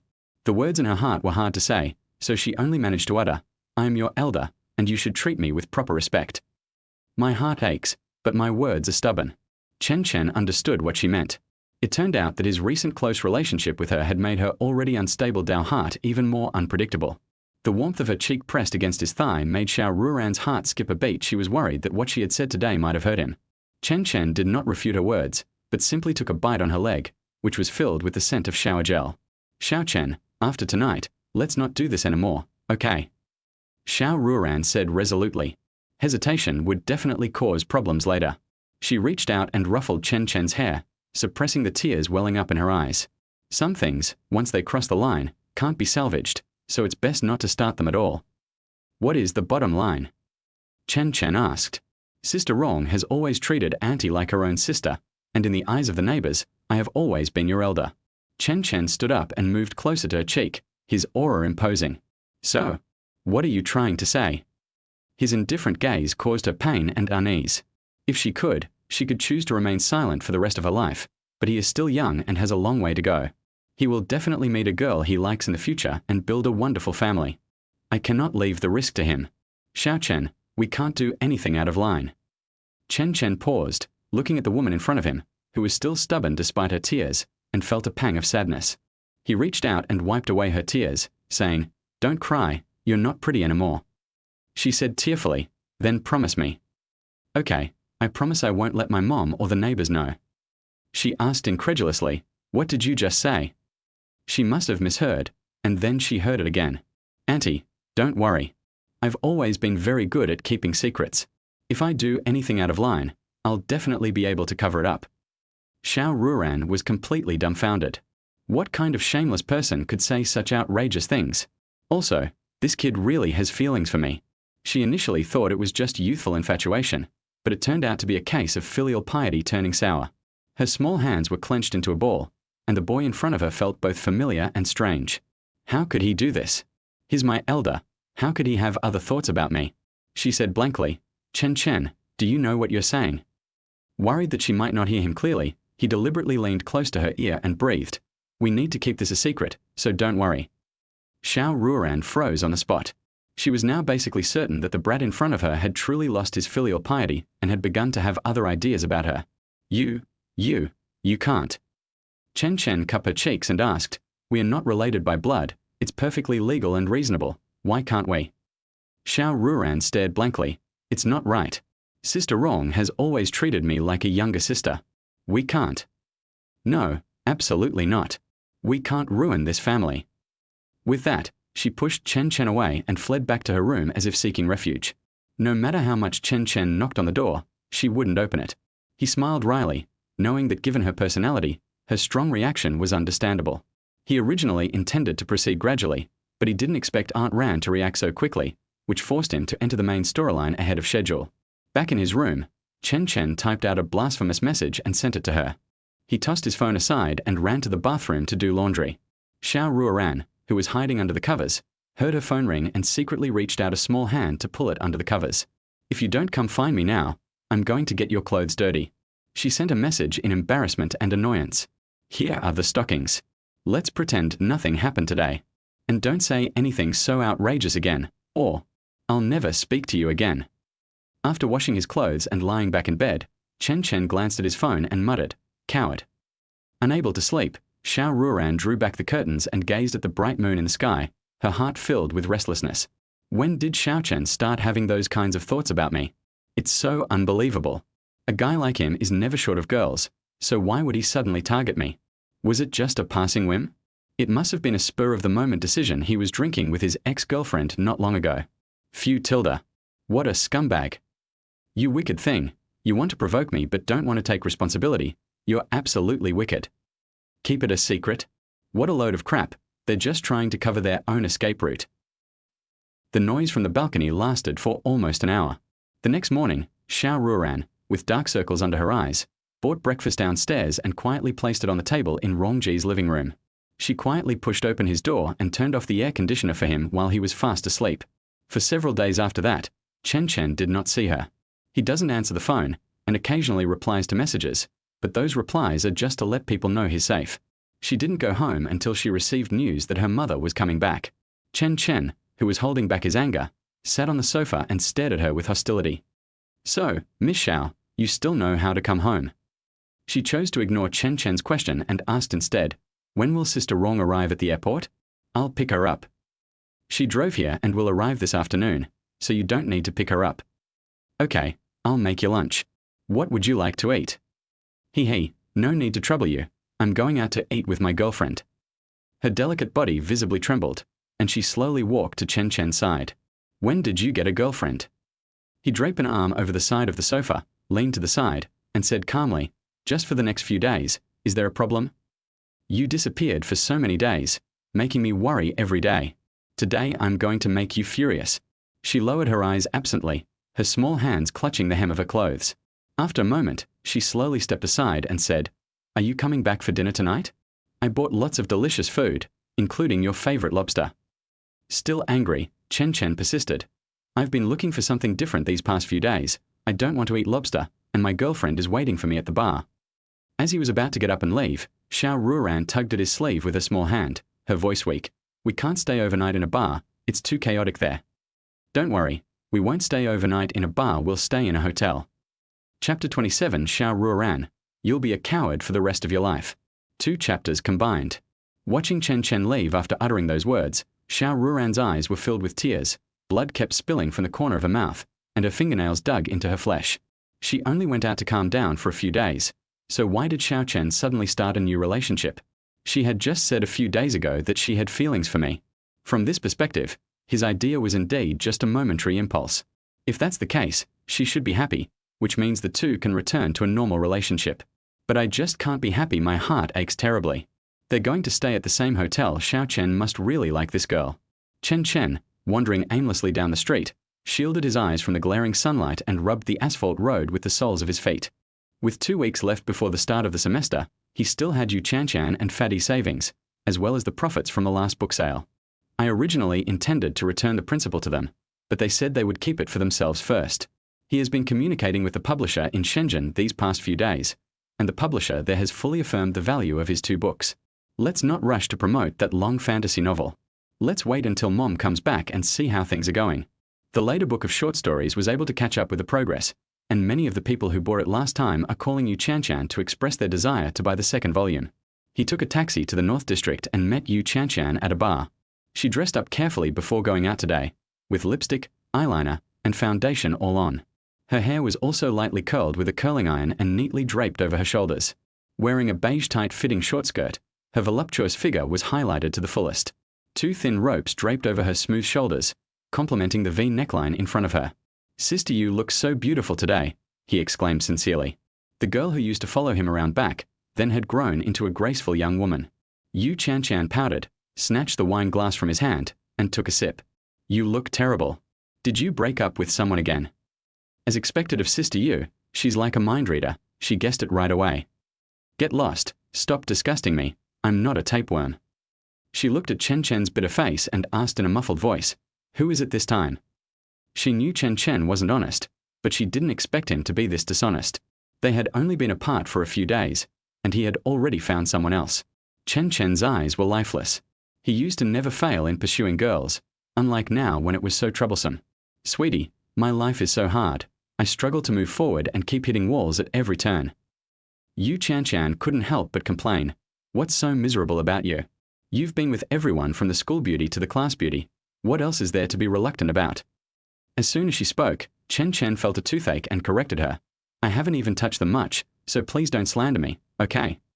Chen Chen turned her head to look out the window, her pretty face flushed. There's a small grove of trees behind the school, and next to the grove is an abandoned factory. Chen Chen was suddenly startled and stood up as if on cue, his eyes filled with panic. He swallowed hard and asked, what did you see?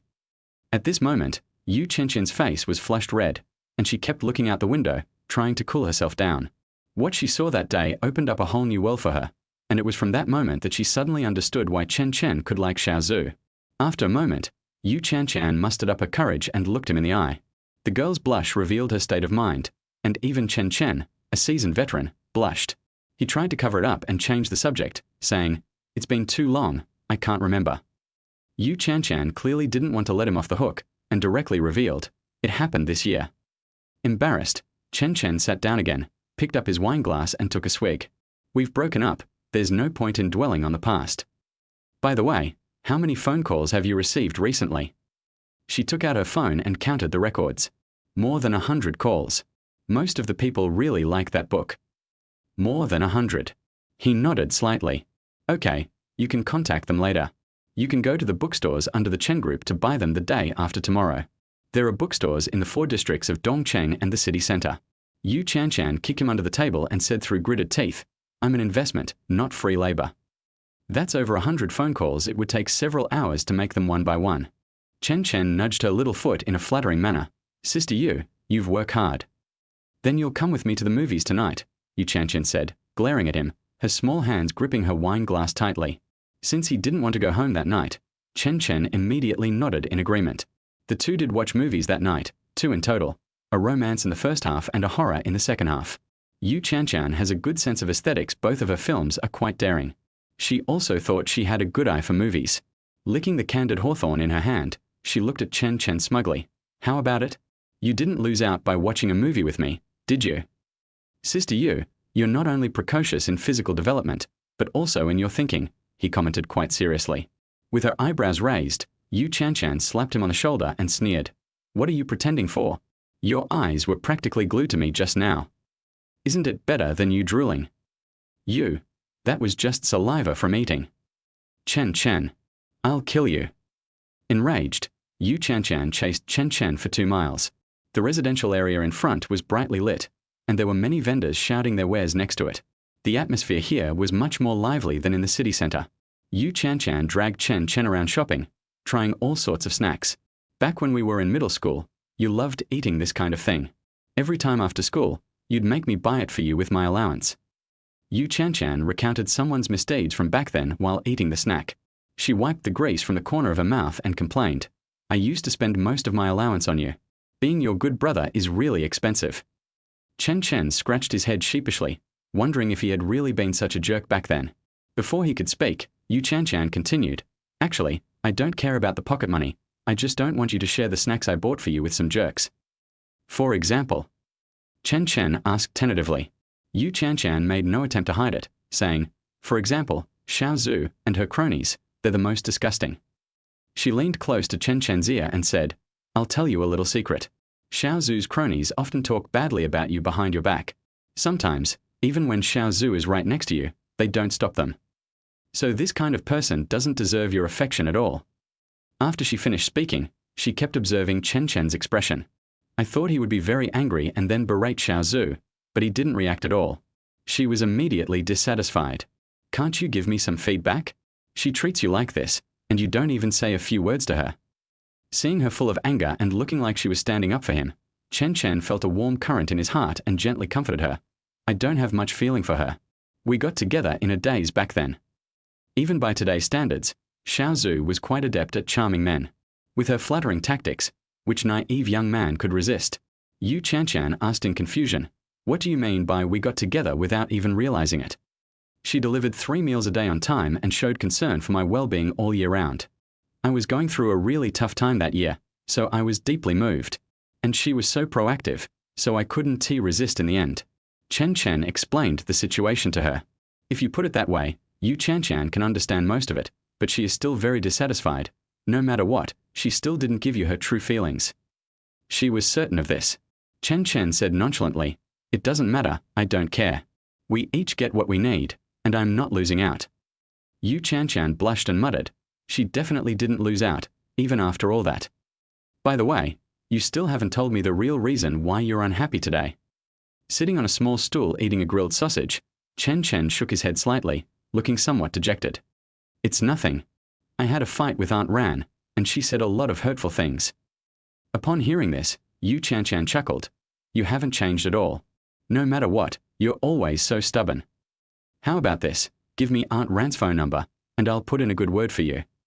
Chen Chen, who had just been feeling dejected, immediately straightened his back and said, "I did nothing wrong. Why should I apologize? No way." Okay, you're right. Then you can sleep at my place tonight.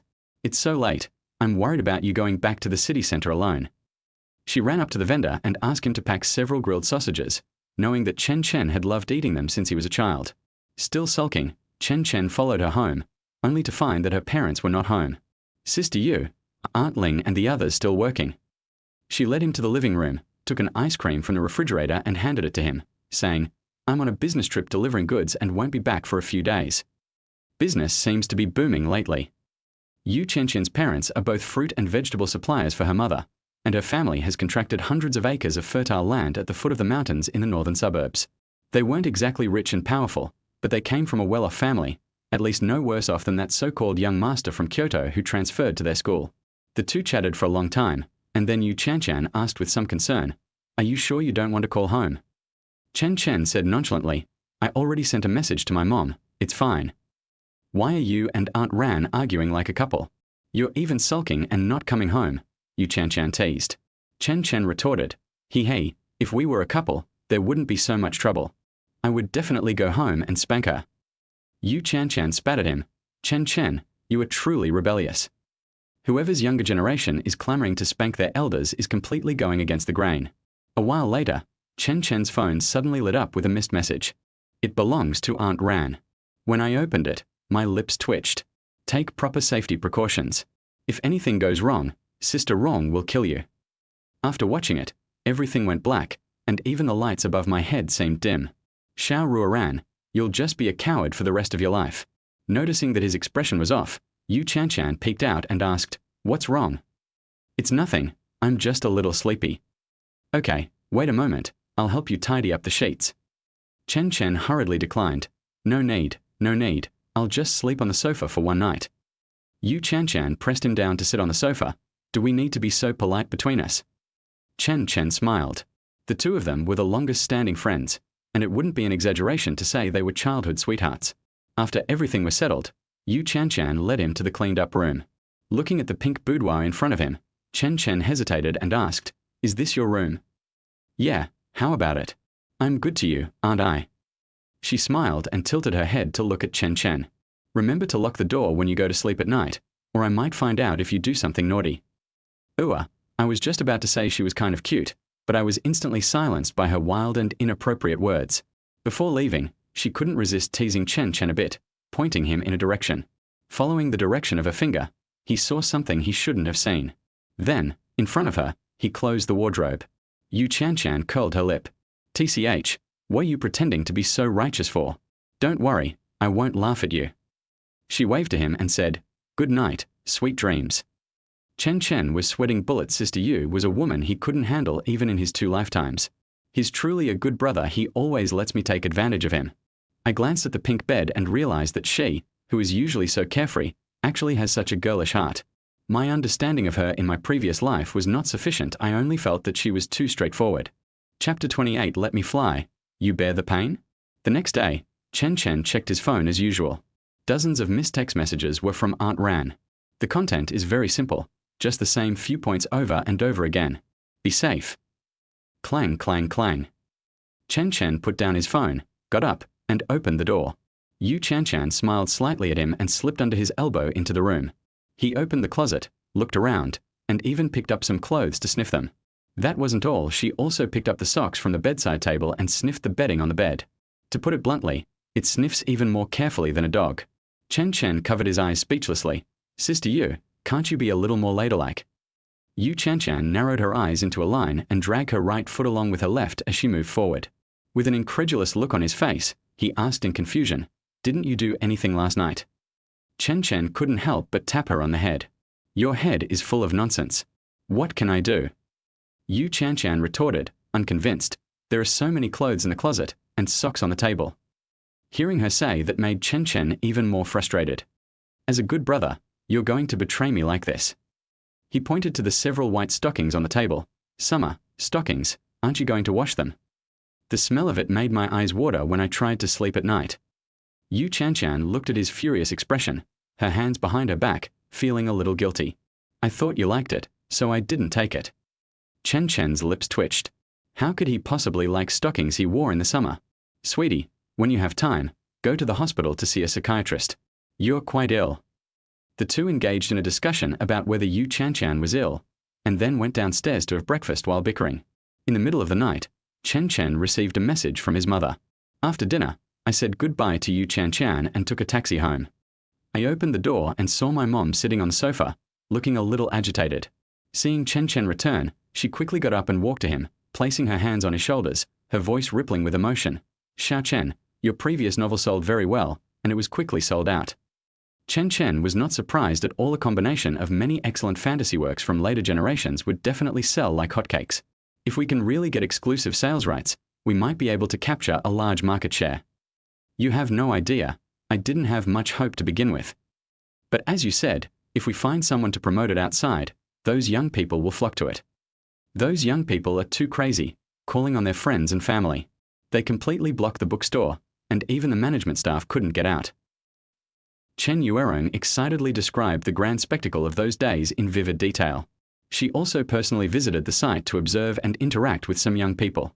Although she couldn't understand what their worldview was, she at least knew that the novel's content was very much to the liking of young people. If it suits their taste, then it has a market. The only problem now is exclusive licensing. If we can hold on to this initiative, we can not only make up for the loss of that layer of profit, but also go a step further and earn more profit. After listening to his mother's description, Chen Chen pulled her to sit on the sofa. Mom, this book is a collaboration between me and a novel publishing house in Shenzhen. We've already reached an agreement, and we can get exclusive rights. That's great. Chen Yuerong smiled with relief. Xiao Chen has really grown up.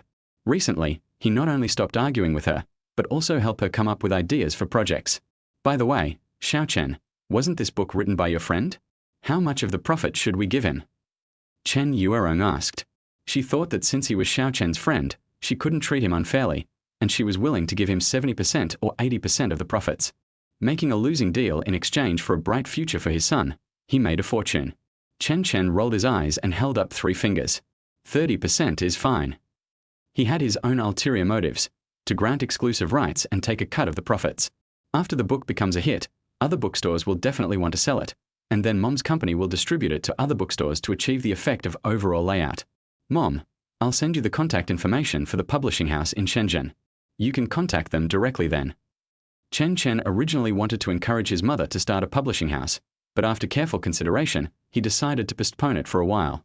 After all, it's only showing signs of becoming popular now, and it hasn't reached the point where it's truly exciting. The reason my mother was so excited was mostly because she saw her own growth.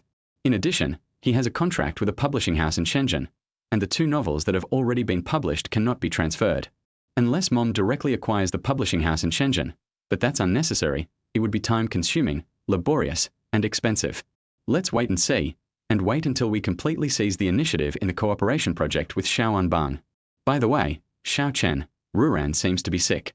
Go and see her in a bit. I have to go back to the company. Chen Ruoran placed the nourishing soup she had prepared on the table. Chen Chen asked suspiciously, he was fine yesterday, how come he's sick today? He figured that her illness was fake, and that she was actually just upset she was probably crying secretly in bed. After his mother left, he took the tonic soup and knocked on Aunt Ran's door. When Xiao Ruoran opened the door, her expression changed slightly, and her voice was hoarse. You're back. She looked quite haggard at that moment, with red and swollen eyes, pale lips, and her hair disheveled and loose. Even her pajamas weren't a complete set. She sat back on the edge of the bed with her head down, not saying a word, perfectly embodying the image of a wronged young wife. Chen Chen pulled over a stool and sat down, slightly raising his spoon, his tone unreadable. Open your mouth. His hand was raised there, waiting for Xiao Ruoran to open her mouth. Tears welled in her eyes, but she dared not look up, her voice trembling. Just put the soup bowl on the table. I'm not hungry right now. Chen Chen frowned. Let me fly, but you'll bear the pain. Xiao Ruoran, you're already in so much pain, yet you still insist on being this so-called good person? If you don't drink it, I'll just throw it away. Put it aside for now, I'll drink it later. Drink now, or you'll have to throw it away.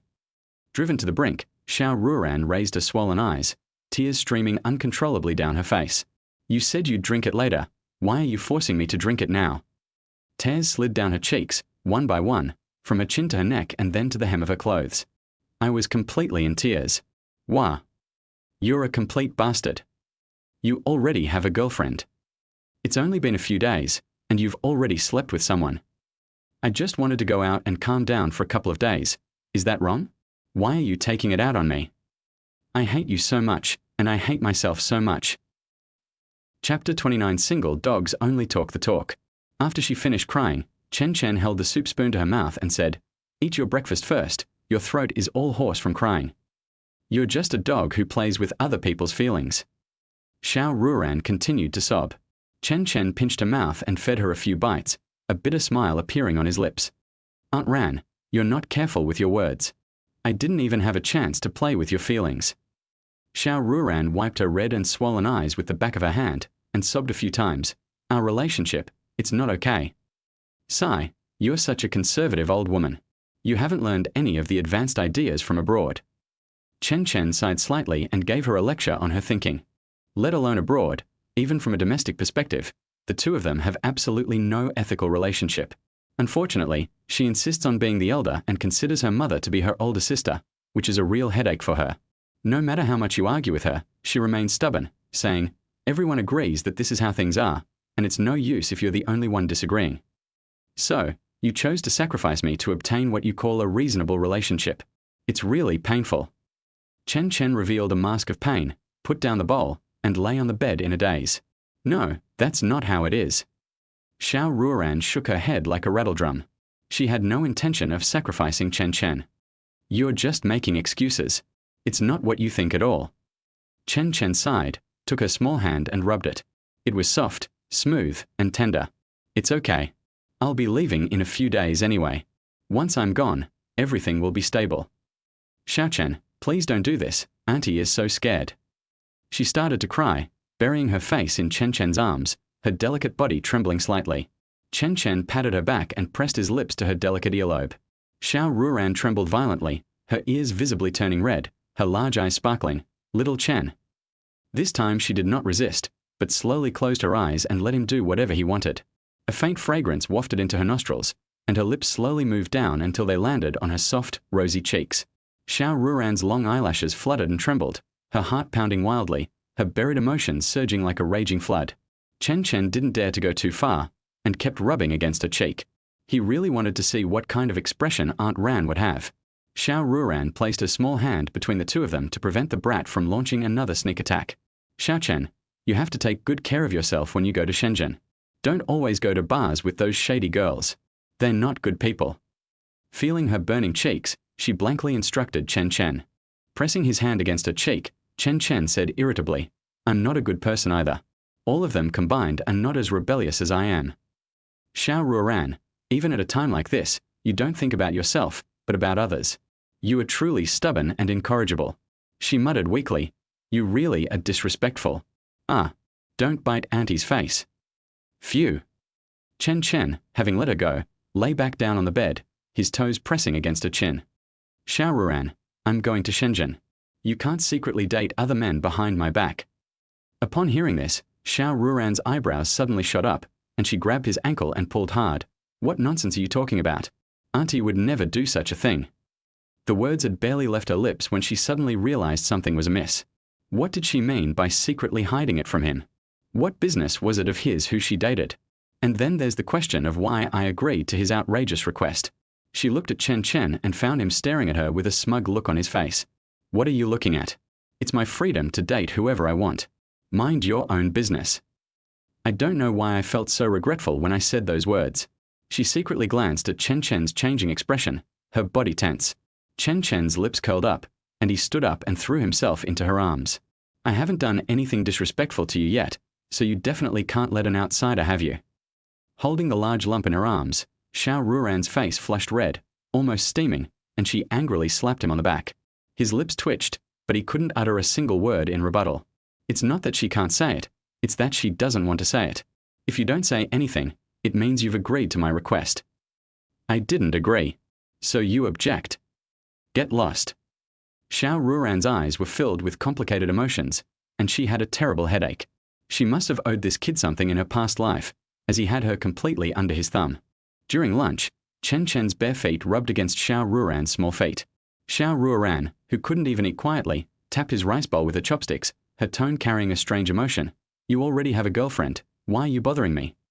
One is not enough. You fucking. Can't you stop being such a jerk? I've been a scumbag for more than just a year or two, you know that. Xiao Ruoran pulled her small foot out and pressed it on his foot, stomping on her hard, and asked the question that had been bothering her. If you're such a jerk, why were you able to write such a heartfelt confession back then? Chen Chen hesitated for a moment. Back then. I wasn't a scumbag. Xiao Ruoran pondered for a moment, then revealed a thoughtful expression. So you were let down back then? No, I just felt that trying in love was pointless, so I became more easygoing and let things take their course.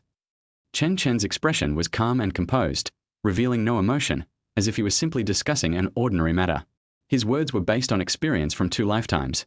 In love, going with the flow is more important than trying hard. At least you won't be like a moth drawn to a flame. Xiao Ruoran hadn't expected him to think that way, so she said meaningfully, one failure doesn't mean anything. You'll meet many more outstanding people in the future. Chen Chen scoffed at her advice. Single dogs only talk the talk. Have you ever actually tried? Xiao Ruoran. That sentence was a fatal blow to her.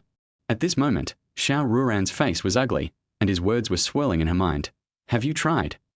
Yes, she didn't try. She didn't even have the courage to admit that she liked someone. After he pressed his face against hers and gave her a good beating, her mind was in complete chaos. After a long silence, she rubbed her forehead and said, So, this thing you've been talking about lately is also just a matter of fate. They've already broken up, Chen Chen said, surprising everyone.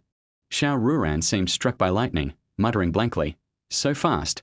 How is this any different from a one-night stand?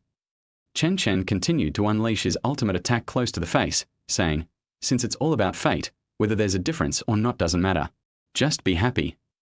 Xiao Ruoran raised her head, her bright eyes filled with disbelief. Was the person in front of her Xiao Chen? If it really is Xiao Chen, she really wouldn't dare let him go to Shenzhen alone. If no one disciplines him, he'll definitely become a wild horse, having a bunch of casual affairs with girls. If he doesn't pay attention to safety, many children will be harmed. She couldn't even imagine that kind of scene. You're starting school. I want to go to Shenzhen with you. Chapter 30. Be careful, or I'll sue your mother.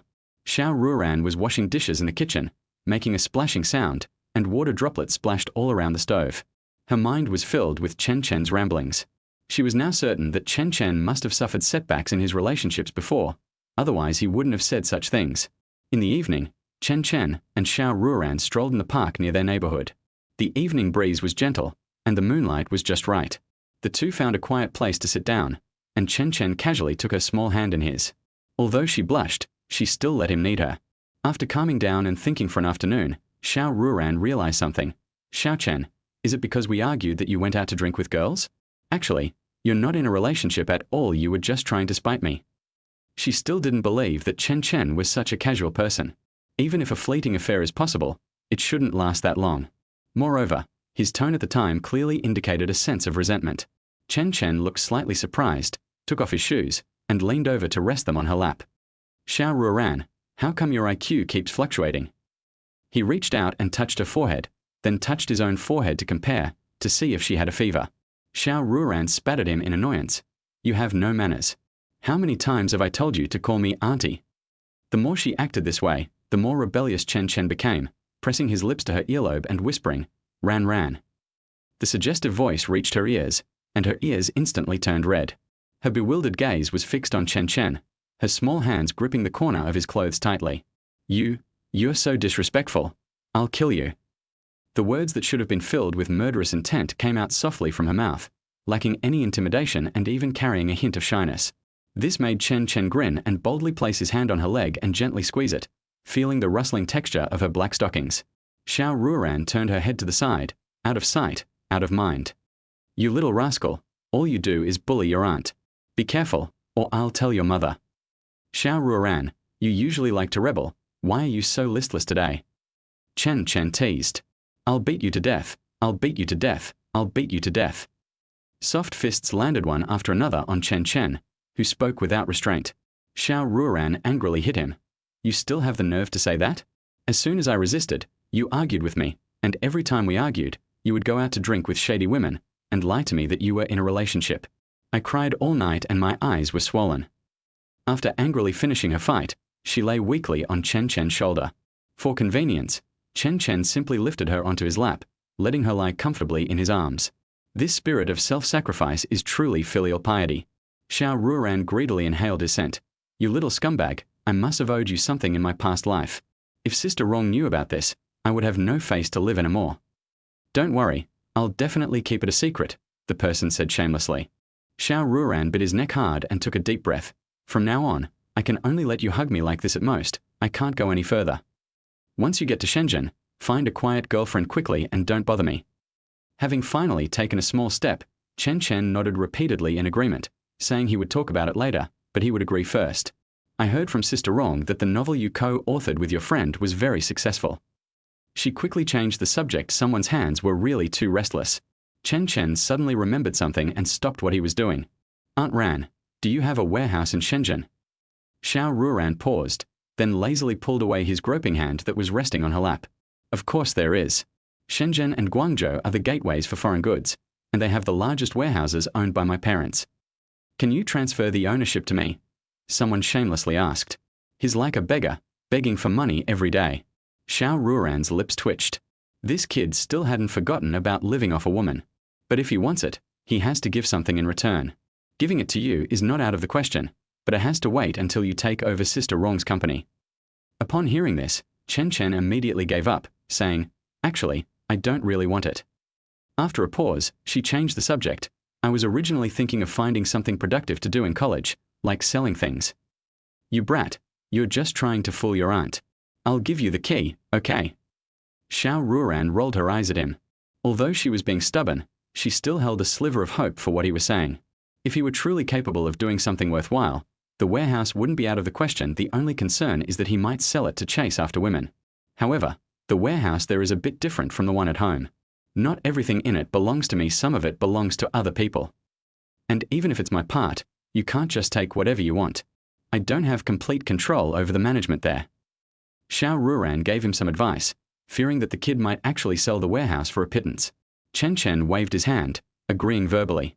Seeing his perfunctory attitude, Xiao Ruoran suddenly had the feeling of being dumped by a scumbag who had already given up on her, and she felt a little angry. They bit him on the neck. Chen Chen, who was in pain, certainly wouldn't suffer a loss. When the two returned home, Xiao Ruoran's fierce gaze remained fixed on Chen Chen. Bastard, scoundrel, hooligan, shameless, big jerk. They used every nasty word they could think of on him.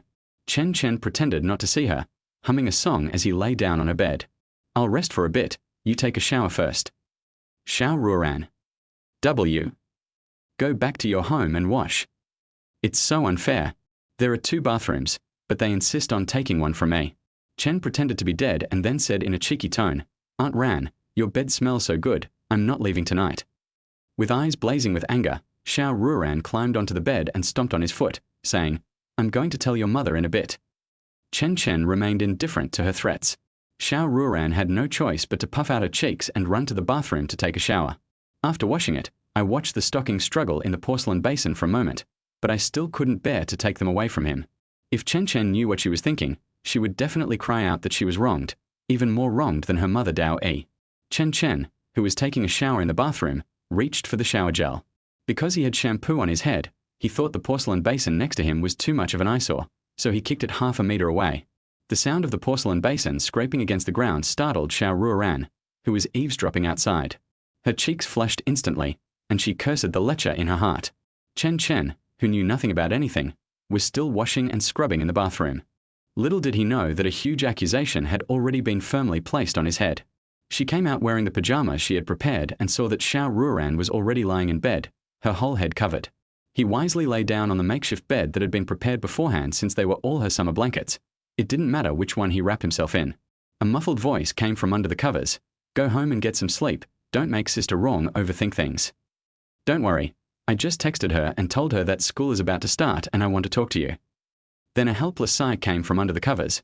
"You bastard, I really owe you something. What do you want?" Thinking of the noise that came from the bathroom just now, she was extremely embarrassed. This little rascal touched her clothes, so he can't touch her body, right? Chen Chen was unaware of her wild thoughts. He got up, turned on his computer, and logged into his QQ account. "Why are you covering yourself up? Come over and take a look at my custom-made wedding dress." Upon hearing this, the blanket was kicked to the ground with a snap. A pretty face flushed with rosy cheeks was pressed against the computer screen. What came into view was the three-dimensional pattern that Chen Chen and the designer had created together. Featuring blue crystal as its theme, it is crafted using toothpick-like fine folds as the main technique. Because it's summer, I chose a strapless sheer style. The upper body is made of lace combined with starry sky elements, and delicate embroidery outlines every element. The lower body is made up of 2 layers, with the inner layer being light and thin, featuring a winding lotus flower design that adds more detail. The outer layer is semi-transparent, covered with flat gravel, sparkling and shimmering. The skirt connects to the outer layer, which is covered with more crushed stones and crystals, like a cascading galaxy stretching endlessly. The overall design exudes elegance and sophistication, while the delicate details highlight its exquisite beauty and nobility. Chen Chen gazed at the blushing, adorable face lost in the moment, smiled slightly, leaned forward, and gently tapped her cheek. "How about it? Are you satisfied? It's the only one of its kind in the world." Xiao Ruoran snapped out of her daze, her eyes glistening with tears. All the grievances she had suffered during this time vanished. The love in my heart surged like a tide, like the flowing hem of a skirt. Her throat trembled slightly as she couldn't help but step forward and hug Chen Chen tightly. A trembling sob echoed in the room. "You little rascal, I'm very satisfied, thank you." "Xiao Chen, I never thought I'd ever wear such beautiful clothes."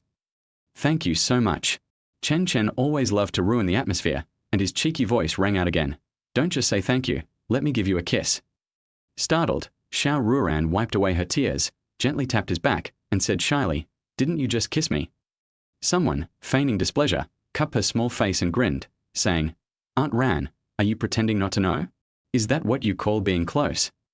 Having been given some pointers, Xiao Ruoran immediately understood. Her eyes darted away, and she took his hand in her small hand and rubbed it gently. "That won't do. Don't make things difficult for your aunt. At worst." Chen Chen pressed, "What's the big deal? Hurry up and tell me, or I'll be miserable tonight. I put a lot of effort into this wedding dress. I haven't been eating or sleeping well lately."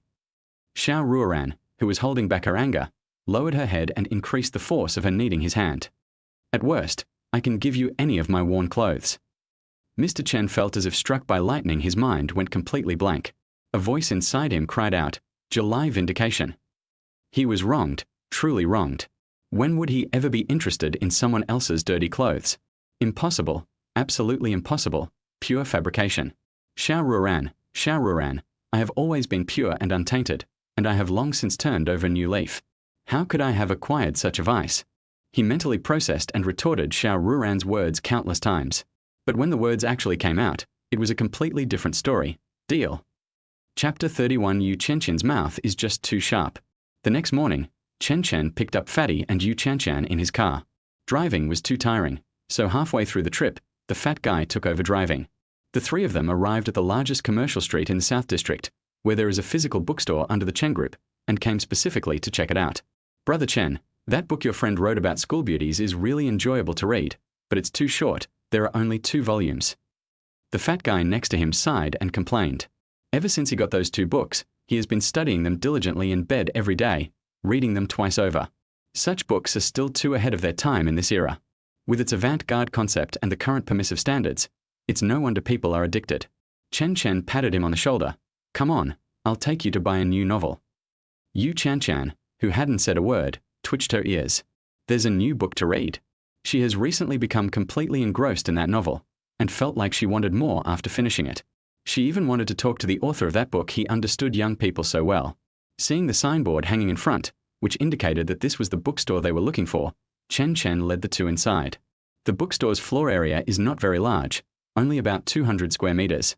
It's a 2-story building. The first floor sells books, and the second floor is a place for borrowing books and drinking tea. Chen Chen walked around the first floor and got a general idea of the books being sold. Mostly classic works, fewer novels, and some study materials. 2 novels were displayed in the most prominent area. They were the 2 I wrote, both of which were put on the shelves last night. He took out the fantasy book and handed it to the fat man, saying, "This one was also written by my friend." The fat man was immediately drawn to the anime-style illustrations on the cover, and inside the packaging he had never seen such an outfit in real life or online. He quickly took it to the second floor to examine it closely. Chen Chen went out and looked at the bare walls of the bookstore, then shook his head slightly. It's such a waste not to use such a large wall space. I'll ask my mom to put up novel covers, or maybe pictures. Chen Chen. Chen Chen ran up to him from inside the bookstore. He asked, "What's wrong?" Chen Chen's expression was a little off. It seemed like she was suppressing a smile as she accepted the gift. The fat guy ran into an old acquaintance on the second floor, and they're having a lively chat, she said, pursing her lips. Chen Chen was puzzled. Was it an old acquaintance of the fat man? Unable to hold it in any longer, Chen Chen suddenly burst out laughing. Seeing how happy she was, Chen Chen seemed to have guessed who it was. As expected, when they reached the corner on the second floor, there was Zhao Qingyu and her best friend. At that moment, she was happily and secretly discussing something with the fat man. Chen Chen, standing at the top of the stairs, asked Chen Chen, "What are they talking about?" He was speaking so softly, I didn't know either, but judging from the fat man's troubled expression, it's not a good thing. Zhao Qingyu pulled the fat man aside and said, "It's just giving us a ride for a day, it's nothing." She arrived at the bookstore earlier than Jiang Wenming. As soon as Jiang Wenming came in, she noticed the Land Rover key clipped to his waist. To impress her friends, she wanted Jiang Wenming to drive her and her friends around town. But Jiang Wenming made an excuse that the car belonged to a friend and he couldn't just drive it away. So she kept whispering sweet nothings in Jiang Wenming's ear. "Really, no, the car isn't mine," the fat man explained dejectedly, regretting that he hadn't let Chen Chen hang the keys on his waist. After being rejected despite her kind words for so long, Zhao Qingyu felt flustered. "Jiang Wenming, I'm giving you a chance. Once you go to Shenzhen, we won't have many more opportunities to meet." "I'm sorry, it really can't." Rejected again, Zhao Qingyu completely broke down. "Fine, then don't regret it." She glared at him resentfully, then turned and went back to her group of girlfriends. Upon seeing her return, one of her close friends said, "Let's drive to the city center for some fun. They're really good at scheming. There are lots of people there, so there are plenty of opportunities to show off." Zhao Qingyu forced a smile and made up a reason. "Let's skip it today. Jiang Wenming has something to do and can't get away." The saying, "You become like the people you associate with," holds some truth. Upon hearing her words, several of her girlfriends immediately became dissatisfied and questioned the fat man. "Jiang Wenming, do you even care about Qingyu? What could be more important than taking her out to have fun?" "Exactly. Someone like you can't even be there for someone. How can you possibly win Qingyu's heart?" "Let me tell you, there are plenty of people pursuing Qingyu. You're just wasting your chance. If you don't work hard now, your chances will be even slimmer once you go to Shenzhen." They took turns criticizing the fat man's behavior, their words filled with contempt, believing that the fat man was climbing the social ladder by pursuing Zhao Qingyu. The fat man, who was not good at arguing, moved his mouth but did not say anything for a long time. Everyone knew that he had pursued Zhao Qingyu back then, and he didn't know how to refute so many people's opinions. Chen Chen and his companion, who were at the corner of the stairs, also heard the sarcastic remarks from the group. Chen Chen, being the most straightforward and unable to remain calm, was the first to rush out. He unleashed a torrent of abuse on the girls who dared to mock him for being fat. A bunch of children who slipped through the net of compulsory education. Have you eaten the word quality? Why don't you look in the mirror and see what you look like? What right do you have to criticize other people's appearance? Do you think that just because you've put on layers of putty, all the men outside will have to fawn over you? This is a public place. How disgusting to shout like that. A few words from him left them blushing. It was the first time in their lives they had been so publicly humiliated. Other onlookers were also whispering and pointing fingers at their character, and for a moment they felt they had lost face. Zhao Qingyu recognized Yu Chen Chen and stood up to defend her best friends, saying, "Aren't you just Chen Chen's backup plan? What are you so smug about? A backup plan is just a backup plan. You only dare to show off in front of outsiders. I've never seen you say a word in front of Zua. Let me tell you, Chen Chen will only cling to Zua, and you can only secretly watch Zua be happy from a corner." She knew how to kill by destroying one's spirit. She directly brought up Chen Chen and Xiao Zhu, and even deliberately belittled Chen Chen in front of her. The meaning is clear. What Xiao Zhu can easily obtain is a luxury for her. Such simple and easy to understand language is naturally easy for even the most straightforward person like Yu Chen Chen to comprehend. Although she knew that what Zhao Qingyu said was not the truth, she still felt a tremor in her heart. She had indeed secretly witnessed Xiao Zhu's happiness, and she had also felt envious, disappointed, and in pain. "Heh, you're young, but you've got a sharp tongue." Chen Chen slowly walked up the stairs, his gaze icy. He didn't care about the mix of truth and falsehood in his statements, but she shouldn't have bullied her two good brothers one after another. Seeing Chen Chen approach, Zhao Qingyu was first taken aback, then somewhat delighted. "Chen Chen, you're right. Yu Chen Chen is just too sharp-tongued. You should stay away from her in the future." She didn't think Chen Chen was talking about her, given their connection through Xiao Zhu.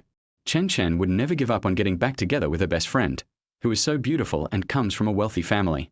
Several of his other girlfriends also confided their grievances to him, pointing at Jiang Wenming and saying, "And your friend, he's so immature." Qingyu gave him a chance, but he didn't know how to seize it. He deserves to be single. Chapter 32. Are you in such a hurry to find a new client? The group kept talking incessantly, belittling Chen Chen's friend in front of him. Chen Chen wasn't a teenage mutant ninja turtle, so he naturally wouldn't tolerate them. "Your mouths are too foul, so shut up right now." Zhao Qingyu stared at him in astonishment. "You, what did you say?" Seeing that they had hearing difficulties, he raised his voice a few decibels. "I'm saying your mouths are foul, polluting other people's reading environment." "Chen Chen, do you know what you're saying?" The disgruntled ringleaders in front started directing their anger at Chen Chen again. "The main theme is that I am the only one who matters, and I will fight anyone who displeases me." Their hearing was exceptionally poor, and Chen Chen didn't have the patience to repeat himself to them over and over again. "If you have hearing problems, go to the hospital to get your ears checked. Don't disgust others here." The group of people, finally realizing what was happening, changed their expressions drastically, their anger rising and falling. "Chen Chen, do you still want to get back together with Zua?"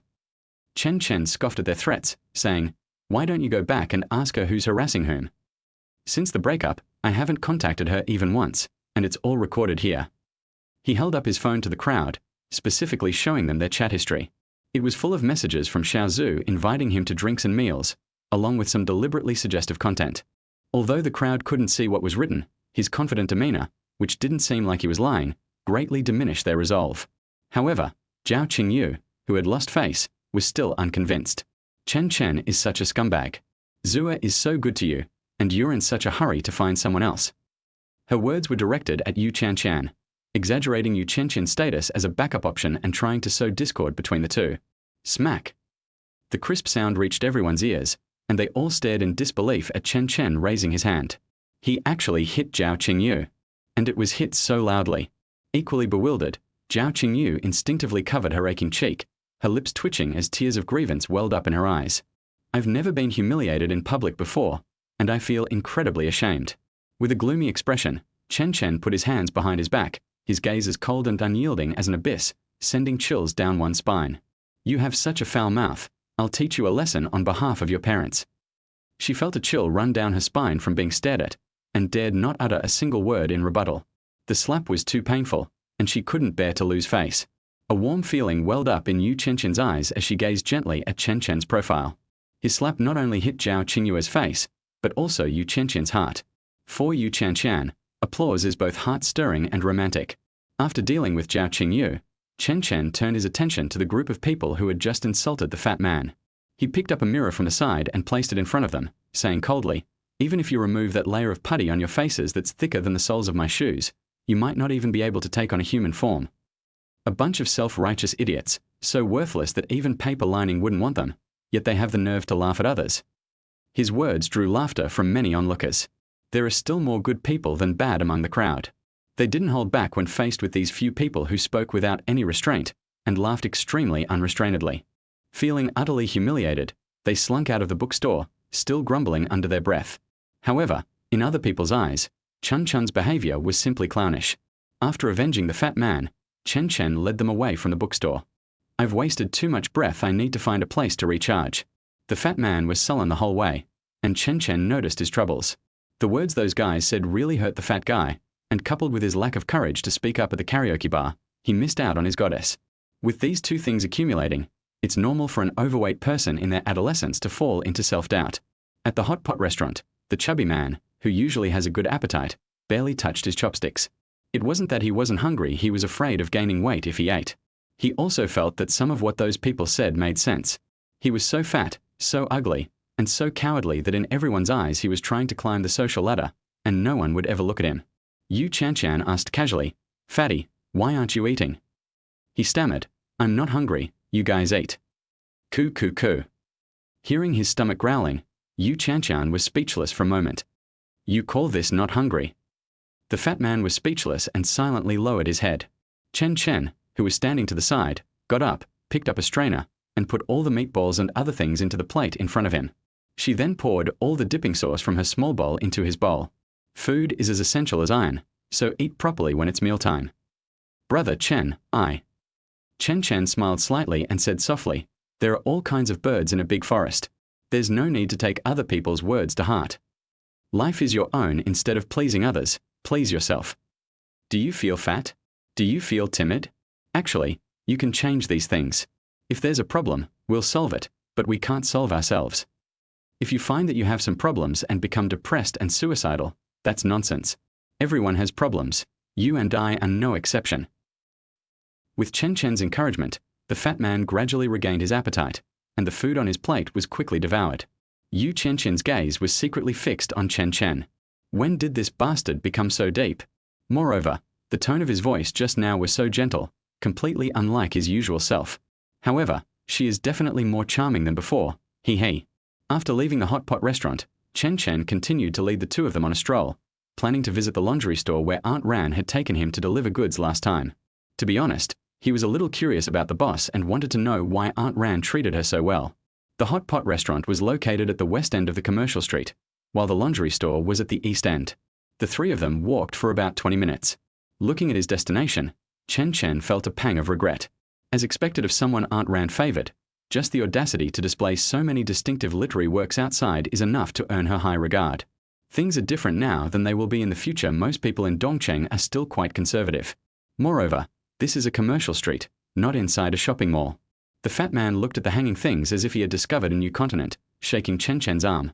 "Brother Chen, those underwear designs are so sexy, I've never seen anything like them before." His lips twitched at being called Brother Chen, and he lowered his head somewhat humbly. "Damn it, you fatso, can't you see all these people around you? You think you can just shout those things out like that? Brother Chen, Chen Chen has already squeezed in. Shall we go over?" Chen Chen looked up again and saw her figure in the crowd. He shook his head slightly and said, "There are too many people. Let's wait a while."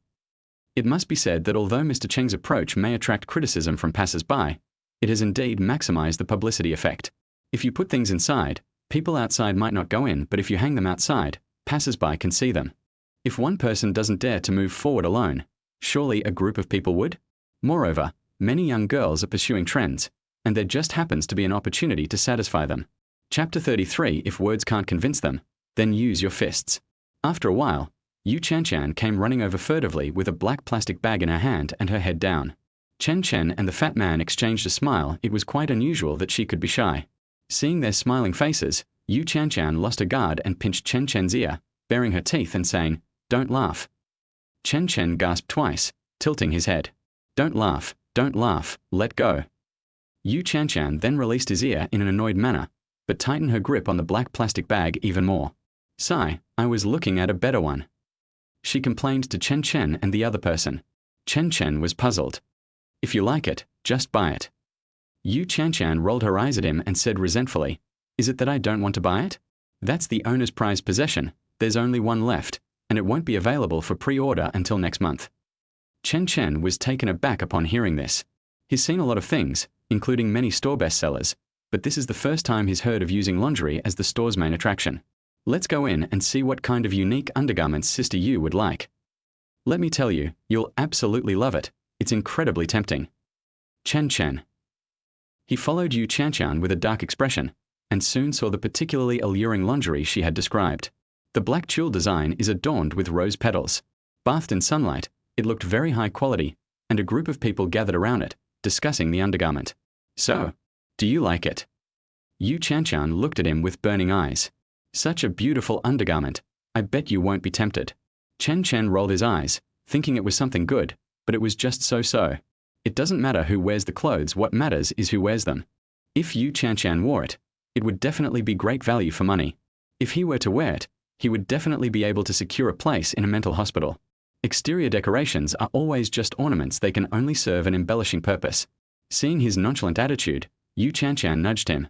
"Hey, say something. Do you like it or not?" "Big brother, it's you who's wearing it, not me. What good is it if I like it?" Chen Chen stared at her speechlessly. However, Sister Yu already had a solution. "I can wear it and go to the beach with you." "You little brat, watch me get my hands on you." The fat guy next to Chen Chen nudged him and said, "Brother Chen, you're in for a treat again." He kicked the fat man speechlessly, then looked at Chen Chen and said, "I'll buy it for you, wait for me a bit." Hey, don't rush." The shop owner said that orders can only be placed next month. As Chen Chen's figure receded into the distance, she felt excited and chased after him. Upon entering the store, Chen Chen led the two directly to the front desk and asked the clerk, "I want to see your boss." "You think you can just see the boss whenever you want?"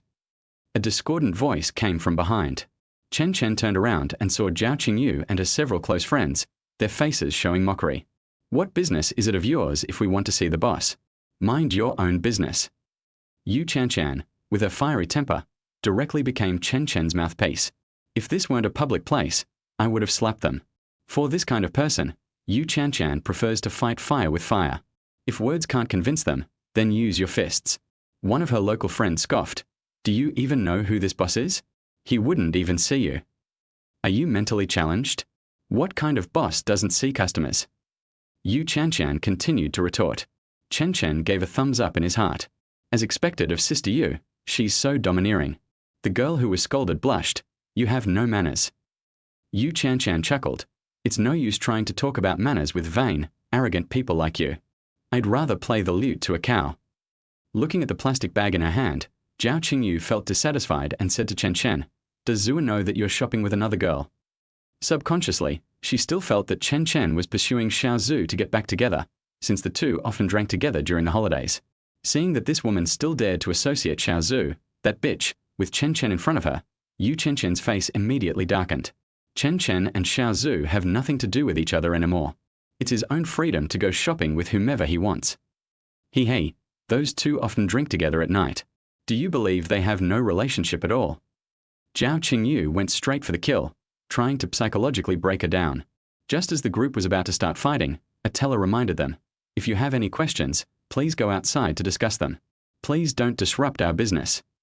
Chen Chen glanced at them, then turned to the teller and said, "Tell your boss that I am a friend of General Manager Xiao, and ask him to come out and meet me." The clerk nodded, turned around, and ran upstairs. A moment later, the sound of footsteps came from upstairs. Zhao Qingyu and the others exchanged glances, sensing something was amiss.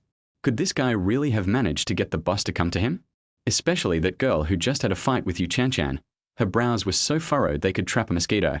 Her father knew the owner of this shop, so she wanted to use that connection to buy the non-sale undergarment so she could impress her friends. Da. As the footsteps drew closer, a gentle smile appeared on the person's face the moment they saw Chen Chen. She is very elegant in every gesture and movement. Age has not diminished her beauty, but rather added a touch of charm to her appearance. President Xiao is here too. Cheng Min had asked, her eyes fixed on Chen Chen. With clear eyes, calm demeanor, distinct facial features, and a refined and elegant temperament, it's no wonder he can stay by President Xiao's side. With her experience, it was easy to see that the little guy and Xiao Ruoran had a close relationship. During the last delivery, Xiao Ruoran's gaze remained fixed on him. Even if they aren't a couple, they must have a very close relationship.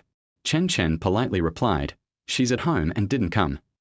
From just one sentence, Cheng Minute sensed something unusual. Home. The relationship between these two is basically locked up. They're either lovers or family. So she became even more enthusiastic, having someone pour her a cup of tea, and asked, "So, you've come today?" Chen Chen scratched his head sheepishly. "My friend saw a piece of clothing here while passing by, but it's not for sale." "Aunt Cheng." Looking in the direction of the sound, Cheng Minute exclaimed in surprise, "Little Fang, what are you doing here?" Cheng Fang was the child of her former neighbor. She and Cheng Fang's father used to live in the same neighborhood and later worked together for a while, so they were acquaintances. Cheng Fang stepped out from behind the crowd. Her expression a stark contrast to her previous demeanor. She appeared dignified and modest. Yu Qianchan glanced at her with disgust and quickly looked away. It was too disgusting, and she exclaimed that she couldn't stand it. "Girl, are you here to buy clothes too?" Cheng Fang nodded and pointed outside the store. "I've got my eye on that undergarment outside. I didn't want to trouble you, but I'm going to university next month and I'm afraid I won't be able to buy it then." Cheng Minute glanced at the non-sale item outside and smiled. "It seems this style really appeals to young people. My judgment was right. Chapter 34, you'll be my wife, okay? Aunt Cheng, can I buy that dress?" Cheng Minute glanced at Chen Chen smugly. "You wouldn't believe it. Aunt Cheng and my dad are old friends. This dress is mine now." She wasn't the only one who was smug. Even her group of best friends showed contemptuous smiles at Chen Chen and his two companions. This boss used to work with Cheng Fang's father, and they even lived on the same street. Their relationship is definitely stronger than that of Boss Xiao that Chen Chen mentioned. Cheng Minute calmly replied, "Given my relationship with your father, it would be too formal to say I'm selling you off." Upon hearing this, Cheng Minute instantly felt radiant and light as a feather. Her best friend's contempt for Chen Chen and his group intensified. She was determined to make them lose face today. Cheng Minute continued, "In early September, I'll have your dad mail it to you directly, so don't worry about not being able to buy it. This one in the store will be given to this young man first. He is a friend of Aunt Cheng's business partner." She felt that by saying this, she could save Cheng Fang's face while subtly explaining why she wouldn't give Cheng Fang the item. But she didn't know that Cheng Fang had a conflict with them, and when she opened her mouth, Cheng Fang's face was completely shattered. "Thank you, Aunt Cheng," Chen Chen said with a smile. At this moment, Cheng Fang and her friends were all gloomy. Some of her best friends even wanted to kill Cheng Fang. Didn't we agree that we would definitely win them over? Didn't we agree on an unbreakable relationship? Well, now they've been humiliated twice in one day by Chen Chen and his group, losing all face. Cheng Minute personally packed it up for them and watched the three of them leave. Turning around, she saw that Cheng Minute and the others were still there, and smiled. "Don't worry, new stock will arrive next month, and I'll mail it to you as soon as possible. Also, see if there's anything else you like, and Auntie will give you a few pieces." The group remained silent, and Cheng Fang forced a smile. Back in the car, Chen Chen said to Qian Qian, "When we get home, take a picture of that dress and send it to me." Yu Qianchan was taken aback at first, then glanced at the fat man driving the car, and shyly slapped Chen Chen on the back. "Oh, I know, keep your voice down." Chen Chen, who understood instantly, twitched his lips and tapped her on the head. "What's going on in your head all day long?" "What I mean is, you send me the design, and then I'll show it to Aunt Ran so she can restock the store." Misunderstanding his meaning, Yu Qianchan was like an angry little tiger, her cheeks flushed as she pinched his thigh. "Don't pretend to be innocent with me. Don't think I've forgotten what happened behind the school. Sooner or later, I'll expose your true colors." The chubby driver suddenly became curious. "What school's back mountain?" Chen Chen covered Yu Qianchan's mouth and glared at her. "It's nothing. Don't listen to her nonsense. Drive carefully. There are 3 lives at stake." Yu Qianchan stared at him defiantly, but her mouth was tightly covered by him, preventing her from speaking. She couldn't bear such abuse and was determined to expose Chen Chen's hypocritical facade. After dropping them off and returning home, Aunt Ran had already prepared a meal and was waiting for him. 5 dishes and a soup, quite a feast, truly a virtuous wife. "Aunt." Seeing him return, Xiao Ruoran took off her apron and put it aside. "What were you doing so early in the morning?" "I didn't do anything. I just went to the South District with a friend." The meatballs on the table were steaming hot and fragrant. Chen Chen reached out to grab one, but Xiao Ruoran slapped it away. She frowned and said, "You touch things without washing your hands. I'm feeding you." Her fair fingers were still damp with a light mist, glistening and translucent. She pinched the meatball, blew on it, and then put it in his mouth. The meatballs nestled in my teeth, and the warm, juicy meat filled my mouth. It was delicious. The rich aroma also carries a hint of lightness. Xiao Chen, let go. Xiao Ruoran glared at him angrily. What did you do in the South District? Chen Chen lay on the sofa with a smile, looking up at her sulking face. Who are you to bother me like this? You bastard, I'm your aunt, your elder, so I can boss you around. Xiao Ruoran took off her slippers and kicked him with her black stocking feet. So how long do you plan to take care of me? Without even thinking, she blurted out, of course, a lifetime. Realizing belatedly that it was inappropriate to say it that way, she repeated, I am your aunt, your elder. That's a good way to put it, she said with a satisfied expression. Upon hearing this, Chen Chen, oblivious to the danger, said, Auntie, since you're going to take care of me for the rest of my life, if I can't find a partner, you can be my wife. He smiled as he looked at Xiao Ruoran, whose expression gradually turned to astonishment. A moment later, Xiao Ruoran, her cheeks flushed, sat down beside him and said with her head down, Don't talk nonsense. Auntie can only take care of you. I can't be your wife. Chen Chen leaned close to her ear, breathing warm air. Will you take care of me for the rest of my life? Get out of here. Auntie doesn't want to take care of you for the rest of your life. Xiao Ruoran said in a soft, mosquito-like voice, without any confidence. Chen Chen pretended to be sad as he got up to go to the bathroom to wash his hands. Hey, you're such a hypocrite. You just said you'd take care of me, but now you're saying no. Xiao Ruoran, with her head down, pinched the stockings on her legs, making a soft slapping sound. Whenever she encounters this kind of problem, she becomes extremely ill. She didn't raise her head until Chen Chen returned from the bathroom. Even after finishing her meal, she still didn't raise her head. Chen Chen warned, Stop pinching, the stockings are going to tear. Mind your own business, who do you think you are? Her reply was as soft as ever, so soft that Chen Chen didn't even hear it. As a dutiful son, he certainly couldn't let Aunt Ran go hungry, so he pinched the meatballs and fed them to her. 1, 2, 3, 4, 5. Wah, my mouth is full. With her mouth stuffed full, Xiao Ruoran couldn't help but raise her head and reach out to stop him from feeding her further. It took a lot of effort to swallow the meatball in my mouth, and then I took a sip of soup before my throat felt better. She pinched him playfully. You've choked your aunt to death. Now let's see who takes care of you. So, you're agreeing to my request. I can only take care of you, everything else is out of the question. She straightened her back, trying to assert her authority as an elder. Remembering the principle of moderation, Chen Chen knew when to stop and continued to show his filial piety by pinching up the meatball. After feeding her, he casually mentioned that he hadn't washed his hands after using the toilet, further demonstrating his consistent filial piety. You bastard, I'm not going to take care of you, you ingrate. Just go die. Xiao Ruoran's soft, angry roar filled the entire room. A while later, she came out of the bathroom angrily, with water droplets still on the corners of her mouth, indicating that she had washed herself thoroughly. Seeing the toilet plunger in her hand, Chen Chen felt a chill run down his spine. Aunt Ran, that thing isn't suitable to be taken out of the bathroom. I don't care, you're too despicable, I have to beat you up. Xiao Ruoran's eyes were filled with anger. That brat. He's infuriating. He was feeding himself meatballs with the hand he used to go to the toilet. It's outrageous. Having no way to escape, Chen Chen immediately gave in. Put what you're holding back, and I'll let you hit me. I definitely won't run away. After putting the toilet plunger back in, Xiao Ruoran went straight to Chen Chen after leaving the bathroom, and pinned him down on the sofa, giving him a good rough time.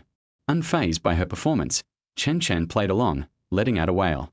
Chapter 35. This is my ex-boyfriend. You can call him Xiao Chen. Xiao Ruoran, who had exhausted all her energy on her emotions, did not inflict any real injuries. Pretending to have suffered a severe blow, Chen Chen tried his best to put on a pitiful expression. Panting heavily, Xiao Ruoran got up and straightened her disheveled clothes, glaring at Chen Chen angrily. Come with me to Baima Commercial Street. Baima Commercial Street is located in the city center and is the largest commercial street in the entire Dongcheng City. It is also one of the few chain-type commercial streets in China. It's called a chain because it's built with corporate investment and is located in major cities across the country. Similar to rental properties, businesses lease these properties, and the companies that collect rent also bear the responsibility of supervision to prevent individual businesses from damaging the brand value. Chen Chen looked at the commercial street that seemed to stretch on forever. All sorts of commercial brands were hanging on the street, basically bringing together the best merchants in the entire Dongcheng City. Comparisons are odious. Aunt Ran, the landlady, is living a truly carefree life. That's right, Baima Commercial Street is also a property left to her by her parents. Aunt Ran, how much profit do you make here in a year? Chen Chen asked Xiao Ruoran with envy. This area has the highest pedestrian traffic in Dongcheng district, with the most schools, residential communities, and businesses. Xiao Ruoran lowered her eyes slightly. It seemed that the resentment from the meal had not yet dissipated. It has nothing to do with you. I don't want to give you a single penny. Sigh, I'm so sad. His imposing and tall figure suddenly drooped, and his expression was sorrowful, giving the impression that he had given his love to a dog. Her soft heart began to take over her mind, and she poked his arm with her slender white fingers. Okay, Auntie was just kidding with you, don't be sad. The White Horse Commercial Street is managed by staff left by my parents. I haven't seen the individual accounts, so I really don't know how much money they can make in a year. Upon hearing this, Chen Chen was filled with even more grief and indignation. Look at this. Look at this. Is this even human speech? They've made so much money that they don't bother to check the revenue of a single street in a city. I'm so jealous, cow. He leaned against her, feeling utterly powerless, as they surveyed the family business. The feeling in his heart was one of indescribable jealousy. But then, shamelessly thinking about it, I realized that Aunt Ran's things were his too, and my mood instantly brightened up. His body stiffened instantly, and his previously dull eyes transformed into eagle-like gazes, sharply scanning the surrounding shops. After walking around for more than an hour, we finally saw the end of the commercial street, where a nearly 10-story building stood. It's just that it's still Aunt Ran's business, and it was also invested in by my own mother. White Horse Shopping Mall. As they delved deeper, Xiao Ruoran's gaze gradually turned cold and sharp. She came here today because she received a report that some businesses were openly selling counterfeit or shoddy goods. These plates are not large in size, and there are no market regulations prohibiting their purchase. However, the content of the discs carries certain foreign values, and the target audience is mainly college students. As a patriot, she absolutely would not allow such behavior. The two stopped in front of a store called Xiao's Bookstore. Chen Chen glanced at the colorful signboard and asked, "Did my mom send you to inspect the cooperative project?" Xiao Ruoran shook her head slightly and walked in, completely bewildered. Without further ado, she went straight to the problem and found the disc the whistleblower had mentioned next to a pile of novels. The promotional cover features several women dancing provocatively. Chen Chen had a sense of déjà vu at just one glance. This thing looked so much like that crazy horse show from later generations. He took the disc from Aunt Ran's hand, flipping through the description over and over. The more he looked, the more it seemed plausible. He wished he could play it. Don't even think about watching this kind of inappropriate stuff. Xiao Ruoran snatched the disc from his hand and said fiercely to him, "You bastard, your eyes are practically bulging out. I'll gouge them out when we get home. Even your aunt has never been this serious." Chen Chen shrugged helplessly. Aunt Ran, if people can get their products from legitimate markets, the contents must have been tested. Located in a high-traffic area in the city center, Baima Commercial Street naturally receives special attention from the local Market Supervision Bureau. Xiao Ruoran remained silent, wanting to say something but afraid of shattering his beautiful fantasy. In the end, she simply exhaled a breath of stale air and said, "Xiao Chen, there is no absolute perfection in this world." Chen Chen immediately understood what he meant. There was something wrong with the plate in his hand, and the seller had evaded the watchful eyes of regulators. The corners of his mouth involuntarily turned up. Was this the merchant's personal action or the intention of the Xiao group? As the young people bought the discs one after another, Xiao Ruoran's eyes flashed with anger. They'll make money off of anything. They're shameless bastards. With a sullen face, she grabbed the plate and rushed to the front desk, slamming it down on the table with a bang. Suppressing her anger, she said, "Call your manager out here." The receptionist was a young man wearing a short-sleeved shirt, and he looked helpless. Looking at the fairy-like older sister who suddenly appeared in front of him, he couldn't help but smile. "Beautiful sister, you can tell me what's wrong. Our shop manager is quite busy and usually doesn't entertain customers. Can you take responsibility for removing these discs from the shelves?" Xiao Ruoran asked skeptically. The receptionist was slightly taken aback. What was this beautiful woman joking about? Does she even know how profitable this stuff is? Taking it off the shelves is practically cutting off the store manager's source of income. Beautiful lady, are you kidding me? I'm not kidding, I'm serious. This. The receptionist felt a little down. Had God opened the door of good looks for her, but closed the window of intelligence? Here's what we'll do. Leave me your contact information, and I'll pass it on to the store manager so he can talk to you when he has time. Seeing the strange smile on his lips, Chen Chen's face darkened. That bastard, he's got a pretty good plan. The pretense of handing it over to the store manager was probably just an excuse. The real intention was to arrange a meeting with Aunt Ran. There was no way to stall for time. Xiao Ruoran said firmly, "I want to see him today." Seeing her resolute attitude, the receptionist had no choice but to take out her phone and make a call. A moment later, 2 loud footsteps came from upstairs. "Chen Chen, what are you doing here?" Looking in the direction of the sound, there was Xiao Zhu. "Damn, this luck is unbelievable. What is she doing here?" Xiao Ruoran and Xiao Zhu's eyes met at the same time, and the air became unusually heavy for a moment. The two had previously had an unpleasant exchange at a bar over whether Chen Chen would go home or not. In the end, Xiao Ruoran won, but she no longer had any impression of the girl in front of her. After the argument at the bar last time, she basically held a firm attitude of not wanting to get close to Xiao Chen.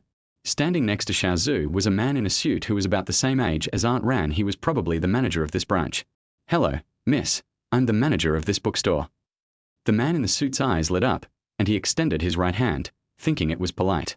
Today, Aunt Ran is wearing a waist-cinching dress, which perfectly showcases her curvaceous figure. Her lower body was immediately covered by sheer black stockings, which perfectly accentuated the charm of a mature woman. Her pretty face had a faint blush, exuding a charming yet aloof aura. The man in the suit was practically speechless. Such a woman was like a celestial being, rarely seen on Earth. The filial son, Chen Chen, stepped forward to block Aunt Ran and also extended his right hand. The man in the suit's eyes darkened, and he cursed Chen Chen in his heart for ruining his chance at finding a girlfriend. Before he could speak, Xiao Zhu introduced him to Chen Chen. "This is my brother, Xiao Yun, my uncle's child." "Xiao Xue, do you know each other?" Xiao Yun asked suspiciously. Xiao Zhu gave her brother a sweet smile and introduced Chen Chen in a very gentle manner. "This is my ex-boyfriend. You can call him Xiao Chen." Chapter 36. This is a request, not a supplication. "Huh? Ex-boyfriend?" Xiao Yun stared in astonishment at Chen Chen, whose face was stiff in front of her. Chen Chen hadn't expected Xiao Zhu to introduce him like that. It was truly unbelievable. Xiao Ruoran was equally unhappy, her hostility towards Xiao Zhu intensifying. If it weren't for her reason, she would have smashed up the bookstore today. She suppressed her anger and dissatisfaction, saying, "Miss Xiao, it's best not to reveal this identity in public. It's not very polite to others." Chen Chen, with his strong survival instinct, also agreed. "Let's not talk about the past anymore. It's all in the past." A shadow crossed Xiao Zhu's eyes. Men really are all the same. They take advantage of you and then try to run away. However, she still had a smile on her lips. "Auntie, please excuse me. We young people are sometimes like this. We tend to speak without considering the occasion." She had often heard Chen Chen mention Xiao Ruoran before, so she naturally knew about their relationship. Xiao Ruoran, being intelligent enough, naturally didn't care about her little tricks. She just wanted to know Chen Chen's reaction. Seeing that the brat was still standing in front of her, the features on her face softened considerably, and she said softly, "My Xiao Chen wouldn't do that." Chen Chen blinked, wondering why Aunt Ran's words sounded so sarcastic. Upon hearing this, Xiao Zhu's expression faltered. Not only was she provoked, but Chen Chen didn't say a word in her defense, making her feel incredibly frustrated. Seeing that the atmosphere was getting tense, Xiao Yun stepped forward in time. "Miss, you haven't said what you want to see me about.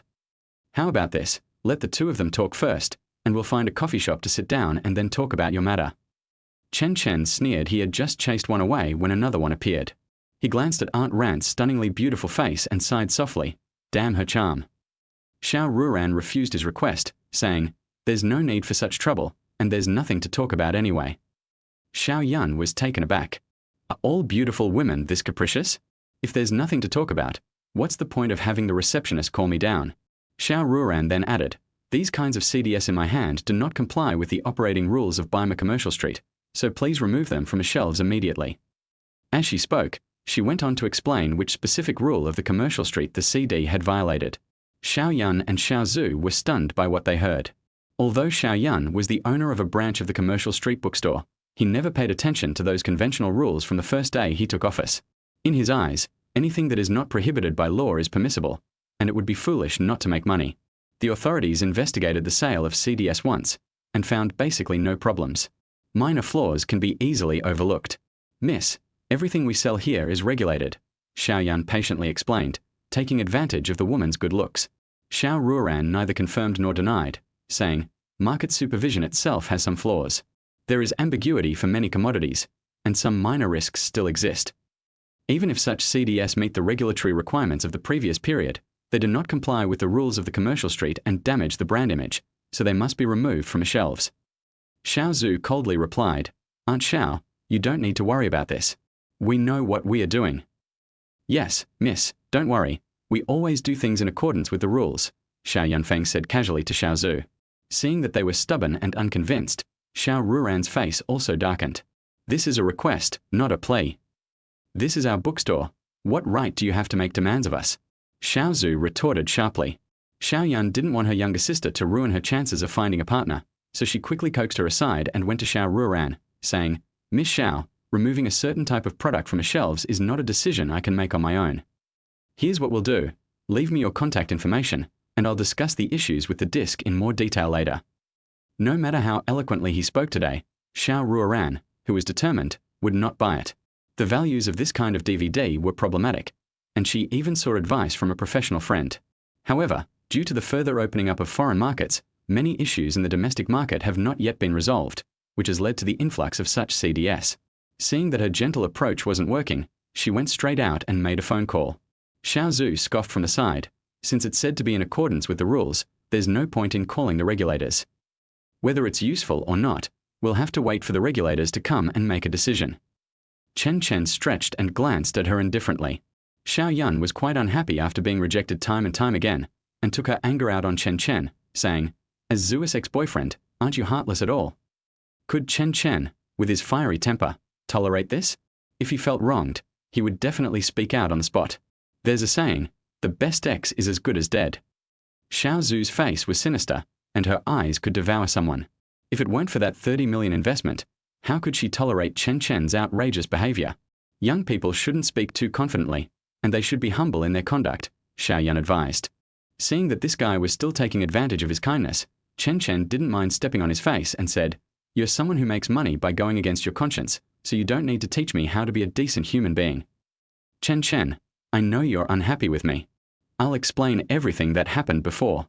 Please don't make things difficult for my brother. Arrogant and domineering Xiao Yun didn't wait for Xiao Zhu to finish speaking before saying to Chen Chen, Do you think that just because of your relationship with Zua, I won't dare to touch you? The world is a big place, so you should keep a low profile. If you offend the wrong person one day, you'll suffer the consequences. Xiao Zhu's expression changed, and she hurriedly tugged at her brother's arm, not wanting him to continue talking nonsense. Of all the people you shouldn't mess with, the one you should least mess with at this critical juncture is Chen Chen. The 30 million investment is still in place, and my father said there are even bigger plans to follow, so I can't afford to offend Chen Chen. However, Xiao Yun had already been provoked by Chen Chen, saying, Xiao Zhu, he doesn't even care about your past relationship. Why are you still defending him? Kid, I've been around since I was a kid, and I've never seen such an arrogant guy like you. Chen Chen pursed his lips. You saw it today, didn't you? Having suffered another blow, Xiao Yun broke free from Xiao Zhu's grasp, her footsteps slamming loudly on the floor. She walked up to Chen Chen and said, Apologize to me and Xiao Zhu, and I'll forgive your behavior. Otherwise. Big brother, aren't you childish? Chen Chen rolled his eyes at the question. Have you been watching too many Hong Kong dramas? The two consecutive questions were like two slaps to Xiao Yun's face, and he felt a burning pain. Moreover, the passers-by around would occasionally chuckle, which felt even more like mockery. Seeing that the situation was about to get out of control, Xiao Zhu decisively abandoned her brother, took small steps forward, grabbed Chen Chen, and tried to leave. Stop arguing. I'll treat you to dinner at Bima Shopping Mall. You can eat whatever you want. Having been slapped twice and then betrayed by her sister, Xiao Yun's vision blurred, and she could no longer hold back. Xiao Zhu, you. Chapter 37. 10 new shops were rented recently. Xiao Zhu looked at Chen Chen pleadingly, her eyes brimming with tears. Please stop making a scene, okay? If it weren't for her memories of a past life, her dramatic performance would have fooled her completely. Chen Chen said expressionlessly, Big sister, what are your eyes and ears for? Am I making a scene? It's your brother who's threatening me. He's threatening me. Her lowered eyes drooped even lower, her lips pursed, and like a wrong child, she shook Chen Chen's arm. He was also angered by your Aunt Ran. Everything sold in the bookstore is legal. Seeing her younger sister's affectionate display, Xiao Yun's head started buzzing, and her face turned as red as a furnace. For a moment, I had the illusion that a building was collapsing, and I leaned against the wall to steady my swaying body. Is this my sister? Is that her ex-boyfriend? Even if he's her current boyfriend, he shouldn't treat her brother like that. A genuine sense of grievance welled up in my heart, mixed with a touch of jealousy. Why? Just because he has a handsome face? Chen Chen pulled her small hand off his arm, which was tightly gripping his arm, and casually shook his arm. Whether you wronged your brother or not, we'll find out in a little while. Seeing that he was unmoved by reason, a shadow of gloom flashed across Xiao Zu's lowered eyes. You scoundrel, just wait and you'll regret it. Everything here has been verified. It's only been a few months since the last audit. How could the rules change every day? About 20 minutes later, Xiao Ruoran followed a middle-aged man dressed in a manager's uniform into the room. The middle-aged man was a silent fellow. He glanced briefly at Xiao Yun and then retreated behind Xiao Ruoran. Although silent, he was very sensible and knew who the wealthy person was. After Xiao Yun recognized the person, she felt that he was very familiar with her, as if she had seen him somewhere before. However, the clothes worn by the middle-aged man were very familiar. They were the uniforms unique to the supervisors of Baima Commercial Street. He had seen quite a few of them recently, but he had never seen this middle-aged man before. That being said, it still feels a bit familiar. Sir, are you a supervisor of Baima Commercial Street? Xiao Yun asked uncertainly. The middle-aged man nodded slightly, his expressionless face fixed on the disc in his hand. Perhaps it was because of the heat, beads of sweat appeared on his forehead, and his gaze kept falling on Xiao Ruoran. Xiao Yun repeated the word she had prepared in her mind. Sir, you have inspected our products before, and market staff have also been here. He was aware of some of the problems with the product, but it didn't affect its sale, since it had passed inspection. In his view, flaws are not a problem, as long as there is a market for them. The middle-aged man didn't immediately answer Xiao Yun's explanation, but instead glanced at Xiao Ruoran beside him. Miss Xiao, what do you think? Uncle Hua, you are the one in charge here.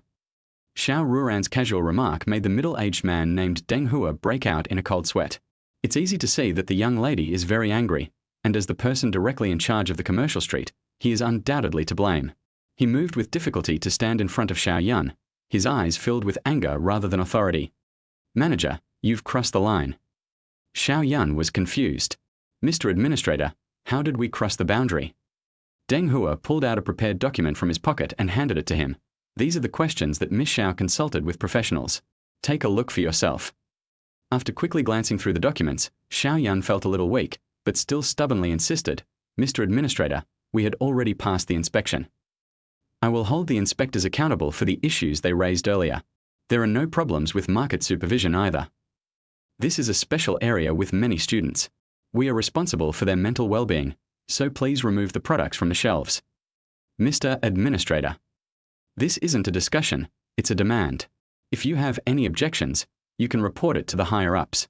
If not, then take it down. Xiao Yun's face turned ugly. He truly hadn't expected the newcomer to be so domineering. The previous visitors were easy to fool. A few packs of cigarettes would suffice. Now, he was somewhat at a loss. He was also a newcomer to the workplace, and he took over the bookstore in this area entirely through connections. I'm very reluctant to give up such a profitable product. He paused for a moment, then said he was still determined to go down this path to the bitter end. I refuse to believe that a mere commercial street administrator can control everything. Then I'm going to report this to the management of Baima Commercial Street, he said through gritted teeth. Xiao Yun had already planned it all out. He intended to send plenty of gifts to bribe the leaders. The world is bustling with people chasing after profit. No one can remain unmoved by profit. Moreover, he believed that the goods he was selling only had minor flaws. Moreover, he has connections. My uncle's company is a local power in Chuan City, so I don't believe that Baima Commercial Street would offend them over such a small matter. Deng Hua was not at all surprised by his request. He had seen plenty of self-righteous, greedy people like this. These people value every penny of profit they earn.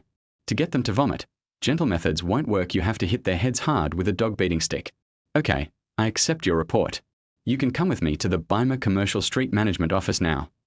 Undeterred by setbacks, Xiao Yun didn't forget to strike up a conversation with the goddess before leaving. When I get back, I'll treat you to a drink as a thank you for your responsible oversight of our bookstore. Chen Chen's lips twitched as he watched. This guy must have had his brain eaten by hormonal cravings. Even at a time like this, he still has the leisure to flirt with girls, even girls from the opposing faction. His mental fortitude is truly impressive. He, Xiao Ruoran, and Xiao Zu followed. The Baima Commercial Street Management Office is located on the top floor of the Baima Shopping Mall. From this vantage point, one can overlook the entire commercial street and truly appreciate its size. The commercial street is a vital thoroughfare connecting major universities, extending from the periphery all the way to the core areas of major city center residential communities, and is home to countless shops. If this were to happen in later generations, it would likely be monopolized by the brand. Inside the office, Deng Hua immediately looked at Xiao Ruoran, who nodded slightly. Only then did he dare to sit down in the chair in front of the desk. Xiao Yun was puzzled. How could an employee in a management uniform dare to sit in that position? He looked around. No one else had come in besides them. Manager, when will your supervisor arrive? I only discuss these kinds of things with your superiors. Xiao Zhu added, our bookstore has been cooperating with your Bima Commercial Street for many years and is a long-term customer. We even rented 10 new shops recently. Although Deng Hua's face remained expressionless in response to their words, his back was already soaked with sweat. That son of a bitch, saying such things in front of Miss Xiao, isn't he just setting himself up for failure? One company's inadequate oversight might be somewhat forgivable, but if 10 companies were selling these discs, then negligence would be a grave offense. If this gets exposed to the entire market one day, he will be the culprit for the brand's wrongdoing. Chapter 38. My Aunt Ran is truly a mature and sensible woman. Even Deng Hua, who has been in the workplace for decades, is having a headache dealing with these two simpletons. I really don't know what their parents were thinking. How could they send out such idiots who don't even know the situation and would pick up a brick to smash their own pot? He composed himself and straightened his expression. Gentlemen, I am Deng Hua, the person in charge of Bima Commercial Street in Dongcheng City. This is my business card. Xiao Yun, who hadn't reacted yet, ignored the business card he handed her. He's the person directly in charge? You must have misheard. How could that be? The person directly in charge would wear an administrator's uniform, not even a suit. Xiao Zhu, who was equally shocked, craned her neck to look at the business card. The name written on it is indeed Deng Hua, and the photo is not much different from him. Her lips were a little dry. Brother, it seems it really is. Xiao Yun, who wasn't blind, also saw the business card clearly. His throat bobbed back and forth, and his originally confident face turned into one of great fear. After calming down a bit, he forced himself to speak. So you're General Manager Deng. He finally remembered where he had seen the person in front of him before. That was the first time he came here to take over the bookstore. His father had shown him some business cards, and the person in front of him was one of them. However, at that time I was only focused on making money and had no interest in the so-called managers. Deng Hua didn't want to say much to this stupid bird, so he cut straight to the point. What that lady just said is that your company has opened more than a dozen bookstores here. So I would like to ask if all of these dozen or so stores sell this kind of CD. Miss Xiao must have heard what that girl just said, so it's better to ask directly to avoid future trouble. Xiao Yun, his expression shifting between anger and uncertainty, moved his dry lips. President Deng, the other companies are not under my jurisdiction, and I don't know about them either. Okay, then I'll send someone to investigate myself. But you just said you were going to file a complaint against me, so tell me why you're complaining. He took out a pen and wrote down a summary of the conversation in front of Xiao Ruoran. You must always present a good facade to impress your superiors. Complaint? What kind of complaint is that? You are Deng Hua, the person directly in charge of Bima Commercial Street. How can I complain? At this moment, Xiao Yun was filled with remorse, regretting that she had spoken too soon. Now everything was definitely over. If you complain about someone in front of their manager, how can they possibly bribe you? He moved his lips for a long time, but apart from drooling a bit more, he couldn't utter a single word. What's wrong? Just say what's wrong, I'm all ears, Deng Hua urged with a smile. If you have something to say, just say it. After you finish, I still need to curry favor with my boss. At this moment, Xiao Zhu was still thinking of helping her brother out of the predicament. President Deng, we are from a Xiao group, please. Miss, we at Bima Commercial Street have always treated all our merchants equally, and we will definitely handle any problems that arise, Deng Hua reminded her. Xiao Zhu clearly hadn't expected that President Deng would speak so arrogantly, showing no respect whatsoever to the Xiao group. She looked at Chen Chen with an embarrassed expression, hoping that he could help her out of this predicament. Unfortunately, Chen Chen's gaze was not on her at all. He kept looking out the window at the vast Bima Commercial Street below. All the goods in our bookstore meet market supervision standards. Having nothing else to say, Xiao Yun could only repeat this sentence. No matter how strict the rules are in Bima Commercial Street, they can't be stricter than market supervision. Seeing that he was still stubborn, Deng Hua sighed slightly. Mr. Xiao, if I call the marketing department now, the nature of this matter will change. If you take it down now, we can still talk. If you really disregard our rules, from now on, none of the Xiao Group's bookstores will be allowed to open on Bima Commercial Street. He was also furious at this moment. Miss Xiao was already unhappy, and it was unacceptable for the people from a Xiao Group to continue their nonsense. Xiao Yun and Xiao Zhu were also stunned by his words. The high volume of people on Bima Commercial Street was undeniable. If the bookstore is moved out of here, the losses to the group will be incalculable. It's not just Bima Commercial Street, all 5 Bima shopping malls in the East City will also be moved out of Xiao's group's bookstore, Xiao Ruoran added, leaning against the wall. Her tone was unreadable, as if she were recounting something insignificant. If you're worried that Xiao Chen will think you're settling a personal score, then you should be concerned. She wouldn't let Deng Hua negotiate politely here at all. She simply moved all of Xiao's group's bookstores out. She also wondered if, given Xiao Zhu and Xiao Chen's past relationship, she would often send Xiao Chen these kinds of things to look at. Yes, that's possible. After all, Xiao Chen was a bad boy before, and he still is now. Noticing that Aunt Ran was looking at him strangely, Chen Chen, who was leaning against the window, gestured with one finger to her. Xiao Ruoran's long eyelashes fluttered and fell, her eyes narrowed slightly, and her lips moved, uttering a 2-word lip movement. Chen Chen immediately understood and opened his mouth. It seemed that Aunt Ran was scolding him. Seeing the two fall silent for a moment, Deng Hua tapped the table with the tip of his pen. What have you two decided? To take it off the shelves or to continue being stubborn? These two are really stupid. Don't they understand the concept of a roundabout tactic? They should just take it down first, and then verify it privately. If there really isn't a problem at all, they can just come back to me with the documents issued by the market regulators. Torn between 2 options, Xiao Yun was still unwilling to relinquish the benefits she had already secured. But if there really is a problem, because he caused the entire bookstore to be moved out of Bima Commercial Street and Bima Shopping Mall, then his future will truly be over. Not only would his uncle not let him off the hook, but even his own father would beat him to death. Xiao Zhu's gloomy gaze fell on Xiao Ruoran. It was all because of this woman that things had gotten out of control. Who does she think she is? Does she think that Bima Commercial Street and Bima Shopping Mall belong to her? She can just move out whenever she wants. Does she even know how much rent the Xiao Group pays to these 2 locations each year? In her anger, Xiao Zhu shifted all the blame onto Xiao Ruoran. Miss Xiao, what good will it do you to frame us like this? When confronted by Xiao Zhu's sudden accusation, Xiao Ruoran answered truthfully, to protect the brand's reputation and purify the market atmosphere. You.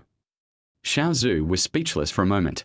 However, she was certain in her heart that Xiao Ruoran was taking this opportunity to get revenge on her because of the 2 incidents at the bar. Chen Chen, who was standing by the window, felt very relieved and praised. My Aunt Ran is truly a mature and sensible woman. With just 1 sentence, Xiao Ruoran was so flattered that she was completely disoriented and blushed. You stinky brat, you can't expect anything good to come out of your mouth. How can you praise someone like that? It sounds more like a joke. What kind of good man would add the prefix mature before woman? Xiao Ruoran glared at him fiercely, warning him to shut up. Deng Hua wasn't about to see the 2 of them fight, so he quickly stood up and said, if you really don't want to, I'll go with you to the marketing department right now. His eyes and tone were full of a survival instinct. We are taking it off the shelves. Xiao Yun finally made up her mind. He can't afford to gamble if he loses. His future will be bleak. Deng Hua then turned his gaze to Xiao Ruoran with satisfaction. Seeing her nod, he said, all right, then you can get started now. I will personally inspect all your bookstores tomorrow. Xiao Zhu glared angrily at Xiao Ruoran's retreating figure as she left with Chen Chen, vowing to teach her a lesson. Chapter 39. Don't talk nonsense. Auntie wasn't being coquettish. At Bima Square, Xiao Ruoran and Deng Hua sat in a coffee shop discussing something. Chen Chen sat on the scorching hot stone benches outside the coffee shop, his facial muscles sparse. He received the photos from Yu Chen and casually sent them to Aunt Ran, asking her to send a few more copies of the same style to the female owner of the lingerie shop. A few minutes later, Xiao Ruoran, having finished her conversation, waved to him. Chen Chen ran over excitedly, but as soon as he got close, she pinched his ear. You brat, what kind of weird stuff did you send your aunt? Xiao Ruoran's pretty face flushed slightly in the sweltering heat. Chen Chen instinctively placed the back of his hand, which he thought was icy cold, on her face, trying to cool her down and relieve her fever. The moment the back of his hand touched her cheek, her face burned even hotter, the heat spreading down to her neck. She said, you brat, put your paws away, it's so hot.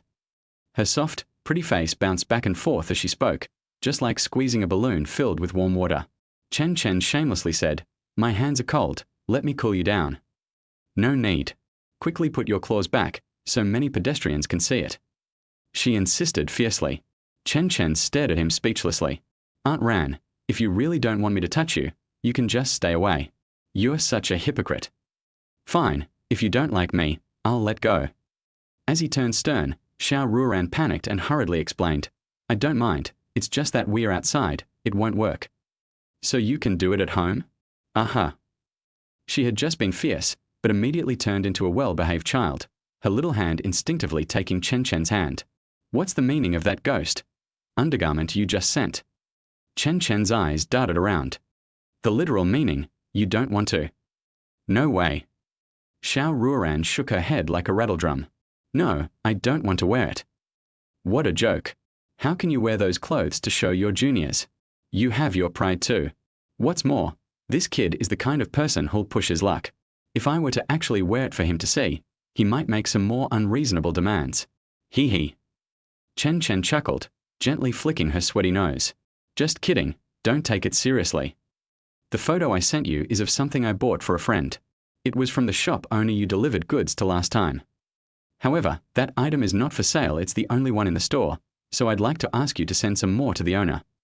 Xiao Ruoran was stunned. He was using his tiger skin to buy things as gifts for female friends, and then asking her to restock the shop owner's goods. So here's the question, what is she? Anger instantly filled his chest, his small hands clenched tightly, and the veins on the back of his hands were faintly visible. Chen Chen, I'm going to kill you. Faced with the sudden outburst, Chen Chen obviously had no time to react. His neck was locked tightly. You bastard, you've gone too far in bullying your aunt. You don't care about your aunt at all. You're using my aunt's connections and money to curry favor with other girls? I'll fight you to the death. Her shaking his head back and forth was so intense it felt like his brain was being shaken to its core.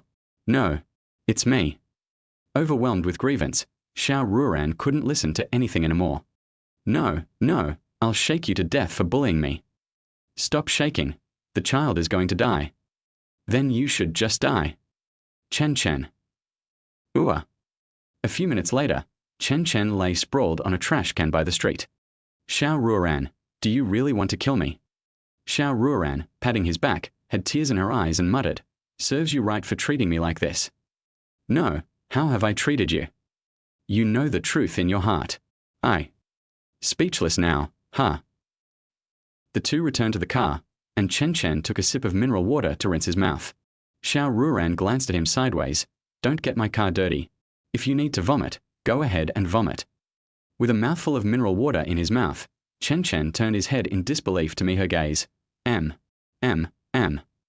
However, being a soft-hearted goddess, Xiao Ruoran reluctantly took out a tissue to catch it for him, while simultaneously squeezing out a disgusted expression on her face. How disgusting. She crumpled the tissue and tossed it into his arms, saying, take care of your own trash. Are you really in a hurry? I'm not in a hurry. Who do you think you are? I don't care at all. Seeing that Aunt Ran was getting more and more excited as she spoke, and her face was about to turn red, Chen Chen truthfully explained about the photo. You Chen Chen liked that dress, but because it was not for sale, I asked the shop owner for it. You Chen Chen. Xiao Ruoran was stunned for a few seconds. You're not lying to me. Chen Chen rolled his eyes at her, annoyed, and tossed the phone to her casually. See for yourself. Xiao Ruoran didn't dare to look, clumsily returned the phone to him, and muttered softly, why didn't you explain it earlier? Chen Chen was furious and raised his voice. You were about to strangle me just now, how could I have a chance to explain? Then I'll apologize to you, and I'll let you pinch me back if you want. Then stick your neck out here. You bastard, I'm your aunt, are you really going to pinch me? Chen Chen craned his neck. Is this your attitude towards apologizing? I don't care, I don't care, I don't care, you can't treat me like this. Xiao Ruoran completely gave up, her little feet constantly kicking the accelerator. The sound of the accelerator kicking up made Chen Chen's heart skip a beat. All right, stop being a scoundrel. I don't even want to talk to you anymore. Then shut up. Unable to argue with her any longer, Chen Chen chose to remain silent and pressed his head against the car window. Look at the scenery outside and relax. Thinking he was really angry, Xiao Ruoran poked him with her little hand worriedly. Don't be angry, Auntie will apologize to you when we get home. Let's talk about it when we get home, someone said, adopting a nonchalant attitude. As the car started, waves of heat rose from the exhaust pipes, and the asphalt road slapped and crackled under the pressure. Back home, Xiao Ruoran's first priority was to cook a big meal for Chen Chen. A full 5 dishes and a soup, quite a feast. There was only one pair of chopsticks at the table for 2. Xiao Ruoran picked up a piece of meat and put it to his mouth. Here, let Auntie feed you. Is this your apology? Xiao Ruoran put down her chopsticks, pursed her lips, and said softly, "Then what else do you want? You can't really strangle Auntie, can you?" Looking at her pitiful expression, I felt as if she was the one who had just been wronged, not me. "Aunt Ran, when did you learn to act cute?"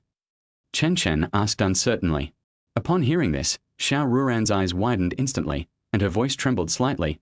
"You don't talk nonsense. Auntie wasn't being coquettish. You're just a little kid." Chapter 40. The fledgling eagle has grown up and should soar into the sky. Chen Chen gave a face, nodding and lowering his eyes. Yes, my Aunt Ran is not a woman who knows how to act coquettishly. She's just Zhong Fei who gets his period. Just moments ago, Xiao Ruoran was being arrogant, but upon hearing his nonsense, she flew into a rage. "You're the one who's like Zhong Fei. How dare you describe me like that? I'll beat you to death." Despite being slapped a few more times, Chen Chen still smiled and pointed to the chopsticks on the table. "Hurry up and feed me. I'll take you out for a walk later." "Am I a dog?" Xiao Ruoran's eyebrows suddenly shot up. In her subconscious, only small animals are meant to be walked. "If you don't want to go, then I'll go out and have some fun by myself." "No, I'm going too, and I'm going to walk you." Xiao Ruoran was not joking with him. After dinner, she grabbed a rope from her house and tied it around Chen Chen's waist. Holding the rope in one hand and clapping the rhythm with the other, he hummed and sang happily. On the bridge in the nearby park, Xiao Ruoran tied a rope to the bridgehead and took a picture of him. "Xiao Ruoran, are you sick?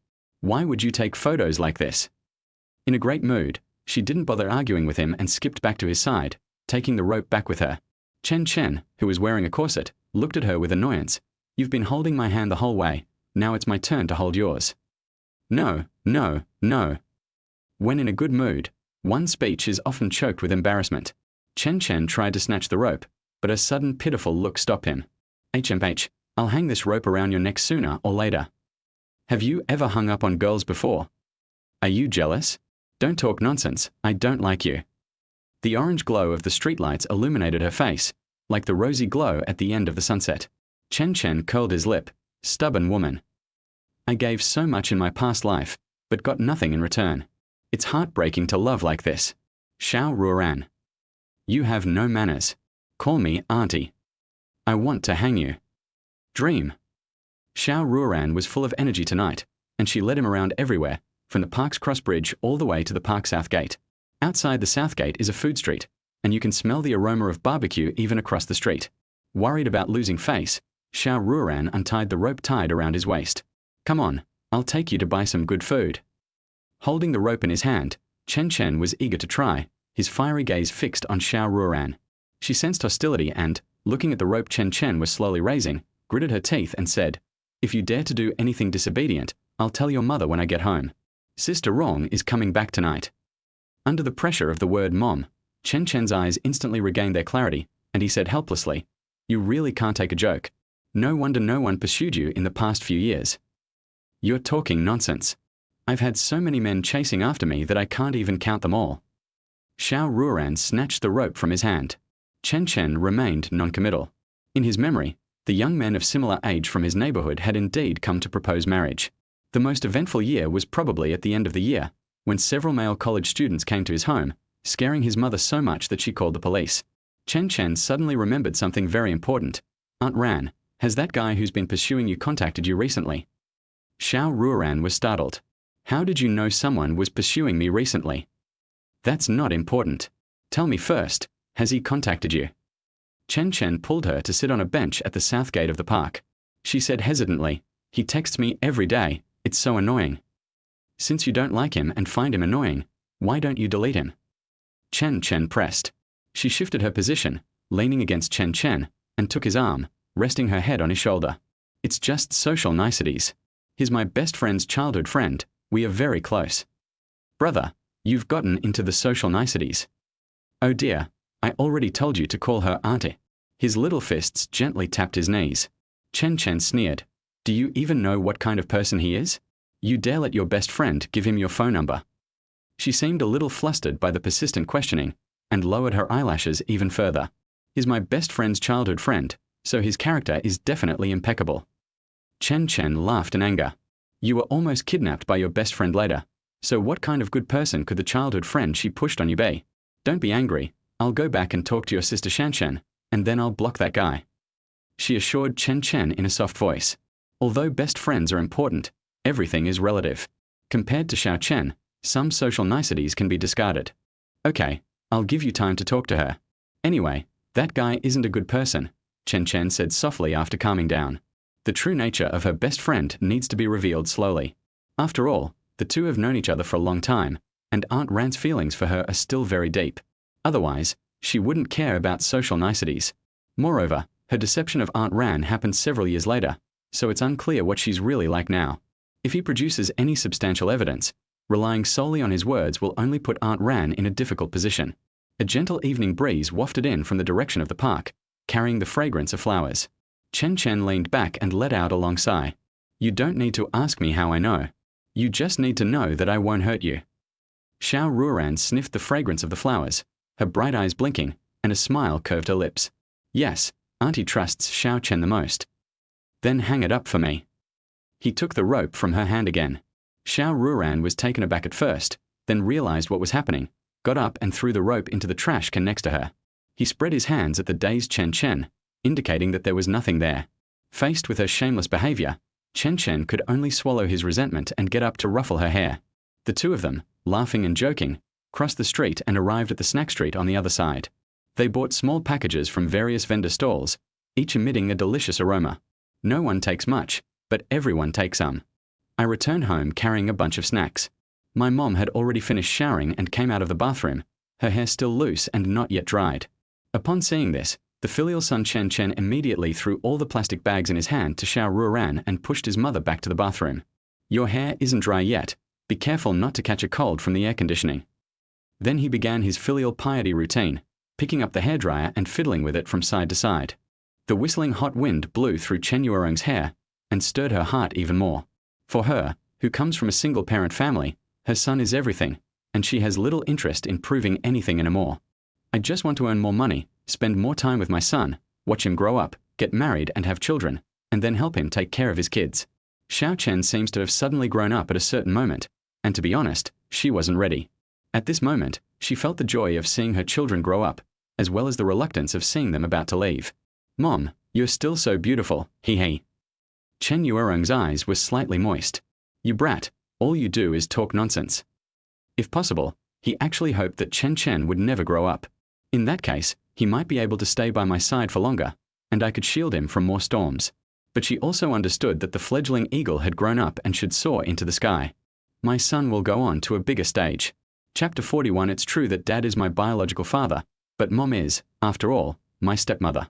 After drying his mother's hair, Chen Chen went to take care of Aunt Ran. Hey, you've finished showing your filial piety and now you're thinking about your aunt.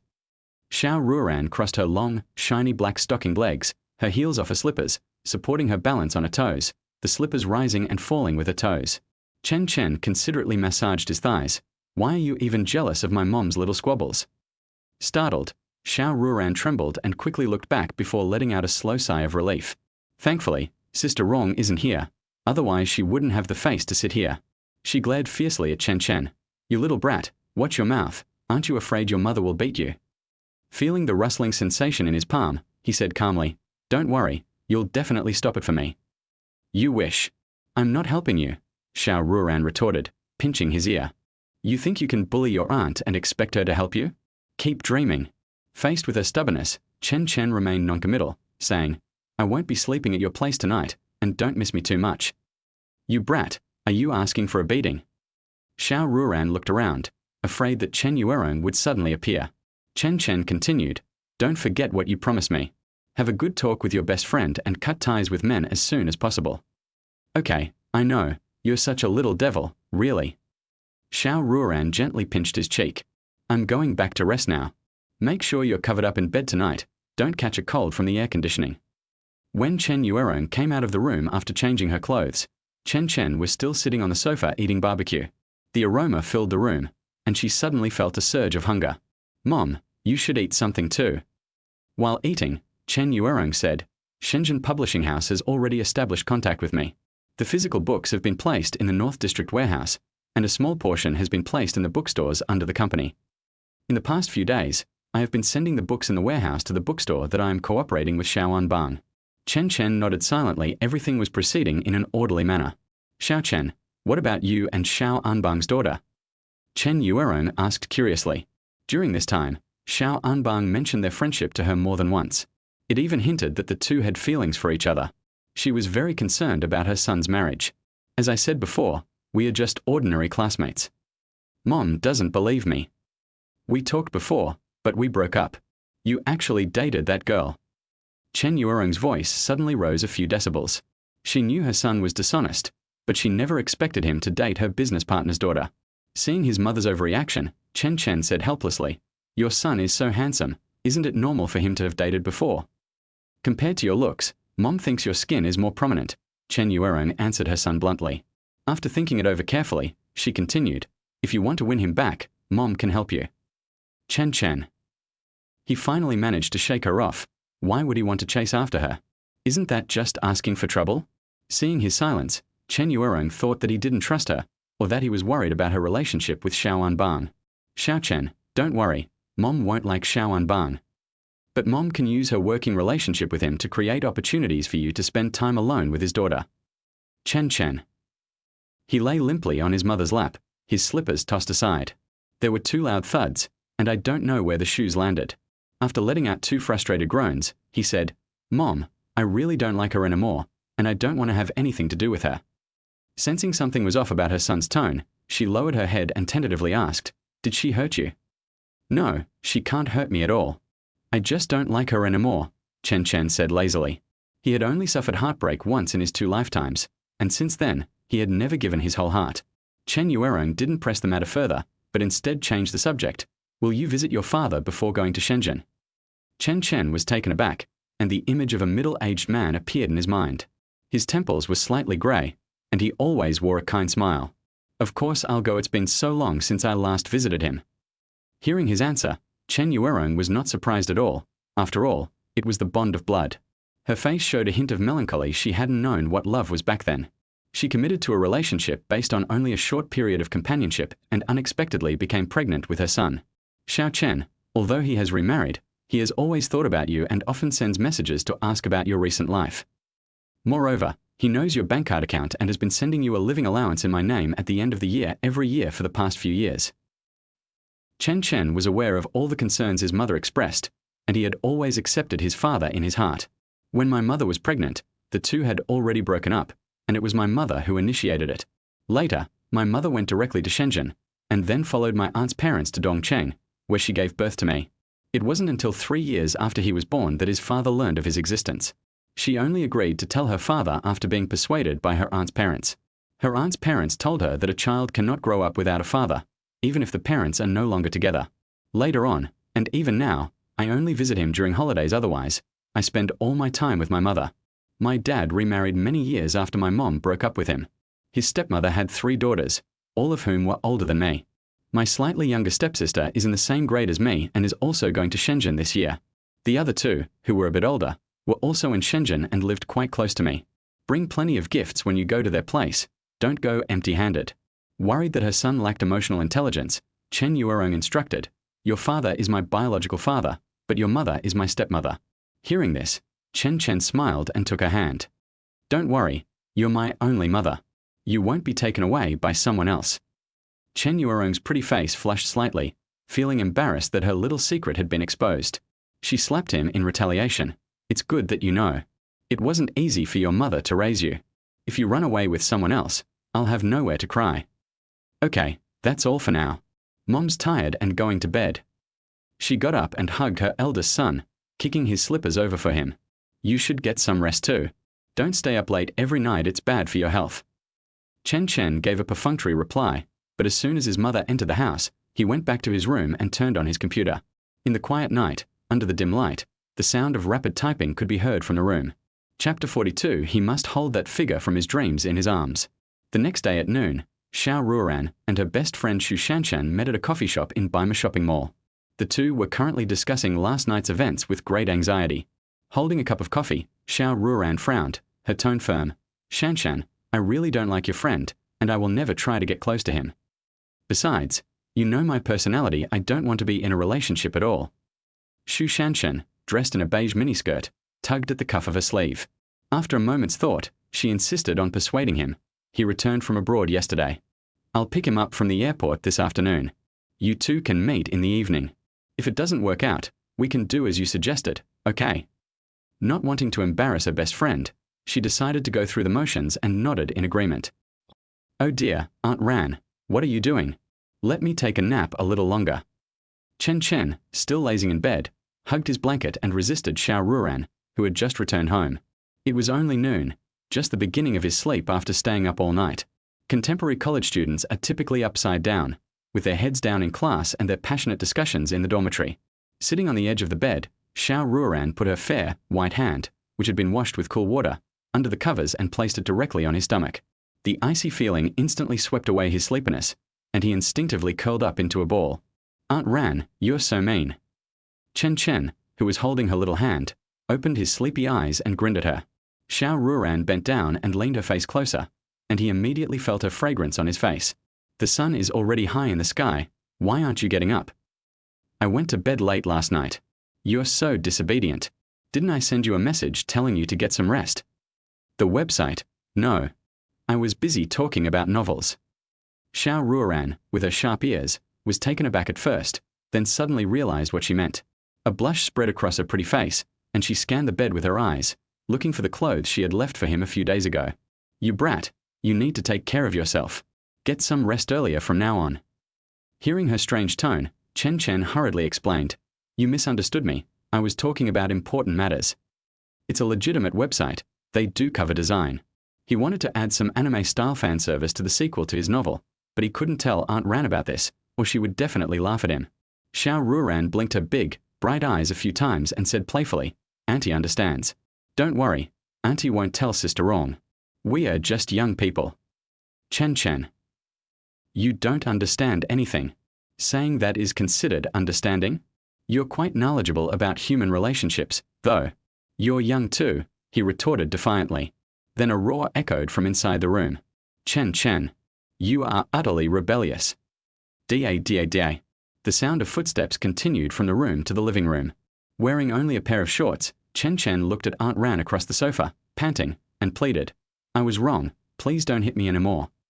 I carefully touched the red marks on my arm. The pinch was excruciating, a pain that cut to the core. With her face flushed, Xiao Ruoran clearly wasn't going to let him off the hook.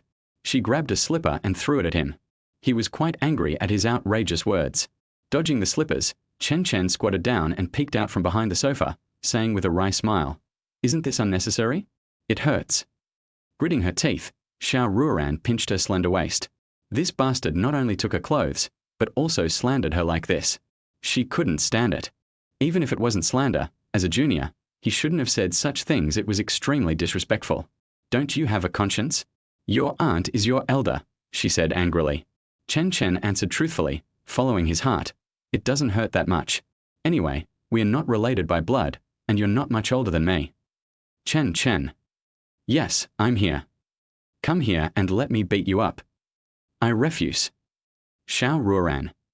Then the living room turned into a scene of chaos. In the evening, Xiao Ruoran drove Chen Chen to the specialty restaurant they had arranged to meet in advance. Chen Chen said with a sigh, "When will you be able to get rid of this indecisive habit? Instead of deleting a man with ill intentions, she's taking so long to chat with her best friend and have dinner with her.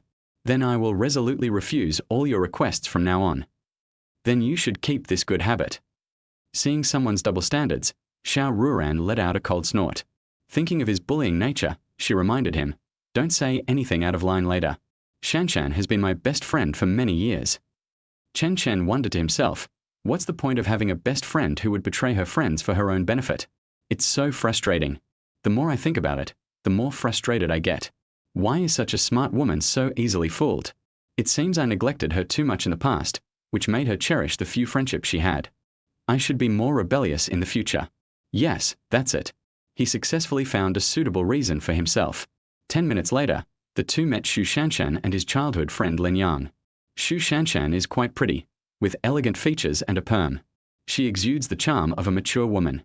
Her childhood friend, Lin Yang, was also an outstanding individual, standing over 1.8 meters tall with defined facial features and a slightly protruding front, suggesting he was a regular gym goer. However, he only attracted a faint glance from Xiao Ruoran, whose mind was now entirely focused on whether that scoundrel would say something inappropriate later. She first went up and greeted them politely, then led Chen Chen to sit opposite them. She nudged Chen Chen beside her with her foot, signaling him to keep quiet so as not to make a bad impression on her best friend. I don't need to introduce either of you. We've known each other since college. Lin Yang greeted her with a smile, feeling very excited. The girl in front of him was more mature and beautiful than when he was studying at university abroad. He had seen so many girls, and in terms of both looks and temperament, this one was second to none. Otherwise, he wouldn't have kept it in mind for so many years and even used Xu Shanshan's connection. Ruoran, you've become even more beautiful in the year since I last saw you, Lin Yang said, showering her with compliments. The last time he saw her was at a party last year. He vaguely remembered her beautiful figure and stunning face that night. Its beauty is beyond compare, and its beauty is not to be desecrated. Since that parting, I haven't been able to shake off that figure for a year.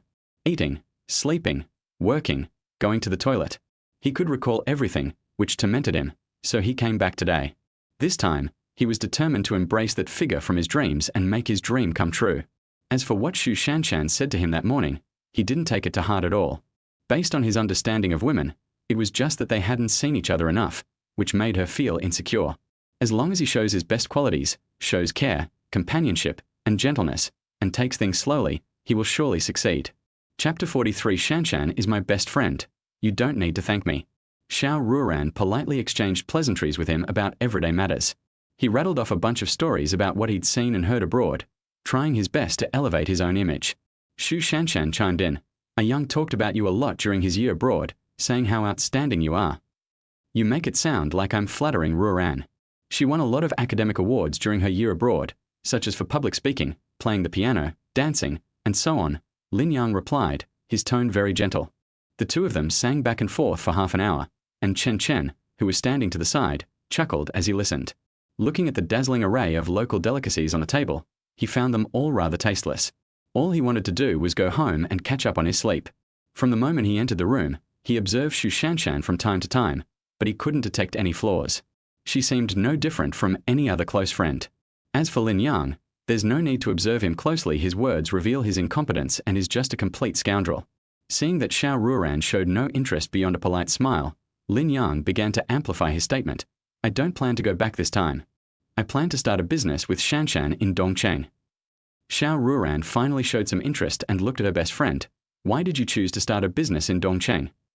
Although Dongcheng is a coastal city, its economic development relies entirely on a few individual enterprises, and it doesn't even have a large-scale commercial park. To start a business here, there are basically no options other than traditional industries. Young entrepreneurs today rarely focus on traditional industries. They are all pursuing innovation. With the influx of domestic resources, starting a business in the southeast region is clearly more advantageous. More importantly, Xu Shanshan's parents have all their resources in Shanghai. From any perspective, choosing the southeast area is more cost-effective than choosing the east city. Xu Shanshan had already thought about her doubts. Because you're here, I want to be closer to you. A sharp glint flashed in Chen Chen's eyes as she recalled many things. It seemed that in her previous life, she had built her fortune by relying on Aunt Ran. Aunt Ran vividly illustrates what it means when one person attains enlightenment. Even their chickens and dogs ascend to heaven. The thought that he had taken most of Aunt Ran's resources made him feel ashamed. He was truly a filial son. Xiao Ruoran felt not only no ulterior motives in response to Xu Shanshan's answer, but also a sense of happiness. She doesn't have many close friends, and if these friends could be closer to her, it would be something that makes her very happy. So, what industry do you want to focus on? Let's see if I can help you. She completely ignored her best friend's other business partner. Although it was somewhat impolite, Chen Chen was still there, and she didn't want to gamble on whether he would mind. Lin Yang, who was standing to the side, also sensed something was wrong and thought that this woman was more difficult to deal with than he had imagined. He picked up his coffee and took a sip to ease the awkwardness. Forgive Chen Chen for being so unkind as to drink a cup with you, you bastard. With your skills in chasing girls, you should just go home and go to sleep. I want to work in the clothing industry, Xu Shanshan said. She knew that Xiao Ruoran had a lot of resources in the clothing industry, and with the help of her parents, she should be able to start her own business easily. The clothing industry, Xiao Ruoran murmured softly. After a moment's consideration, she assured him, my parents left behind a lot of resources in this field, which should be able to help you. Xu Shanshan excitedly got up and sat down next to her, hugging her neck tightly. Thank you so much. I love you so much, baby. Watching the performance that was about to break down in tears, Chen Chen lowered his eyes and slightly curled the corner of his mouth to one side. The only apparent motivation at present is commercial leveraging. Other aspects remain to be seen. Looking at the two sisters getting along well, Lin Yang suddenly said, "Ruoran, if you are interested, you can join our board of directors." Yes, Ran. Why don't you join our board of directors? That way we can see each other more often, Xiao whispered in her ear. Judging from this situation, Chen is certain that the two of them had definitely planned this beforehand, and this trap was prepared specifically for Aunt Ran. Regardless of the nature of the collaboration, having Aunt Ran join the board of directors is clearly an attempt to extract substantial profits from her. Given Aunt Ran's personality, if she were to actually join the board of directors, she would definitely make investments, and the amount would certainly not be small. Subsequent resources will be continuously supplied until it helps the company grow bigger and stronger. No wonder Chen rose to power so quickly. In her previous life, she had already laid the groundwork long ago. This company is probably just a shell company. What nonsense about leveraging its influence. You're oversimplifying things. It's just a matter of moving Ran Yi's resources around. There's no beginner development period. They directly acquire resources and enter the advanced stage. This woman's true colors were revealed at this point. It's a shame that Aunt Ran treated her so well, yet she betrayed her later. She's truly inhuman. Under the constant persuasion and encouragement of the two men, Xiao Ruoran gradually gave in and nodded in agreement. In the current situation, Chen Chen really has no way to break the deadlock and can only look for opportunities later.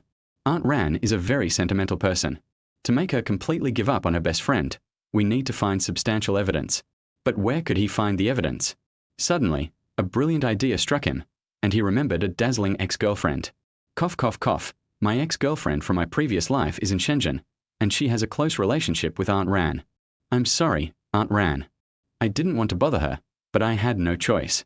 Time passed slowly, and Chen Chen's drowsiness became more and more obvious, which even Xiao Ruoran beside him could feel. Thinking about how he stayed up all night yesterday and how I dragged him out of bed early today, I couldn't help but feel a little guilty. Chen, I'm a little tired today and want to go back and rest. Let's talk about starting a business on the phone later, Xiao Ruoran said apologetically to Chen. Chen was surprised that she was leaving so soon, and looked at Lin Yang with a somewhat hesitant expression. He quickly replied, "It's all right, I'll have time later. I'll treat you to dinner tomorrow. Thank you for your help." Good grief, he even invited Aunt Ran to dinner alone. This guy is ugly but has wild dreams. Chen was speechless. Faced with his sudden invitation, Xiao Ruoran did not hesitate for long. "I'm sorry, I'll be quite busy these days, so I won't be able to come out. I'll keep in touch with Chen about the startup on my phone. Besides, Chen is my best friend. If she needs anything, I will definitely help her. You don't need to thank me." After a few words, Lin Yang's heart almost shattered. Was this girl really that hard to pursue? To be so absolute, refusing to even open the door to friendship? He chuckled dryly and said, "After all, I am also a beneficiary, so I should thank you in person." Seeing that her best friend was about to say something awkward, Chen quickly stepped in to smooth things over. "We'll all be friends from now on, so it's only right that we see each other more often. Next time, I'll treat you all to a nice drink." Since her best friend had said so, Xiao Ruoran, though somewhat dissatisfied, didn't offer any further explanation. She still had to give her the respect she was due. Chapter 44. If it's mutual, Auntie will definitely stand up for you. Xiao Ruoran, who was in the car, took out her phone and deleted Lin Yang's phone number in front of Chen Chen. "Sigh, you can still receive his messages even if you delete them. Just be careful to keep your distance from him in the future." Chen Chen sighed and leaned against the passenger window. Compared to that idiot Lin Yang, he is more worried about Chen now. My forceful intervention this time disrupted her rhythm, and I don't know what her next move will be. Aunt Ran trusted her too much and was easily fooled, while she herself was about to leave Dongcheng, but Chen wanted to start a business here. He couldn't think of a way to deal with this time bomb for the time being. Xiao Ruoran reached out and gently rubbed his head, saying softly, "Auntie isn't interested in dating and won't be fooled by other boys, so don't worry about it." Chen chuckled and said with narrowed eyes, "It's not necessarily a boy who can lie to you, a girl could too." After much deliberation, I still didn't add the words beside before girl.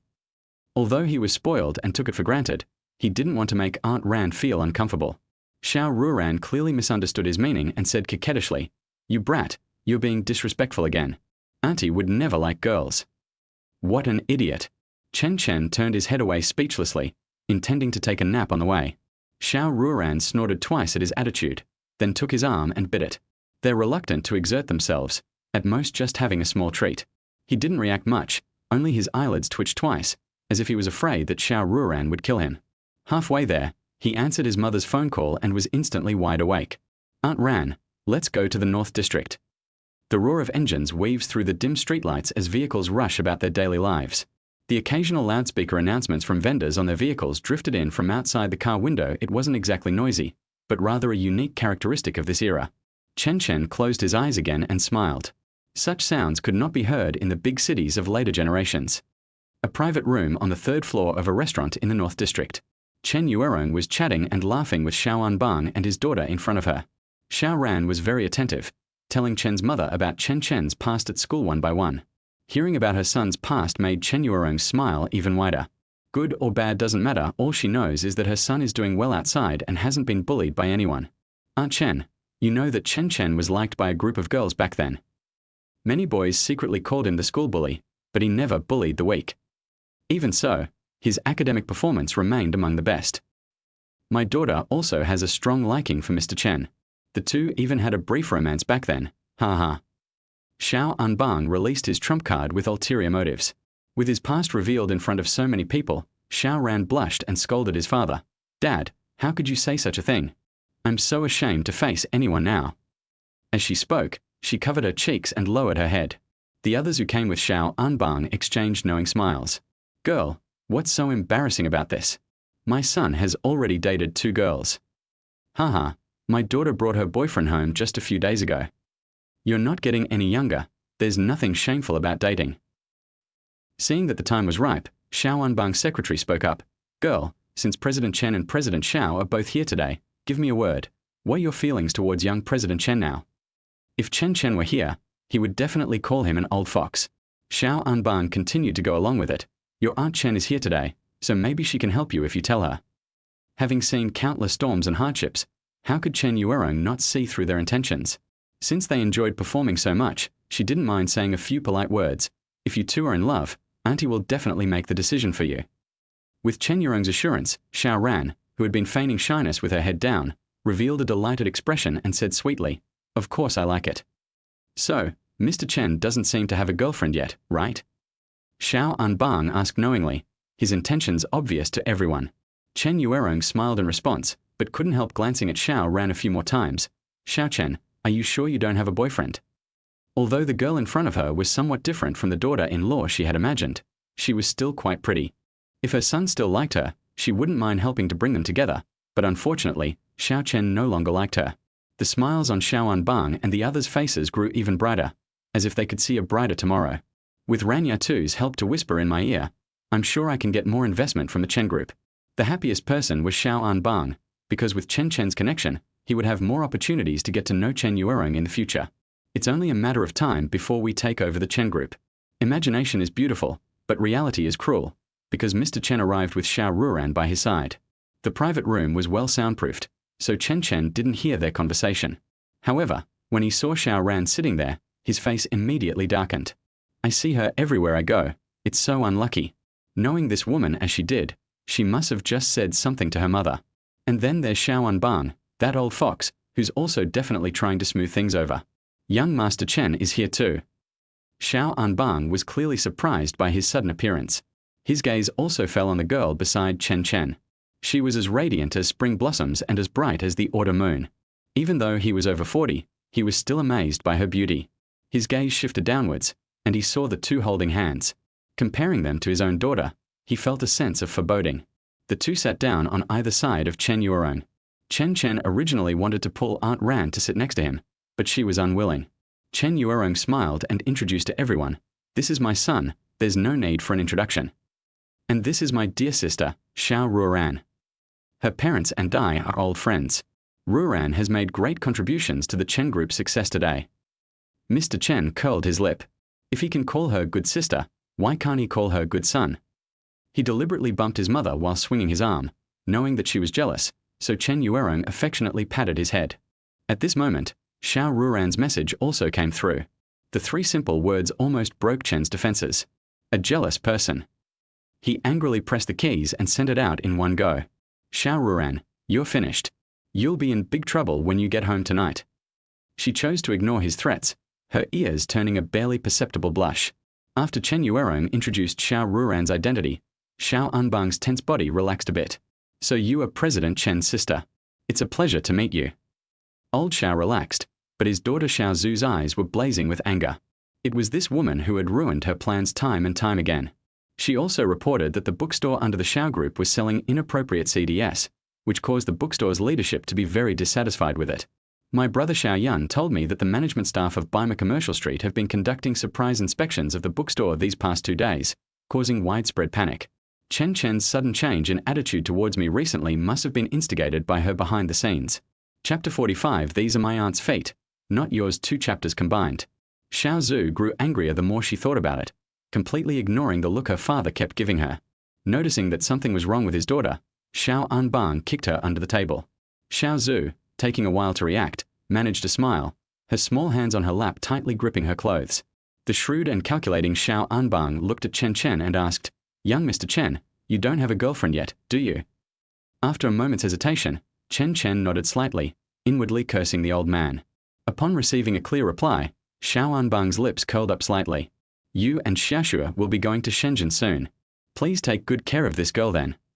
Xiaoxue has been talking about you a lot these past few days, and she even said she wants to ride the bus with you when she goes to Shenzhen." This is no longer a hint, but a blatant declaration. This was a way of telling Chen Chen that his daughter was interested in him. However, Chen Chen wasn't buying it. He poked at the vegetables on his plate with his chopsticks and said indifferently, "Sorry, Mr. Xiao, I've already made plans with some friends, and there aren't any extra seats available." They truly are father and daughter. They're both full of the same little schemes. Xiao Anbang was taken aback, clearly not expecting Chen Chen to refuse so directly. In his memory, Chen Chen still liked his daughter. Xiao Anbang only dared to say this today because Xiao Zu often went out drinking with him.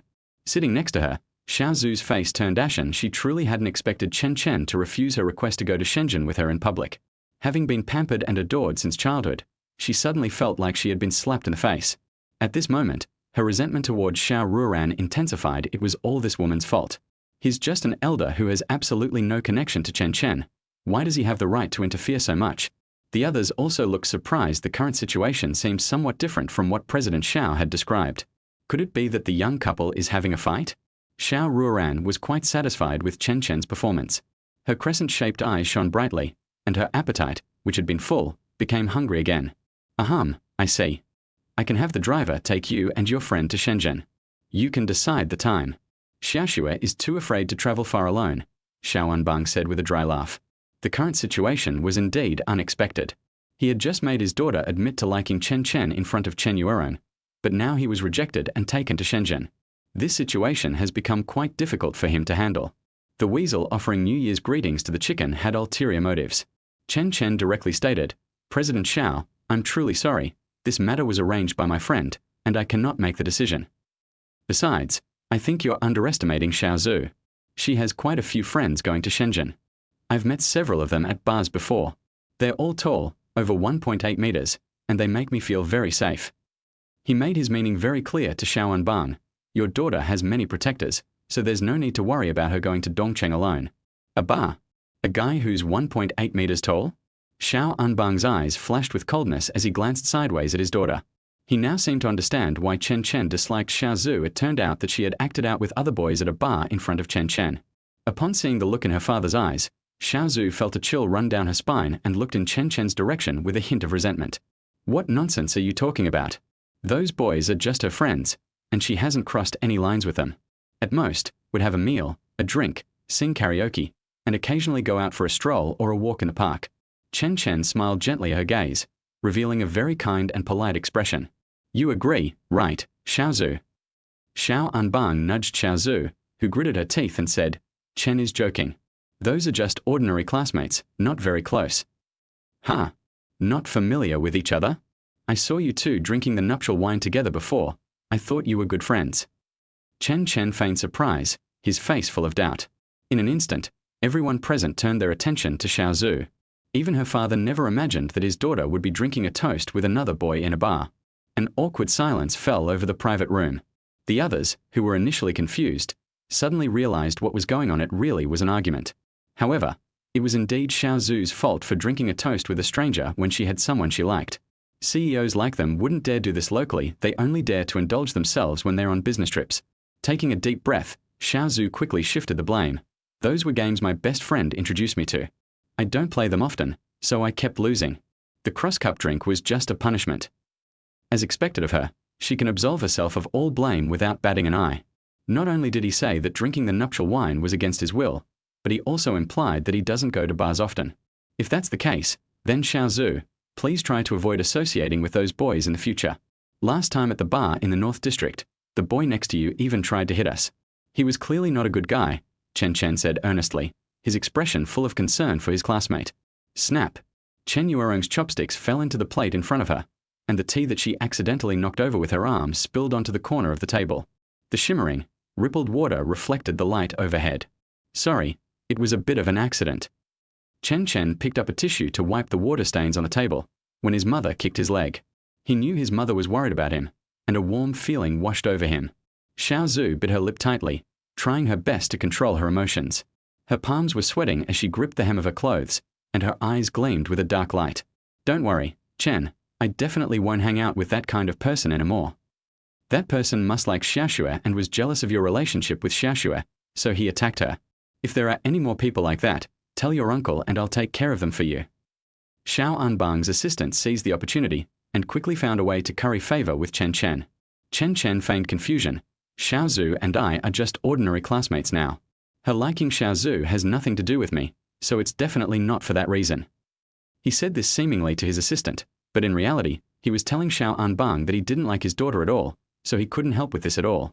The cunning Xiao Anbang also grasped the general meaning, and his eyes instantly turned sharp. Years of planning, ruined in an instant. Back then, he was the one who encouraged Xiao Zu to get close to Chen Chen, hoping to win him over and use him as a springboard to take over the Chen group. But now, with a belly full of anger and nowhere to vent it, Xiao Zu glared at Chen Chen with uncontrollable fury, her eyes like those of a husband who had abandoned his wife. An ordinary classmate? Then why did you invest 30 million in the Xiao group? What about all the effort you put in during that time? She even lowered her head. Chen Chen maintained a polite smile as he met her gaze, but anyone with eyes could see that the atmosphere was awkward and quickly changed the subject. Mr. Chen, your investment funds have all been secured. The new school year is coming soon, and the number of people buying books will definitely be huge then. By joining forces, we are sure to capture more market share. The dinner party passed by in a seemingly pleasant yet unpleasant manner. Once in the car, Chen Yuerong said with a smile, "You're a bit late. If you had come earlier, you could have overheard the girl's confession." Xiao Anbang invited her out to discuss a collaborative project, and she couldn't refuse. She also had a promise she had made to her son, so she called Chen Chen to come along. Chen Chen rolled his eyes at his gossipy mother. She's an old hand at this. How could she possibly see that this was a scheme deliberately set up by that old fox Xiao Anbang? My mom was clearly making fun of me. But to be honest, Xiao Anbang is ruthless. He actually dared to use his daughter, whom he has raised for so many years, to seduce you. The way you're saying that makes it sound like she's the one who's been wronged. Chen Yuerong joked, "It's not too bad, after all, my son is quite handsome." What do you mean, not too much of a loss? It's still a loss. Chen Chen glared at his mother, dissatisfied. Why was his mother siding with outsiders? A woman with Xiao Zu's looks would only be someone you'd glance at more often when you're young. There are plenty of women around him who are much prettier than her. Watching the mother and son playfully bickering, Xiao Ruoran smiled and drove steadily. For her, today's dinner was exceptionally enjoyable, at least confirming that Xiao Chen would never like that kind of girl again. Not long after returning home, a tired Chen Yuerong greeted the two men and went to her room to sleep. Chen Chen clung to Xiao Ruoran like a piece of chewing gum. When they arrived at her home, Chen Chen revealed his true colors, whispering devilish words into her ear. "Remember the message I sent you at the dinner party?" Xiao Ruoran's big, bright eyes sparkled as she pretended not to hear what he was saying and continued, "I'm a little sticky from sweating. I'm going to take a shower first. You should go back and rest." Fine, fine, Xiao Ruoran, you're pretending with me, aren't you? He grabbed her slender waist, which he could easily encircle with one hand. "You smell so good. What's the point of washing? Let me hold you for a while. Be careful that Sister Rong doesn't see this. Let me go first. I'll go lock the door." "Do you think I'm stupid? Mom is already asleep, and I locked the door when I came in." "Then I'll go change into slippers and pajamas. It's too hot. High heels aren't breathable, and my stockings smell bad. It's not a big problem. I definitely won't look down on you. Seeing that her pleas were fruitless, Xiao Ruoran gave up completely and let him put his arm around her slender waist. After a long while, she spat out a mouthful of fragrant orchid. I'll make you angry to death sooner or later. You're really heartless. I'm about to go to Shenzhen. What's wrong with a hug? You brat, your aunt is your elder. What's wrong with that?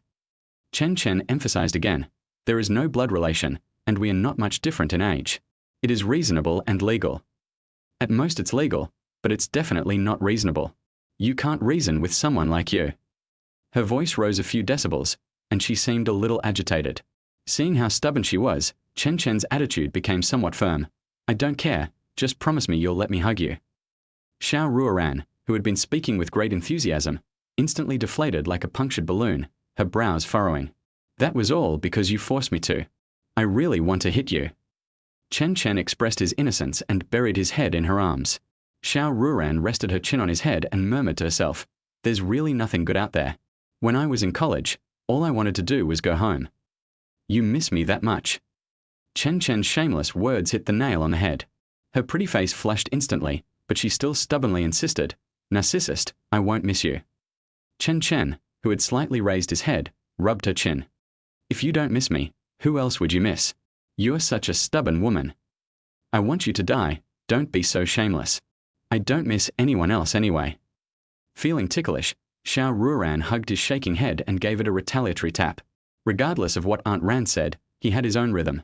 Ran, how long have you been lusting after my good looks? Xiao Ruoran's eyes widened suddenly. She had already said she didn't miss him, so how could he say such shameless things? How many times have I told you? You have to call me Auntie. If you call me that again, I'll kill you. She raised one hand in a threatening gesture. And besides, Auntie has no interest in little brats like you. Seeing her wide-eyed expression, Chen Chen couldn't help but chuckle. He reached out and gently pinched her nose. But what if I'm interested in you, Aunt Ran? The blasphemous words filled her ears and eventually seeped into her heart, stirring up waves. Xiao Chen. He can't, absolutely not. You can't be interested in your aunt either. That's wrong. Your mom will beat you to death. At this moment, Xiao Ruoran felt her whole body burning hot, her heart pounding wildly, and her thoughts were all jumbled up. A blush spread from her forehead to her neck, and even her little hands were turning red. Her pitiful look stirred something in Chen Chen's heart. He bent down and gently helped her remove her high heels. Her nimble little feet, wrapped in black stockings, were hooked together, revealing her nervousness. He placed the little feet on his lap, rested his fingers on them, and carefully massaged the muscles of the feet. From the ankle to the instep and then to the sole, every detail is meticulously crafted. For a moment, it was hard to tell whether he was giving a massage or taking advantage of her. Xiao Chen, Auntie's feet are dirty. Each of his massages felt like an electric shock, making Xiao Ruoran's breathing increasingly unstable. This brat in front of her was like her nemesis. Every move he made could arouse her. Chen Chen continued massaging without slowing down, a smile playing on his lips. I wouldn't look down on my own stuff. Xiao Ruoran was taken aback at first, then her breathing became heavy. These are my aunt's feet, not yours. What's yours is mine, and you can't run away anyway. He's a professional when it comes to shamelessness. Xiao Ruoran became even more nervous and tried to pull her little foot back, but the other person had no intention of letting go. Do you believe I'll tell your mother? I'll have her beat you to death. Are you willing to do that? Of course I'm willing to part with it. Chen Chen released her foot, pointed to the door and said, Then go ahead, I'll be waiting for your mixed doubles match. Xiao Ruoran, who had regained the right to use her bound feet, sat blankly on the bed. She hadn't expected the boy to be so decisive, daring to let her go and complain. Seeing that she didn't react, Chen Chen suppressed a laugh and urged, Go on. Sister Wrong is asleep. I'll go tomorrow. She stammered, craning her neck. Don't be too arrogant. Chen, who had her completely under his control, scoffed at this and climbed into her bed without even washing his feet. Go take a shower. I'll take one too in a bit. He seemed determined not to go back to sleep, but Xiao Ruoran was completely helpless against him. Without even putting on her shoes, she stormed off to the bathroom. Chapter 46. I can only ever be your Aunt Ran in this lifetime. Wearing a green lace nightgown, Xiao Ruoran came out of the bathroom, smoothing her fluffy hair. My cheeks looked very dry and rosy because I had just used a hairdryer. Lying on the bed, Chen Chen began to offer his opinions. Aunt Ran, The color of your clothes is not very auspicious. If you don't like it, just close your eyes. Xiao Ruoran said irritably. The mood that the hairdryer hadn't managed to blow away was blown away by that bastard's words. She got into bed, grabbed someone's ear, and huffed. You brat, can't you have any respect for your aunt's bed? Go wash your feet, they're already smelling bad. Flavorful. Mr. Chen didn't believe it. The next second, Xiao Ruoran flew into a rage. Get out of here. I can't keep my nose anymore, wah. Watching Chen Chen shuffle into the bathroom, she coughed twice, her face flushed and her heart pounding, and spat out. You little rascal, all you do is try to mess with your aunt. When Chen Chen came out after taking a shower, there was already an extra blanket on the floor. Xiao Ruoran spoke with a hint of nonchalance, pointing down and saying, Look, this is your doghouse tonight. A true man is born between heaven and earth. How can he remain subservient to others for long? Someone climbed directly onto the bed and, with great effort, claimed their territory. With her hair disheveled and furious, Xiao Ruoran punched and kicked him repeatedly, muttering, I'll teach you to bully me, I'll teach you to bully me. The seemingly powerful attack actually didn't inflict any real damage, it was all just empty talk. Are you going down or not? It won't go down. Fine, if you won't step down, I will. The moment her toes touched the ground, a force pulled her slender waist into her arms. The bed is so big, why do you insist on sleeping on the floor? Xiao Ruoran gritted her teeth and said, I don't want to sleep in the same bed with you. Chen Chen wanted to play the rogue, so he directly brought up her previous words, You promised to let me hug you. Xiao Ruoran was powerless to refute his shameless remarks, for it was indeed something she herself had agreed to. Then can you hold me during the day, okay? I'm so sleepy, she pleaded softly, turning her face away. Chen Chen sternly refused her request, saying, No, you won't be able to hold her in a few days. Let me cherish her properly. Hearing his flirtatious words, Xiao Ruoran blushed. Xiao Chen, you're talking more and more strangely these days. The moon doesn't understand my heart, Chen Chen sighed, feigning sadness. Xiao Ruoran lowered her bright eyes slightly, her long eyelashes trembling, and a strange pain shot through her heart. All right, I won't sleep on the floor anymore. I suspect you're deliberately changing the subject. Before she could finish speaking, she covered her mouth in a panic, saying, I'm so sleepy, I want to sleep, don't talk. The next day, the two woke up from their sleep.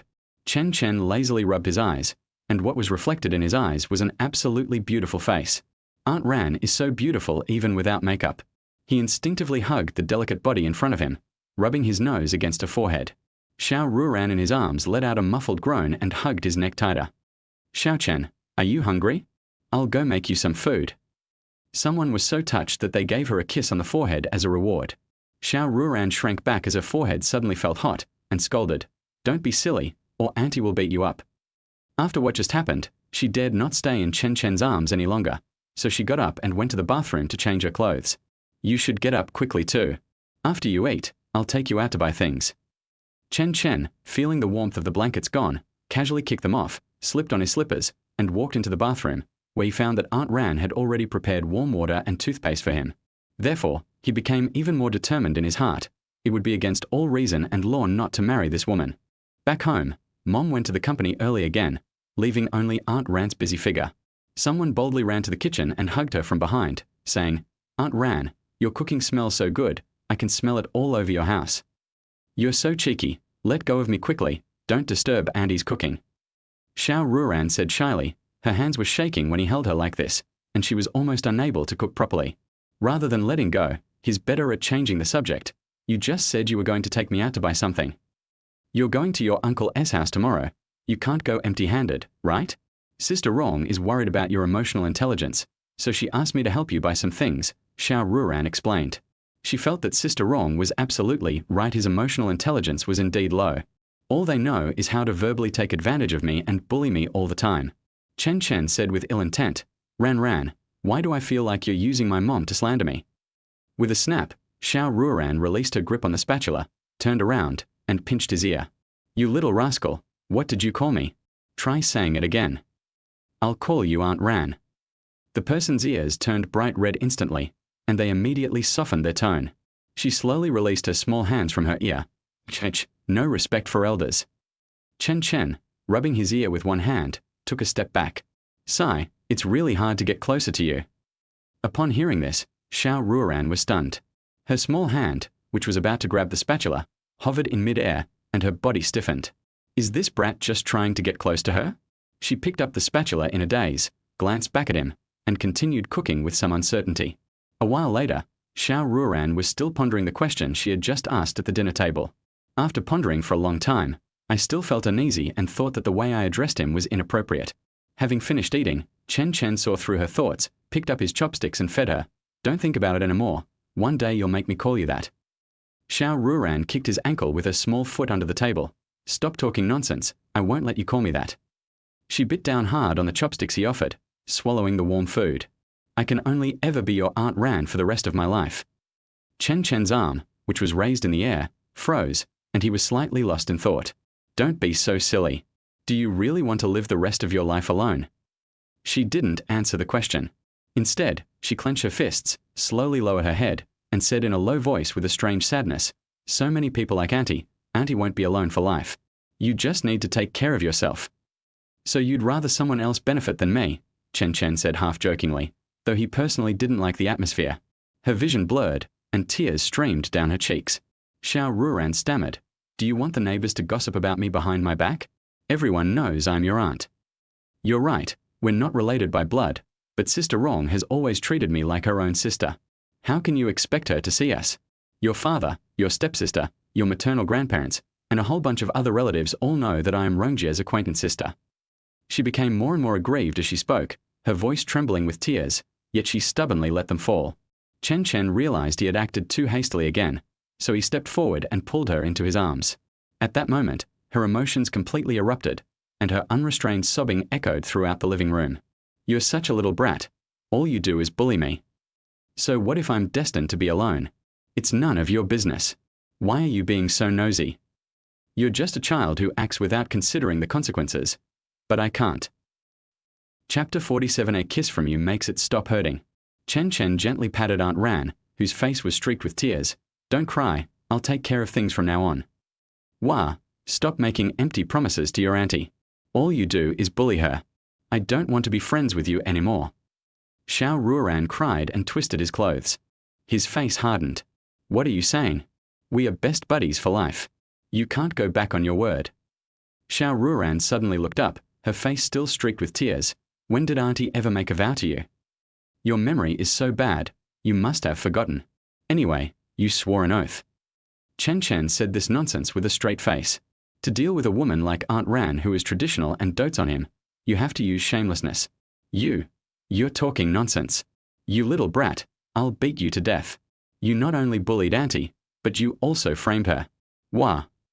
Facing Aunt Ran, who couldn't be scratched at all, Chen Chen pulled her into his arms tightly, pretending to be a domineering CEO. That's enough. If you cry again, I'll beat you up. Her face was filled with disbelief, her eyes widened several times over, and her mouth twisted with rage. You still want to beat up Aunt Bien? This is outrageous. I'll fight you to the death. He repeated it's outrageous 100 times, and Chen Chen was always unharmed. He reached out and pinched Aunt Ran's cheeks, kneading them from both sides and up and down. My Aunt Ran is so cute. Don't you dare bully your aunt again. Xiao Ruoran was so angry that she was all over the place. Seeing that she would be beaten instead of fighting back, she stretched out her foot and kicked him. Reveling in the soft, squishy feel, Chen stubbornly endured the seemingly fierce attack and continued pinching her cheeks. It wasn't until she bit his arm in retaliation that he realized Aunt Ran's face was already flushed. The prelude to something going a little too far. You're wrong. You're wrong. Let go. It hurts a little. Wah. Driven by her desire for revenge, Xiao Ruoran is like a little tiger unleashing its fury, the kind that won't let go no matter what, but you can't bring yourself to kill her just enough to make her feel pain. You little rascal, you've completely humiliated your aunt. I might as well bite you to death. The more she thought about it, the angrier she became. As an elder, she was being bullied by a junior every day. If word got out, wouldn't people laugh at her? It took a full 10 minutes, until she was practically drooling dry, before she finally relented and asked aggressively, Do you know you were wrong? Chen Chen dared not truly embarrass her, so he quickly cooperated with her performance, saying, I was wrong. Aunt Ran is the best. The words you use to coax a child might not work on others, but they're perfect for coaxing Aunt Ran. Xiao Ruoran tossed her hair, puffed out her cheeks, and pointed at him. Don't do that again, or I'll beat you to death. He immediately nodded in agreement like a chick pecking at food, and even put his bitten arm in front of her. Looking at the faint teeth marks on her face, Xiao Ruoran felt a pang of heartache and put all the unpleasantness from her mind. Back in the room, I took out iodine to disinfect the wound.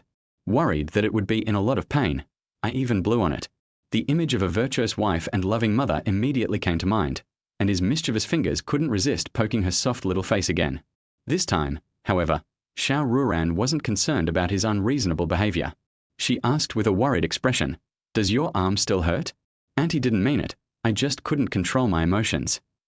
She used to bite Chen Chen when she was angry, but she had never left so many teeth marks, 2 whole rows.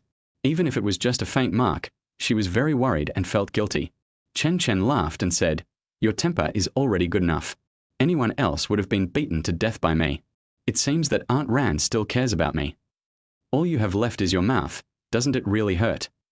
If you kiss me, the pain will go away. Get lost. You unruly brat. You think you can bully your aunt? No way, not even a window of opportunity." After having dinner, the two went to Bima shopping mall to buy some gifts for visiting relatives. Looking at Aunt Ran, who was still standing there, Chen Chen asked in confusion, "Aunt Ran, what are you doing standing in that jewelry store?" Xiao Ruoran patted his head in annoyance. "You not only lack emotional intelligence but also IQ. I'm standing in a jewelry store. Of course I'm going to buy jewelry." "Ah. What do you mean, oh?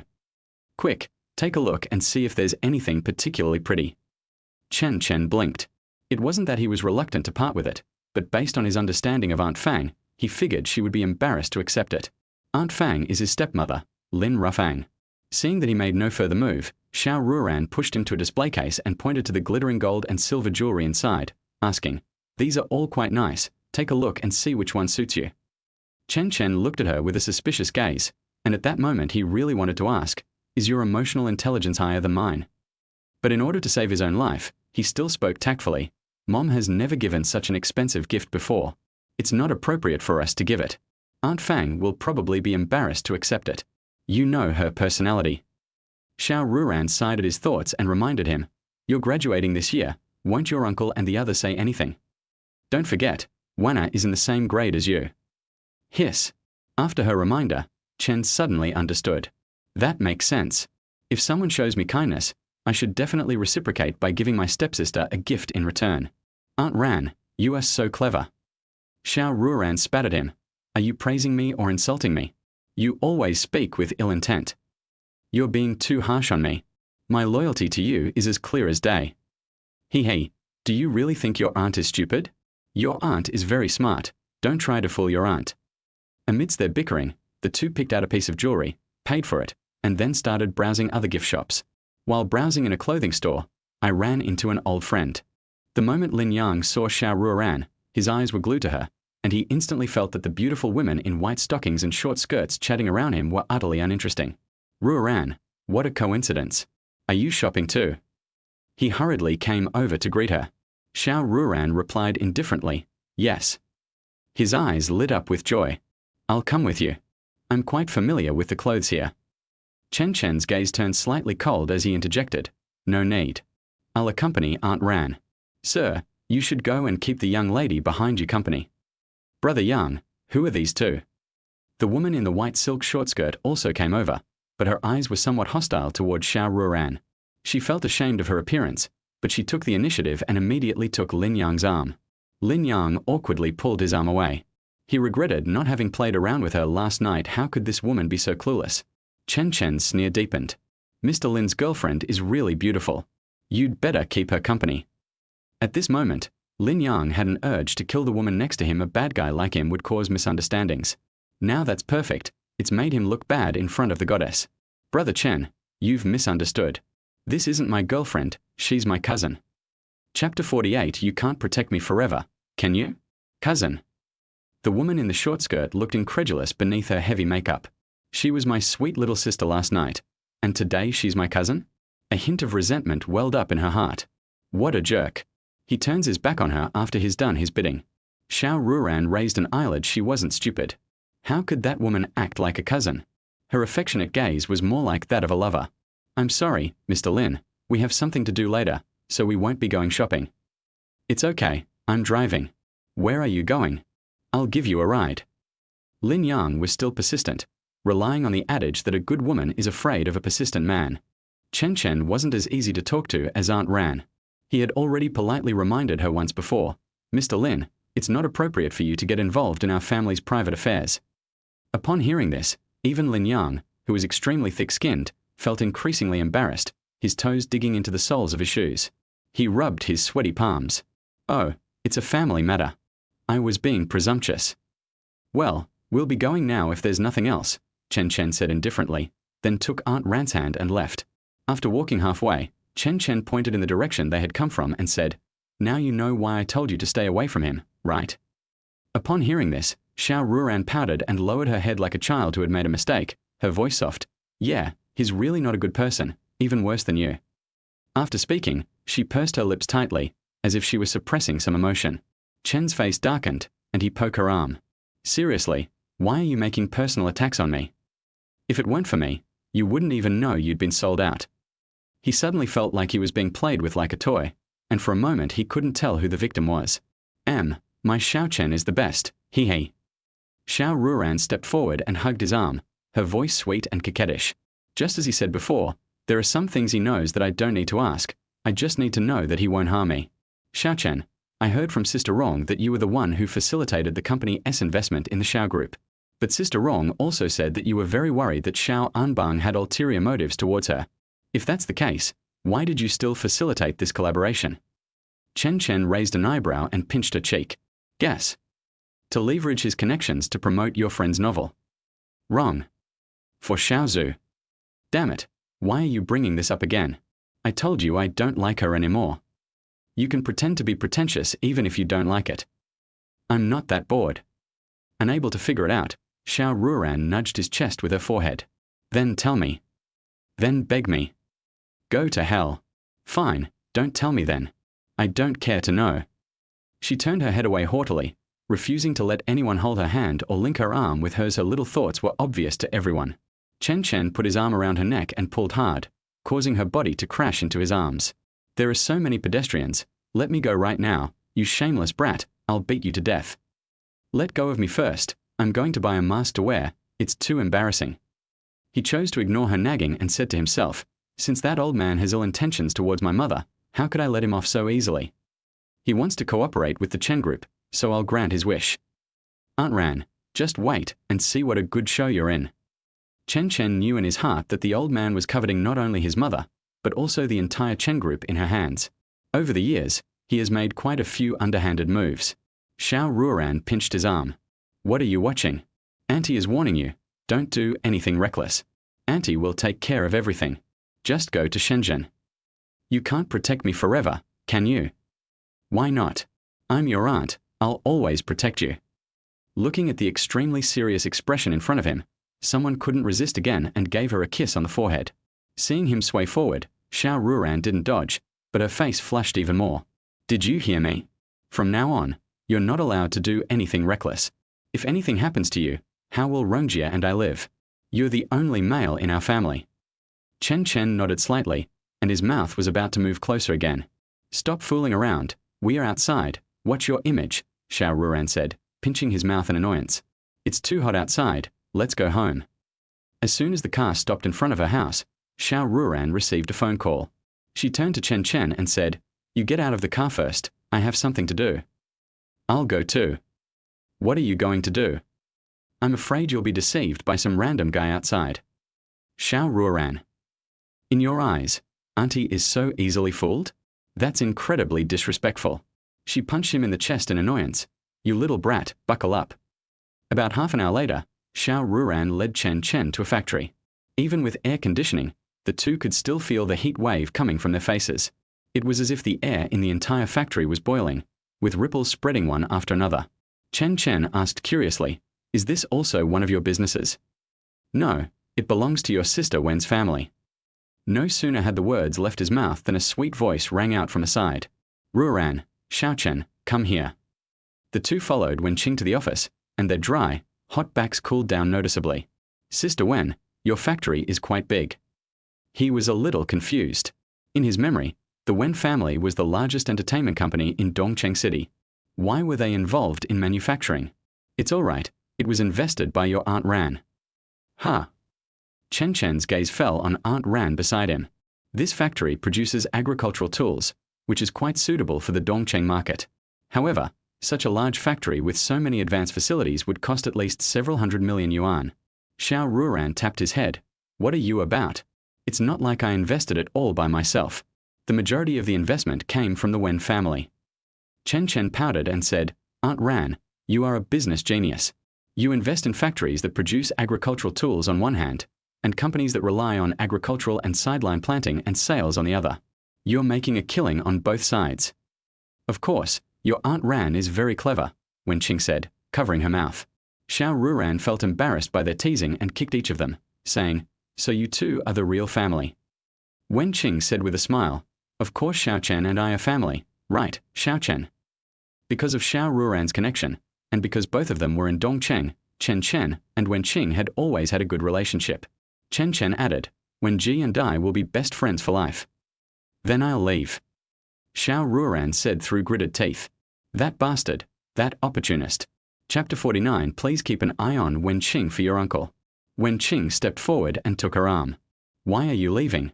My dad is waiting for you at home. Let's have lunch together. Oh, it's nothing serious. Why is Uncle Wen coming too? Goodness, splitting the money isn't the big deal. Are all rich women this capricious? Didn't everyone check in? I still have to treat you to a meal to express my gratitude in person. Don't worry, there are no outsiders, just me and my dad.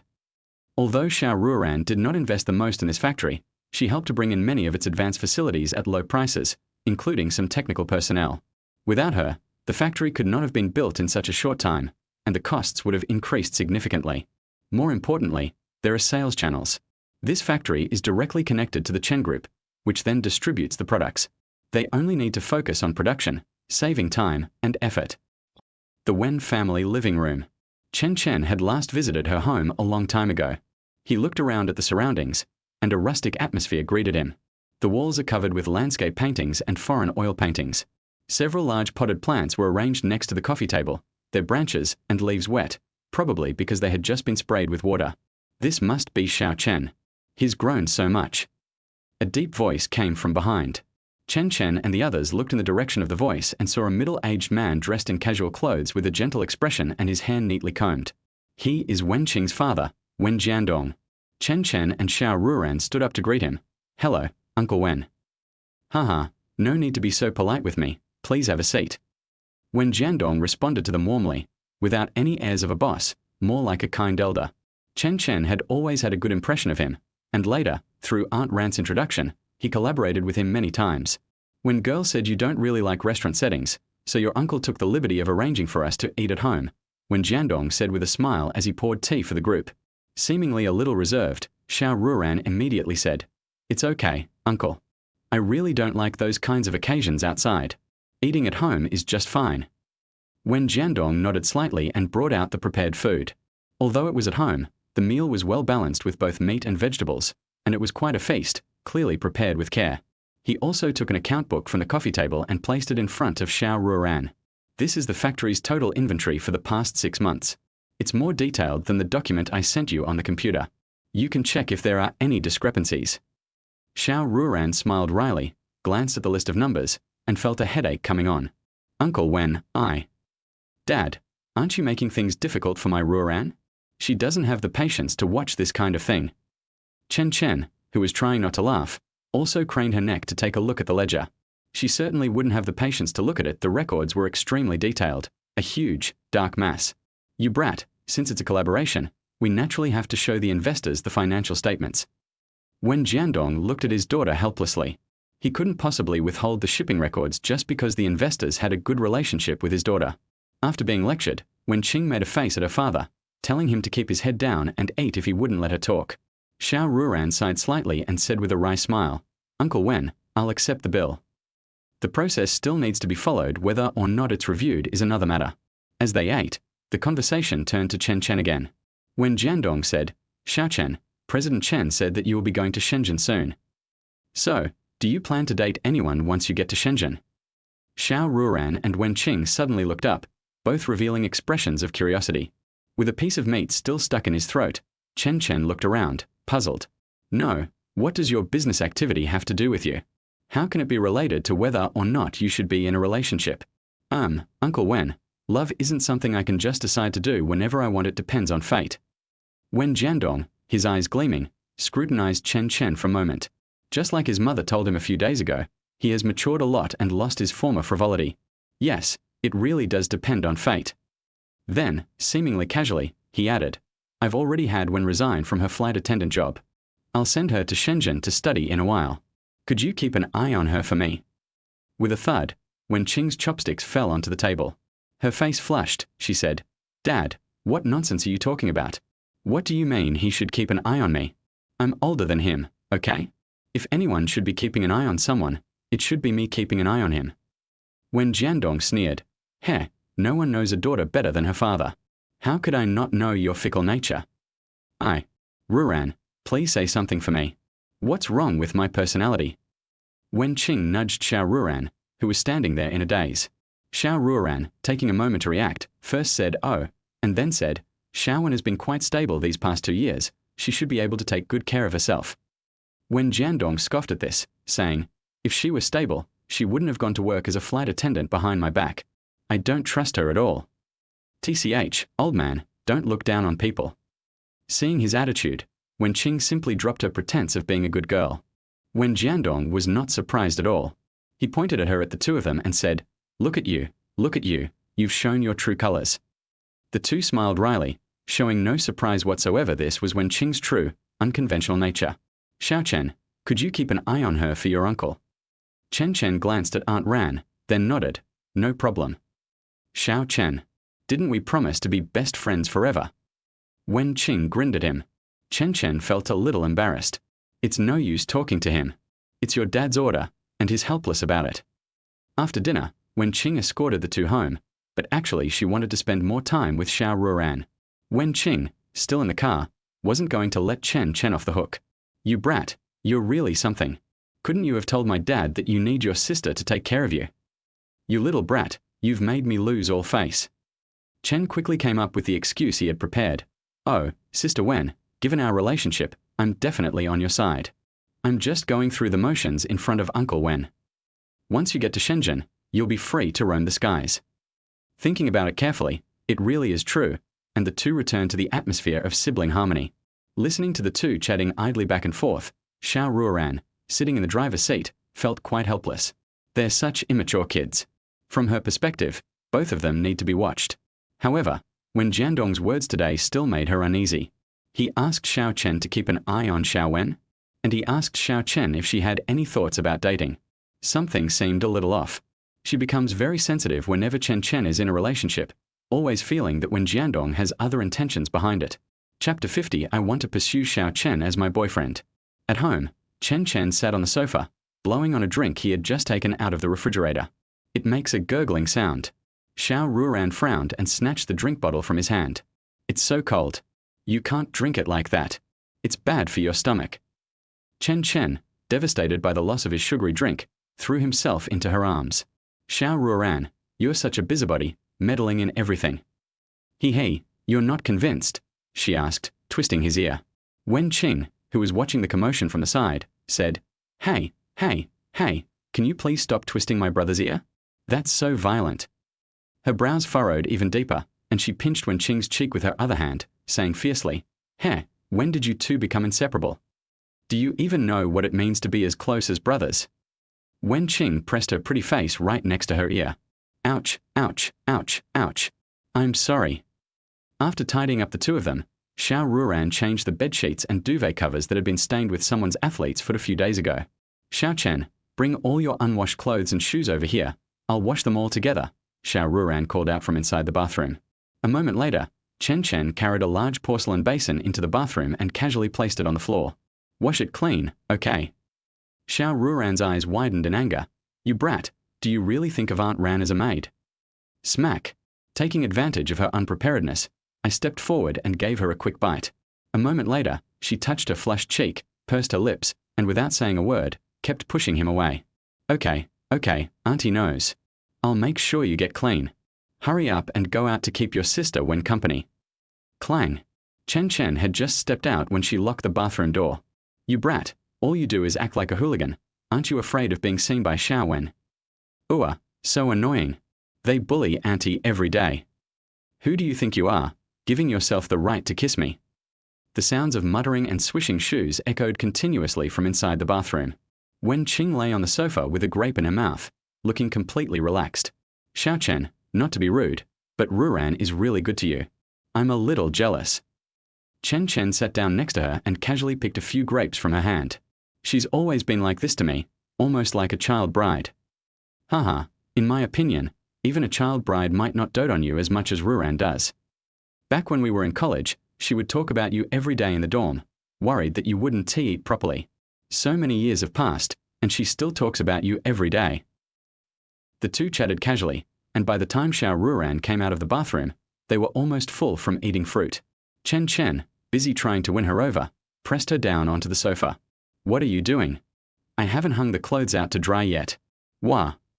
He pinched a peeled grape and stuffed it into Aunt Rant's mouth. With a gentle bite, the juice bursts forth, incredibly sweet and delicious. With someone personally peeling and feeding her, Xiao Ruoran ate very happily. So that Sister Wen won't say I have no conscience, I have to be a good son to her.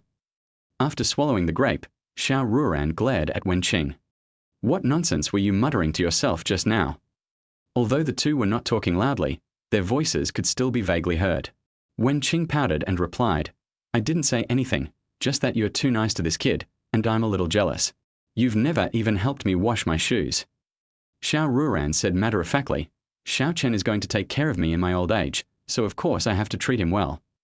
Xiao Chen, did you hear that? There's no such thing as a free lunch. Your Aunt Ran wants you to be her nanny from now on, Wen Qing said to Chen Chen with a grin.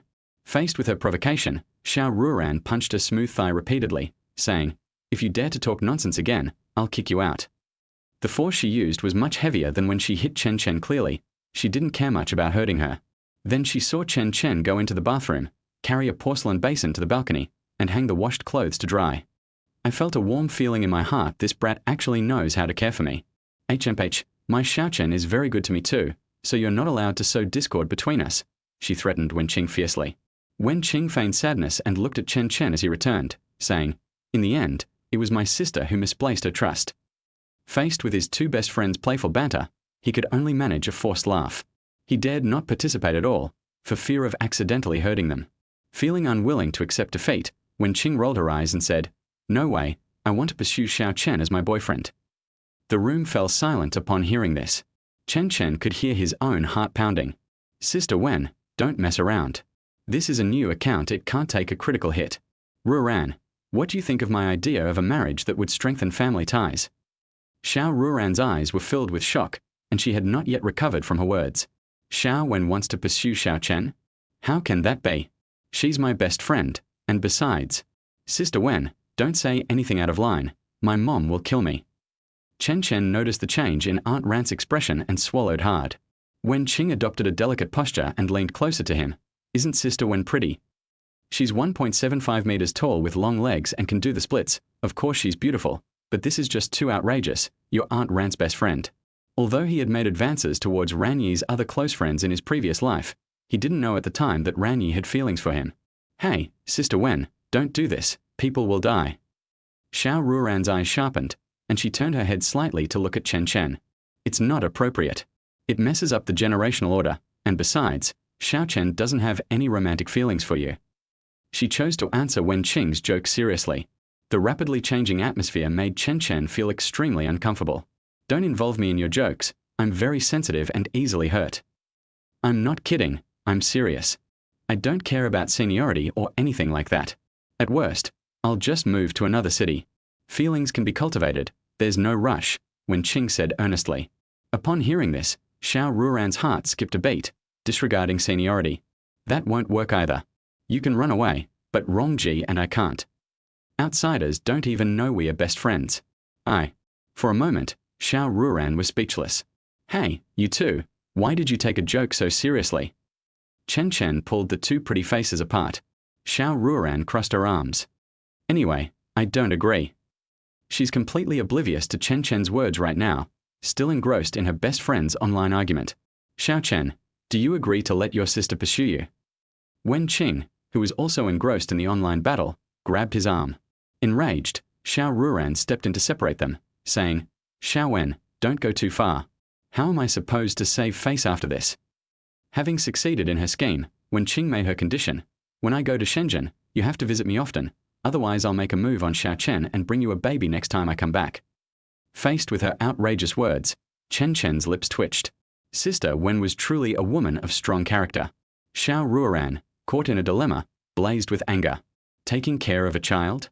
Little Wen, you dare to bully Xiao Chen? I'll skin you alive. I'll definitely come to Shenzhen to see you properly, so don't you dare run away then.